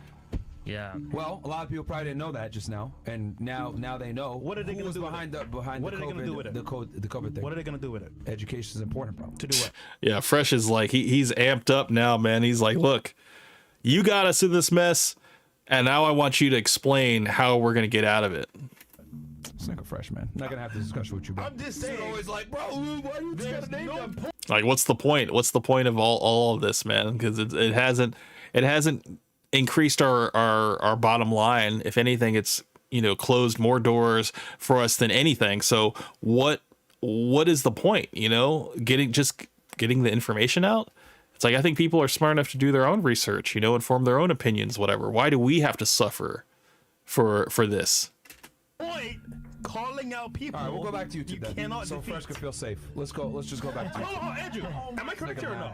I'm just drinking my coffee, listening to this convo, bro. I'm the only one. Common sense, man. Making the good point of who cares about all these conspiracy theories, albeit he did say because you can't defeat them, as if every messianic descendant is connected to each other through telepathy, or they're a monolith or something. Basically, he got to the right destination, but he took the wrong road. But it wasn't just him showing signs of animosity, it was Myron too, going as far as creating a whole new show with Sneeko, Elijah, and of course, their superhero, Nick. No Fresh to be seen. And we all know how much Myron likes yes men around him. But what happened? Ah, yes, the Controlled Chaos podcast that never came to fruition. It was something that, I don't know if after the call-in show when I said, hey, you could possibly, replace Fresh with anybody that has charisma, or anybody that kind of can match your energy. I think Myron took that as like, you know what, that's not a bad idea, Like, I know I share a lot of views with Nick. I know, Sneeko's like a little brother to me.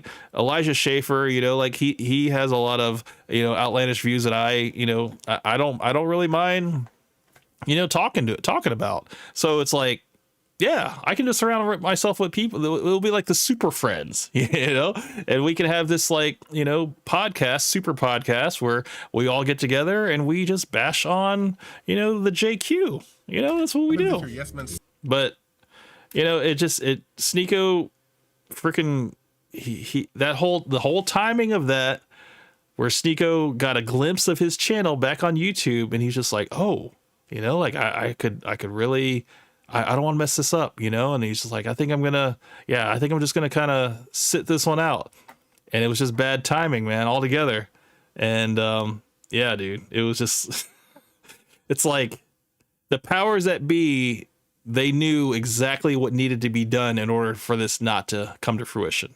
Stops yes manning. Now you have someone who's completely and utterly incompetent who doesn't even do what you say. What's the point? It is truly a weird predicament these guys are in. On one hand, the podcast wouldn't be where it is without Myron's drive and his leadership. Fresh had exactly nothing to do with the rise, and in fact, he made it worse. While on the other hand, if he had listened to Fresh at least these points, they wouldn't be panicking and looking for a new shit to jump to. Both parties do have good reasons to be mad at the other. And by the way, Myron has not just dipped his toes into Caucasian supremacy, he took a full dive in. He was in their Twitter spaces, and funnily enough, although he accepted them, they did not accept him. I'm probably gonna do a video on this topic in general at a later time, so I won't touch on it too much right now. But man, is it funny to see what everyone knew to be true happen in real time. Like, buddy, they can't even get their definition of whiteness right. For some, if you're Italian, you're not white. For some, if you're mixed with anything that's not European, you're not white. You can look like the Aryan ideal itself and let them find out you have 1% Ashkenazi Jew in your blood. You've been a traitor the whole time. How much more denied are people like you and Candace Owens going to be? Very obviously just useful idiots for the time being. And it's honestly really funny. Please continue to go into these Twitter spaces. We all love it. But Fresh didn't share my sentiment, and neither did one of the back end people, Mo. You see, Mo is the punching bag of all punching bags. Genuinely a nice guy.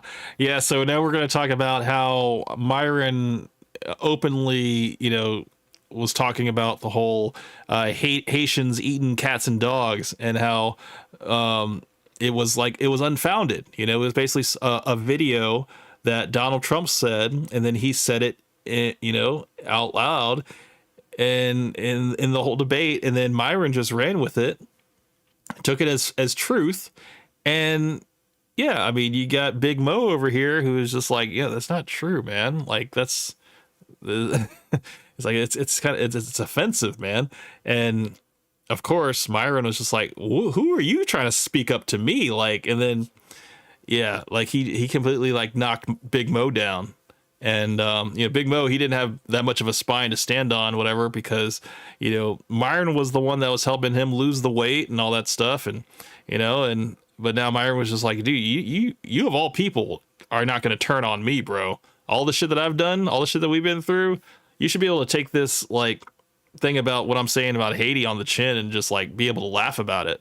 But I mean, at the end of the day, these guys, they're like, look, man, I'm okay with you making fun of other people, but once you start making fun of like my country and shit, it's like I almost can't really hide the way that it's bothering me. And Myron's just like, look, I make fun of everybody, man. If you can't take it, you just need to man up. Guy from all accounts, but seems to be really unsure of himself and lacking in confidence. Everyone who takes part in the show has stood up to Myron in some sort of fashion, even if they did it jokingly with undertones of whatever you say, boss. But up until now, Mo hasn't. It all started when Myron was making jokes about the outright confirmed and uncontested by anyone credible lie that Haitians are eating dogs and cats en masse, sold by the 47th president of America. They're eating cats and dogs. See, he just said it with like complete conviction, like Donald Trump said it, so it must be true. How consistent are you when it comes to false allegations and misinformation towards countries that has been stolen off of? That's my question. We're on Twitch, so I gotta keep it up. But stop it. Get some help. Mo obviously took exception to that because he's from Haiti. All Myron did as a response to this was make jokes at his expense, play sound effects to troll him, and Mo was visibly annoyed. Myron, who has dealt with false allegations, claims that everything in your history book is a misinformation, yet can't just condemn this easy display of both right here. Obviously not. Guys like Myron only have a few set of values. Number one, the opposite of the current thing, conspiracies and pandering to my audience. Yep.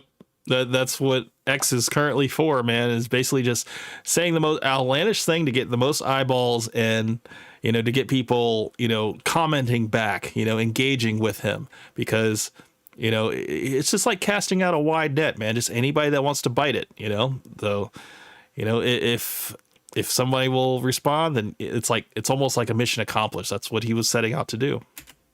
But this rightfully bothered Mo, especially since he's Haitian. Myron didn't care and in fact went harder on him because, again, to Myron, the ultimate goal is complete submission to Myron. Any signs of dissent, whether justified, which they mostly are, or not, must be stomped out. Whether on live like in Mo's case, or behind the scenes like in Allende's case. Inconsistency reached an all-time high at this moment for Mo. Not that it mattered to anyone genuinely watching FNF for advice at this point. They are watching to be pandered to, not for real information. Keep in mind, all the numbers in World War II are fake. All that documentation out the window. All the studies on racism and institutionalized racism. Yeah, it's all propaganda as well. Every singular conceivable conspiracy? Facts. Haitians eating dogs and cats? Facts. That's as true as it gets. Source? I made it up. Can you imagine debating someone if they sourced the Fresh and Fit video? Anyways, back to the point. Fresh also bit back, but he did so much more tactfully than Mo. I'm kind of eating my words here because Fresh is making a lot smarter actions than I thought he would. The reason Mo went wrong was because he was seeming hurt about it. That's like blood in the water to a bully like Myron. Also considering he was half in, half out with his confrontation, Myron ate him alive. Fresh on the other hand did it way differently. After either Myron or Fresh got them banned off Twitch, one of the last platforms that isn't Rumble that they can still monetize on, Myron had the audacity to utter a single word about Fresh possibly being the reason for the ban. Yes, the man who lost the podcast. Yeah, this is where he told him, take accountability, Fresh. He just said it like out of like a knee-jerk reaction, and it was just so rich coming from him. Most of their money because he's the one that cost him everything. And potential growth is condemning Fresh for getting them a temporary ban on Twitch. Could have been anything. 100%. That's what it was. You think so? 100%. Yeah, because you said the F slur, but you know, at the same token, Myron was saying simp multiple times on that stream, and you know, it was both of them. They both crashed out, and they both, you know, broke the rules. So you said, I don't know, man. You said as streamers, these simps, it's, I guarantee you, it's we should find out because simp isn't a hateful slur. It's, let's find out. I promise you, bro. Let's find out. I literally have. Wait, this is crazy. Is it Fresh that got his banned? No. Nah, bro. Don't put it on me. We ain't putting no. Fresh was not having it whatsoever. In an act of complete lack of self-awareness, Myron utters the words, take accountability. Take accountability, bro. Literally, it says. I remember that point, man. That was just like, it was so wild that he was saying that, like those words came out of his mouth, man. Like the only equivalent to Myron telling Fresh to take accountability would be Fresh saying, stop being a simp. You know, stop being a trick. Stop paying for box. If he had said that, it should be like, that's rich coming from you, man. Yes, we got him. Listen, bro, it is what it is. Yeah, I'm just saying. Controversial. Yeah, no, of course. But, hey, listen, double question in the chat. Hey, man, I kept it real. I kept it non-PC.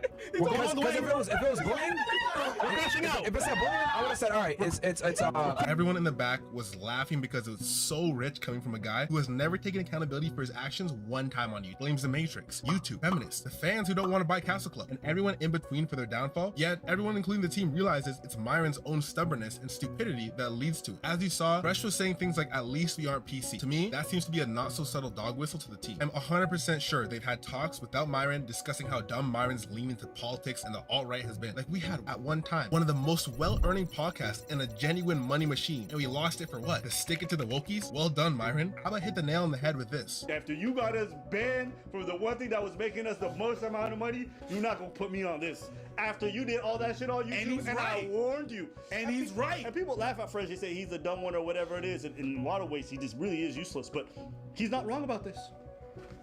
He's not wrong.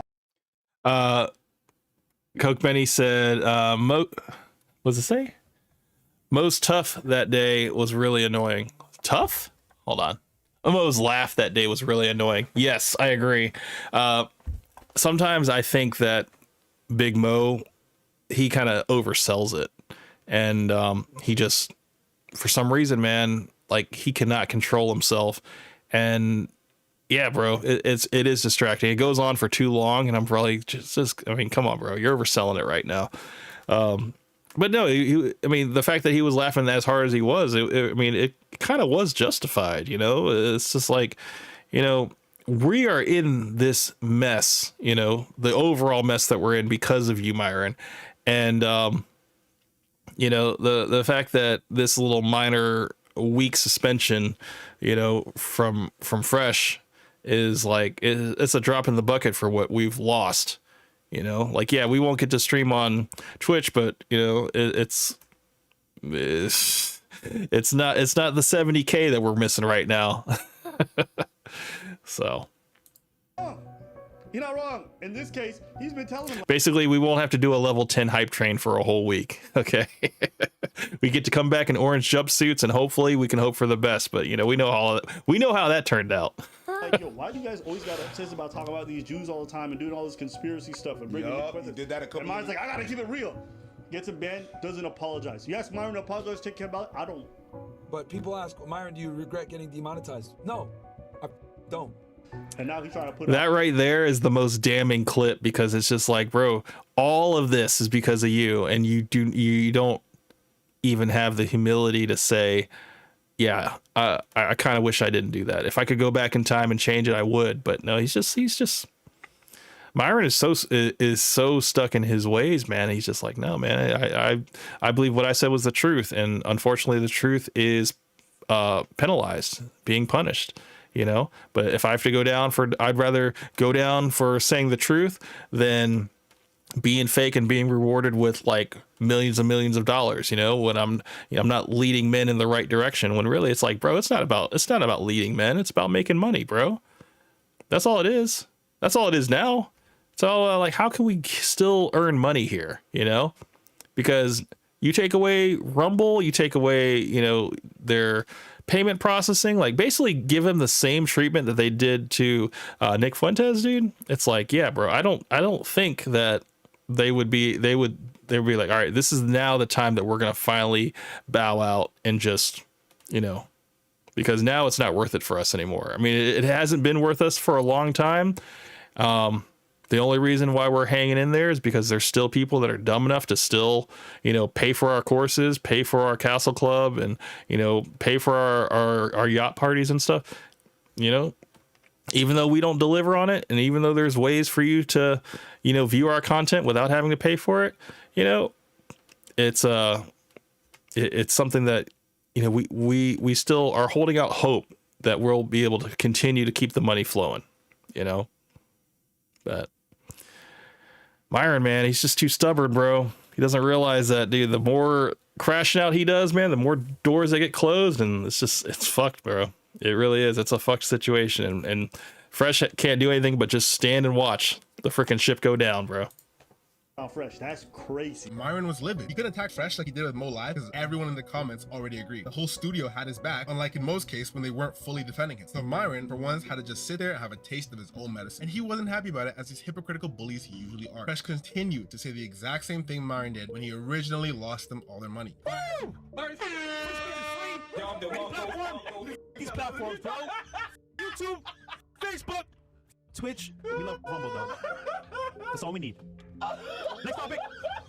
That's all we need. That's all you got, man. That's Rumble is all you need, man. That's all you got, bro. Please. But nothing can stop Myron's ego and pride, as well as his ambitions of being one of the good ones. So even after all this backlash and the majority of his fans saying, dude, we do not care about politics, Myron was in the background of all of this, continuing to get abused on Twitter Spaces, was going on more and more racist tirades until even Twitter, yes, the cesspool of the internet, the place where you can openly say slurs, besides cisgender, of course, come on, let's have some decorum, we have to draw a line somewhere, blatantly and unapologetically spread misinformation. Putin's bot playground itself and the alleged free speech platform ended up demonetizing him. You know how bad you have to be for this to happen? This at first was a genuine how bad it was, it happened twice. Okay, it happened twice to Myron, and it seems that Myron is now triple down on the whole X name that he has, Myron Gaines X. Now he has renamed Fed Reacts to Myron Gaines X. Now he's basically trying to take all of his followers that were on X that he's gained and try to move his audience over to YouTube so he can have at least people that can donate to him on that. And yeah, it's crazy because now he's debadged, so there's no like $5 per subscription and stuff like that to read his tweets, which I'm like, that's crazy that he thinks that people would actually pay $5 to read somebody's tweets. Like, that's just dumb, bro. shocked me. But given the pattern of self-destruction that is Myron's legacy, I really have no reason to be shocked. At this point, the downfall had finally reached its end. FNF are clawing and grasping at any relevancy they can. They're only somewhat relevant on Rumble, but those are the same old people no one knew is scrolling through Rumble and seeing FNF talk about Bitcoin and clicking that. Their YouTube is a husk of what it was before, some videos getting as little as 6K views. Prior to this, you'd expect videos and clips to get upwards of 500K depending on who's involved. This stream's not including— True, it's such a major fucking fall off. It's like, it used to be minimum 100K views for every video they did, no matter whether it was a Money Monday, Womanizer Wednesday, or a freaking after hours show. Like, now it's just like 25K, maybe at the most like 50K, and that's after days and days of it being up. Well, it's just the audience just isn't there anymore, man. You know, they've moved on to whatever podcast. They moved out of the red pill completely. You know, it's like they just realized that it's not entertaining anymore because you got these after hour shows where it's like 100. I'm not 100. I'm sorry. It would be like the first, hour is like just intro and stuff. And then it's literally like the same formula, it's just the same questions and it's just cookie cutter. It's not really like anything pushing forward, and they always have the same guests on, and it's like I've said this a long time ago. If you've seen one after hours, you've seen them all. It's true. They have not changed. Girls, a measly 30K, 42K. Those would be great numbers for a channel like mine. With 1.5 million subs compared to their peak of 400K, 700K, 600K, it's a damn shame, or it would be if this wasn't so predictable. The downfall of Fresh and Fit was not only predictable, but completely unnecessary. They innovated on the YouTube platform, reviving YouTube channels. Even the video for freaking Raw Reality has more than that. The one that I did, it's like 900 something K now. It's like, oh man, let's pause this just for a second. I always want to check in on that. Oh, look at the twins. Let's check up on Raw Reality. Let's see how much that video has it hit 100K views yet. That would be nice. Let's check it out. Raw Reality. We're at 976K 10 months ago. Not bad. Not bad at all. All right, let's go back. Cook Benny says, I was working out this morning, and while listening to my playlist, when the song Night Train played, I had to ship it and remove it from my playlist because Myron ruined that song for me. Oh, yeah. Yeah, that's true. Yeah, it's all about freaking music. Oh, well, not music. It's all about freaking rock music, like Myron. I haven't actually seen any clippable moments from any of the Night Trains, so I haven't really, I can't tell. I don't really have an opinion on that. I just know that Myron, it's just like his own little segment where he can get away from Fresh and just, kind of unleash and everything. So yeah, that does, that sucks, man. That does suck. Can't look at that song again. Creating a whole economy around them in their videos, even now. And this is before the critiques of I mean, what's worse for me is that I can't watch Scarface without thinking about Fresh and Fit. Like I used to love Scarface. That was like one of my top 5 movies of all time. And I can't watch it because it reminds me too much of Fresh and Fit. So not like just the music, So it kind of sucks. I'm just talking to people reacting to their kickouts. They actually had a mainstream relevancy, and their points got other people talking. And even now with the pop balloons or fine love trend, I'd wager that this idea had its roots from Fresh and Fit and their podcast. They found a winning formula that worked. They cultivated a cult-like following, and they were some of the first to really address issues that men were facing. Although it has since evolved, originally it was a lot more palatable. What I'm trying to say is this: had a good thing going, but of course all good things must come to an end. And this end was a disgraceful one, not because of Abba and Preach or any false allegations / true allegations, and definitely not because of the goddamn Matrix. It's because of Myron. Although he was the engine that carried the podcast, he was also the person who derailed it. Think about it. At every turn, Myron doubled and tripled. And I know we're kind of getting close to the end of this video, but it's just like when you know all this information and all the pieces have been laid out for you, and now you have the almost kind of the full context of where they began, where the fall off happened, and just the steps they took in order to get to where they are today. And, the relationships that they severed and, the people that they stepped on and stuff. It's like you get all of this stuff into context now. It's like you can't go back and still think of them as positive influences, as people that are motivating, people that are, inspirational, because it's like, now that it's all about money. That's all it is. It's sustaining a lifestyle, keeping the lights on, and, just being able to do, offend as many people just so you can stay relevant. It's like when you try to be a hero, but you live too long and now you're the villain, and everybody sees you as the villain because it's like you're just these greedy, money hungry scammers that you're only out for yourself. It's not about helping men. Maybe it was at one point, but it's not that anymore. And, that's why, I've had this opinion about, I have a lot of stuff that I want to say to Myron that I didn't get a chance to. But now it's like, you know, I think there's a lot of people now that probably are now primed with that information now. I think you guys, hopefully, if you didn't know about any of this stuff or you only knew like a portion of it, now you're starting to see, oh, there's a lot more context now that I didn't have, that now I understand where camp is coming from. You know, like I'm not trying to be this hater, you know, I'm not trying to just, you know, put these guys down because I want them to burn. No, I honestly think that they deserve every fucking thing that happens to them now, because all they are doing, or at least all Myron's doing, is putting out this toxic waste, you know, response to anybody that will listen. And, you know, if you get offended, good, you know, because then, you know, it's like in his mind, he's making you a better person because you're hearing the negative aspects, and hopefully you'll take that information and do some good with it and fix your life or whatever. So Coke Benny says the only clipped moment from the Night Train stream was when he got pissed at my comment. That's the one thing that I saw, and I thought that was great, because he was just like, I don't know who this Coke Benny is. That was good, man. That's it, man. That's literally the only thing I've ever seen. And you know what? That's fine. You know, like I just, you know, you would think, you know, a show with just Myron, people would love it. And maybe some people do, but, you know, it's just like, he's just spewing hate now. It's not like, it's nothing that is going to benefit your life. You know, you're basically just tuning in to, you know, listen to somebody put down the Jewish population, put down black people, put down women. And it's like, I don't know, man. It's like, do you guys really want to adopt any of those ideologies? I don't think so. So yeah, I think it's really easy for anybody that watched them for entertainment to be genuinely not entertained by them anymore. And that's literally where I'm at right now. You know, the fact that I can just, I can watch like a 30-second clip on them, and I'm like, this isn't necessarily out of context, because I know all this information already, that it's almost like I would expect them to say certain things like this. So yeah.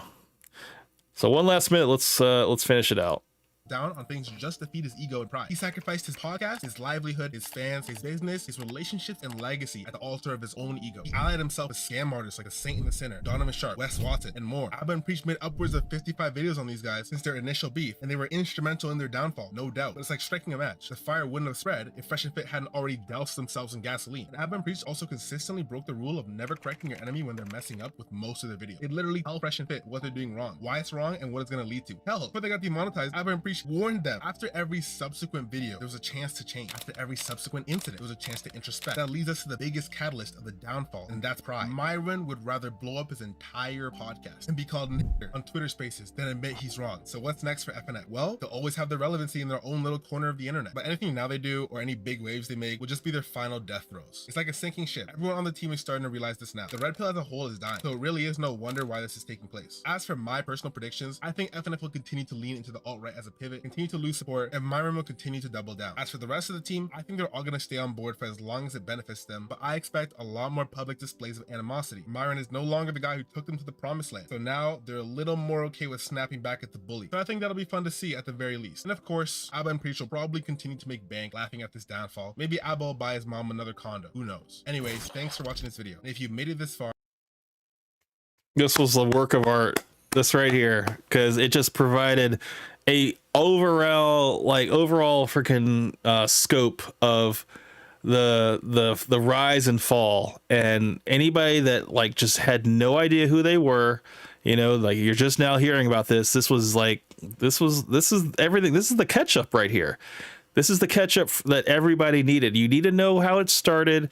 You need to know, you know, what led to their downfall, what actions they took, what was their strategies and stuff. And now, you know, where they currently at right now. And it's like they're at each other's throats. they can't keep it offline anymore. Like it's seeping into their show now, and for public perception, we're just viewing this, as people that are, not even fans of the show. We're just casual onlookers, just to see, like, look, before we were waiting for him to kick out women. Now we're just waiting for them to crash out on each other. Like, that's what we're all waiting for. Sonic says, yes, definitely, man. If anything, it makes me respect Fresh so much more. Nah, I'm just kidding. No, but I do think that Myron seems to be dismissive of his friends. Well, absolutely, man. I mean, I think the way he kept his circle, man, it was the people that he felt that he could control. That's how he hand selected these people, because he knew that they could be punching bags for him, people that have low self-esteem, and just able to prop himself up and make him feel like he is, the big fish in the small pond, so to speak, or the competent one, while everybody else is like a bumbling loser. So, yeah, man, shout out to Don Ozzy, man. That's like, that right there was probably like the most required viewing I ever seen on Fresh and Fit. And I went ahead and left a comment. This is my comment right here. And I said, this was great. Anyone who is new to watching FNF, and I put in parentheses 3 months or less, needs to see this. And then he liked the comment. And then Mr. Big Shots 1240 said, most of it is slander. This is obviously a Castle Club member. So I replied, I said, Big Shots, please present the argument about any of the information deemed slanderous. I understand if you are a new fan of FNF, hearing or seeing anything negative about them, factual or fabricated, could cause you to reject the presentation outright. The onus is on you now to prove what is right. And then Jerna29 said, didn't you cook Fresh on that iconic call? And I was like, yes, sir. Why Myron Deserves Fresh was the video I did. And he's like, that was so damn funny. And I was like, it's just too bad Fresh made the call out about him. I had smoke for Myron as well. So yeah, that's probably going to be about it for tonight, guys. That's going to be it. Let me make sure I don't miss anything. I think that is it. Let me make sure. Let me go check my save real quick. Case closed. Another revenue stream closed. This was the so Mr. Drew Pavlov says, I can't believe this guy got demonetized, and it's Myron Gaines X. Shut the fuck up, K word. No one gives an F about your opinion, you dreidel spinning fuckface. Jeez. And then that was when Elon Musk said, free speech doesn't mean paid speech. And that's like, that literally sums up Myron's whole angle. It's like, you want to be able to say whatever you want. You want to claim that X is no longer a free speech platform, when in reality it is a free speech platform. You just are not going to get paid for it anymore. So that's about it. Yeah. That is it, guys. That is all I have for you today. We have reached the 4-hour mark, so I'm going to go ahead and, before I go to bed, I'm going to work on the thumbnail of this live stream, and then sometime tomorrow I will be working on one of my first videos, one of my graphic design videos that will be covering the Nintendo Switch case spines that I'm doing. I think it's six spines that I have to do, and I don't know, I might just do one video per spine and just kind of spread it out until I have my videos for that. So that should be fun.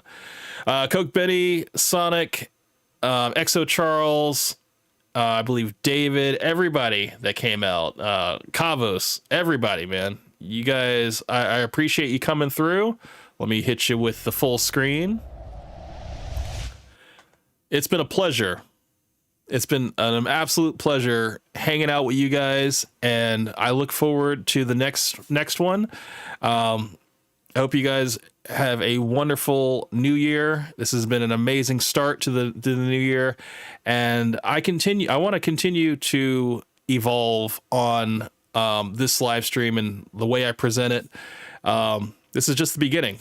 So, Sonic, I want you to continue cranking out your amazing videos, and yeah, you guys just keep up the support. I appreciate you guys, and all the people that are finding me for the first time, man. This is what I do every Saturday around 11:45. This is pretty much the schedule I can keep to.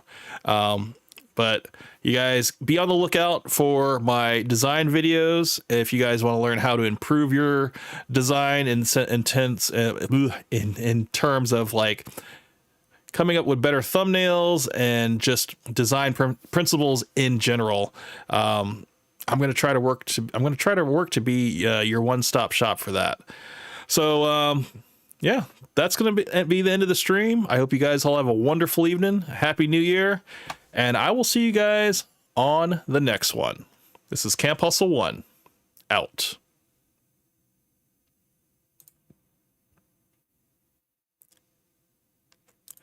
Sonic, it's been fun, bro. Thank you for the stream, man. It's been nice seeing you again. Benny, have a great night, brother. You too, Camp. Yeah, bro. Good night. I can type. Hustlers. Peace out, guys.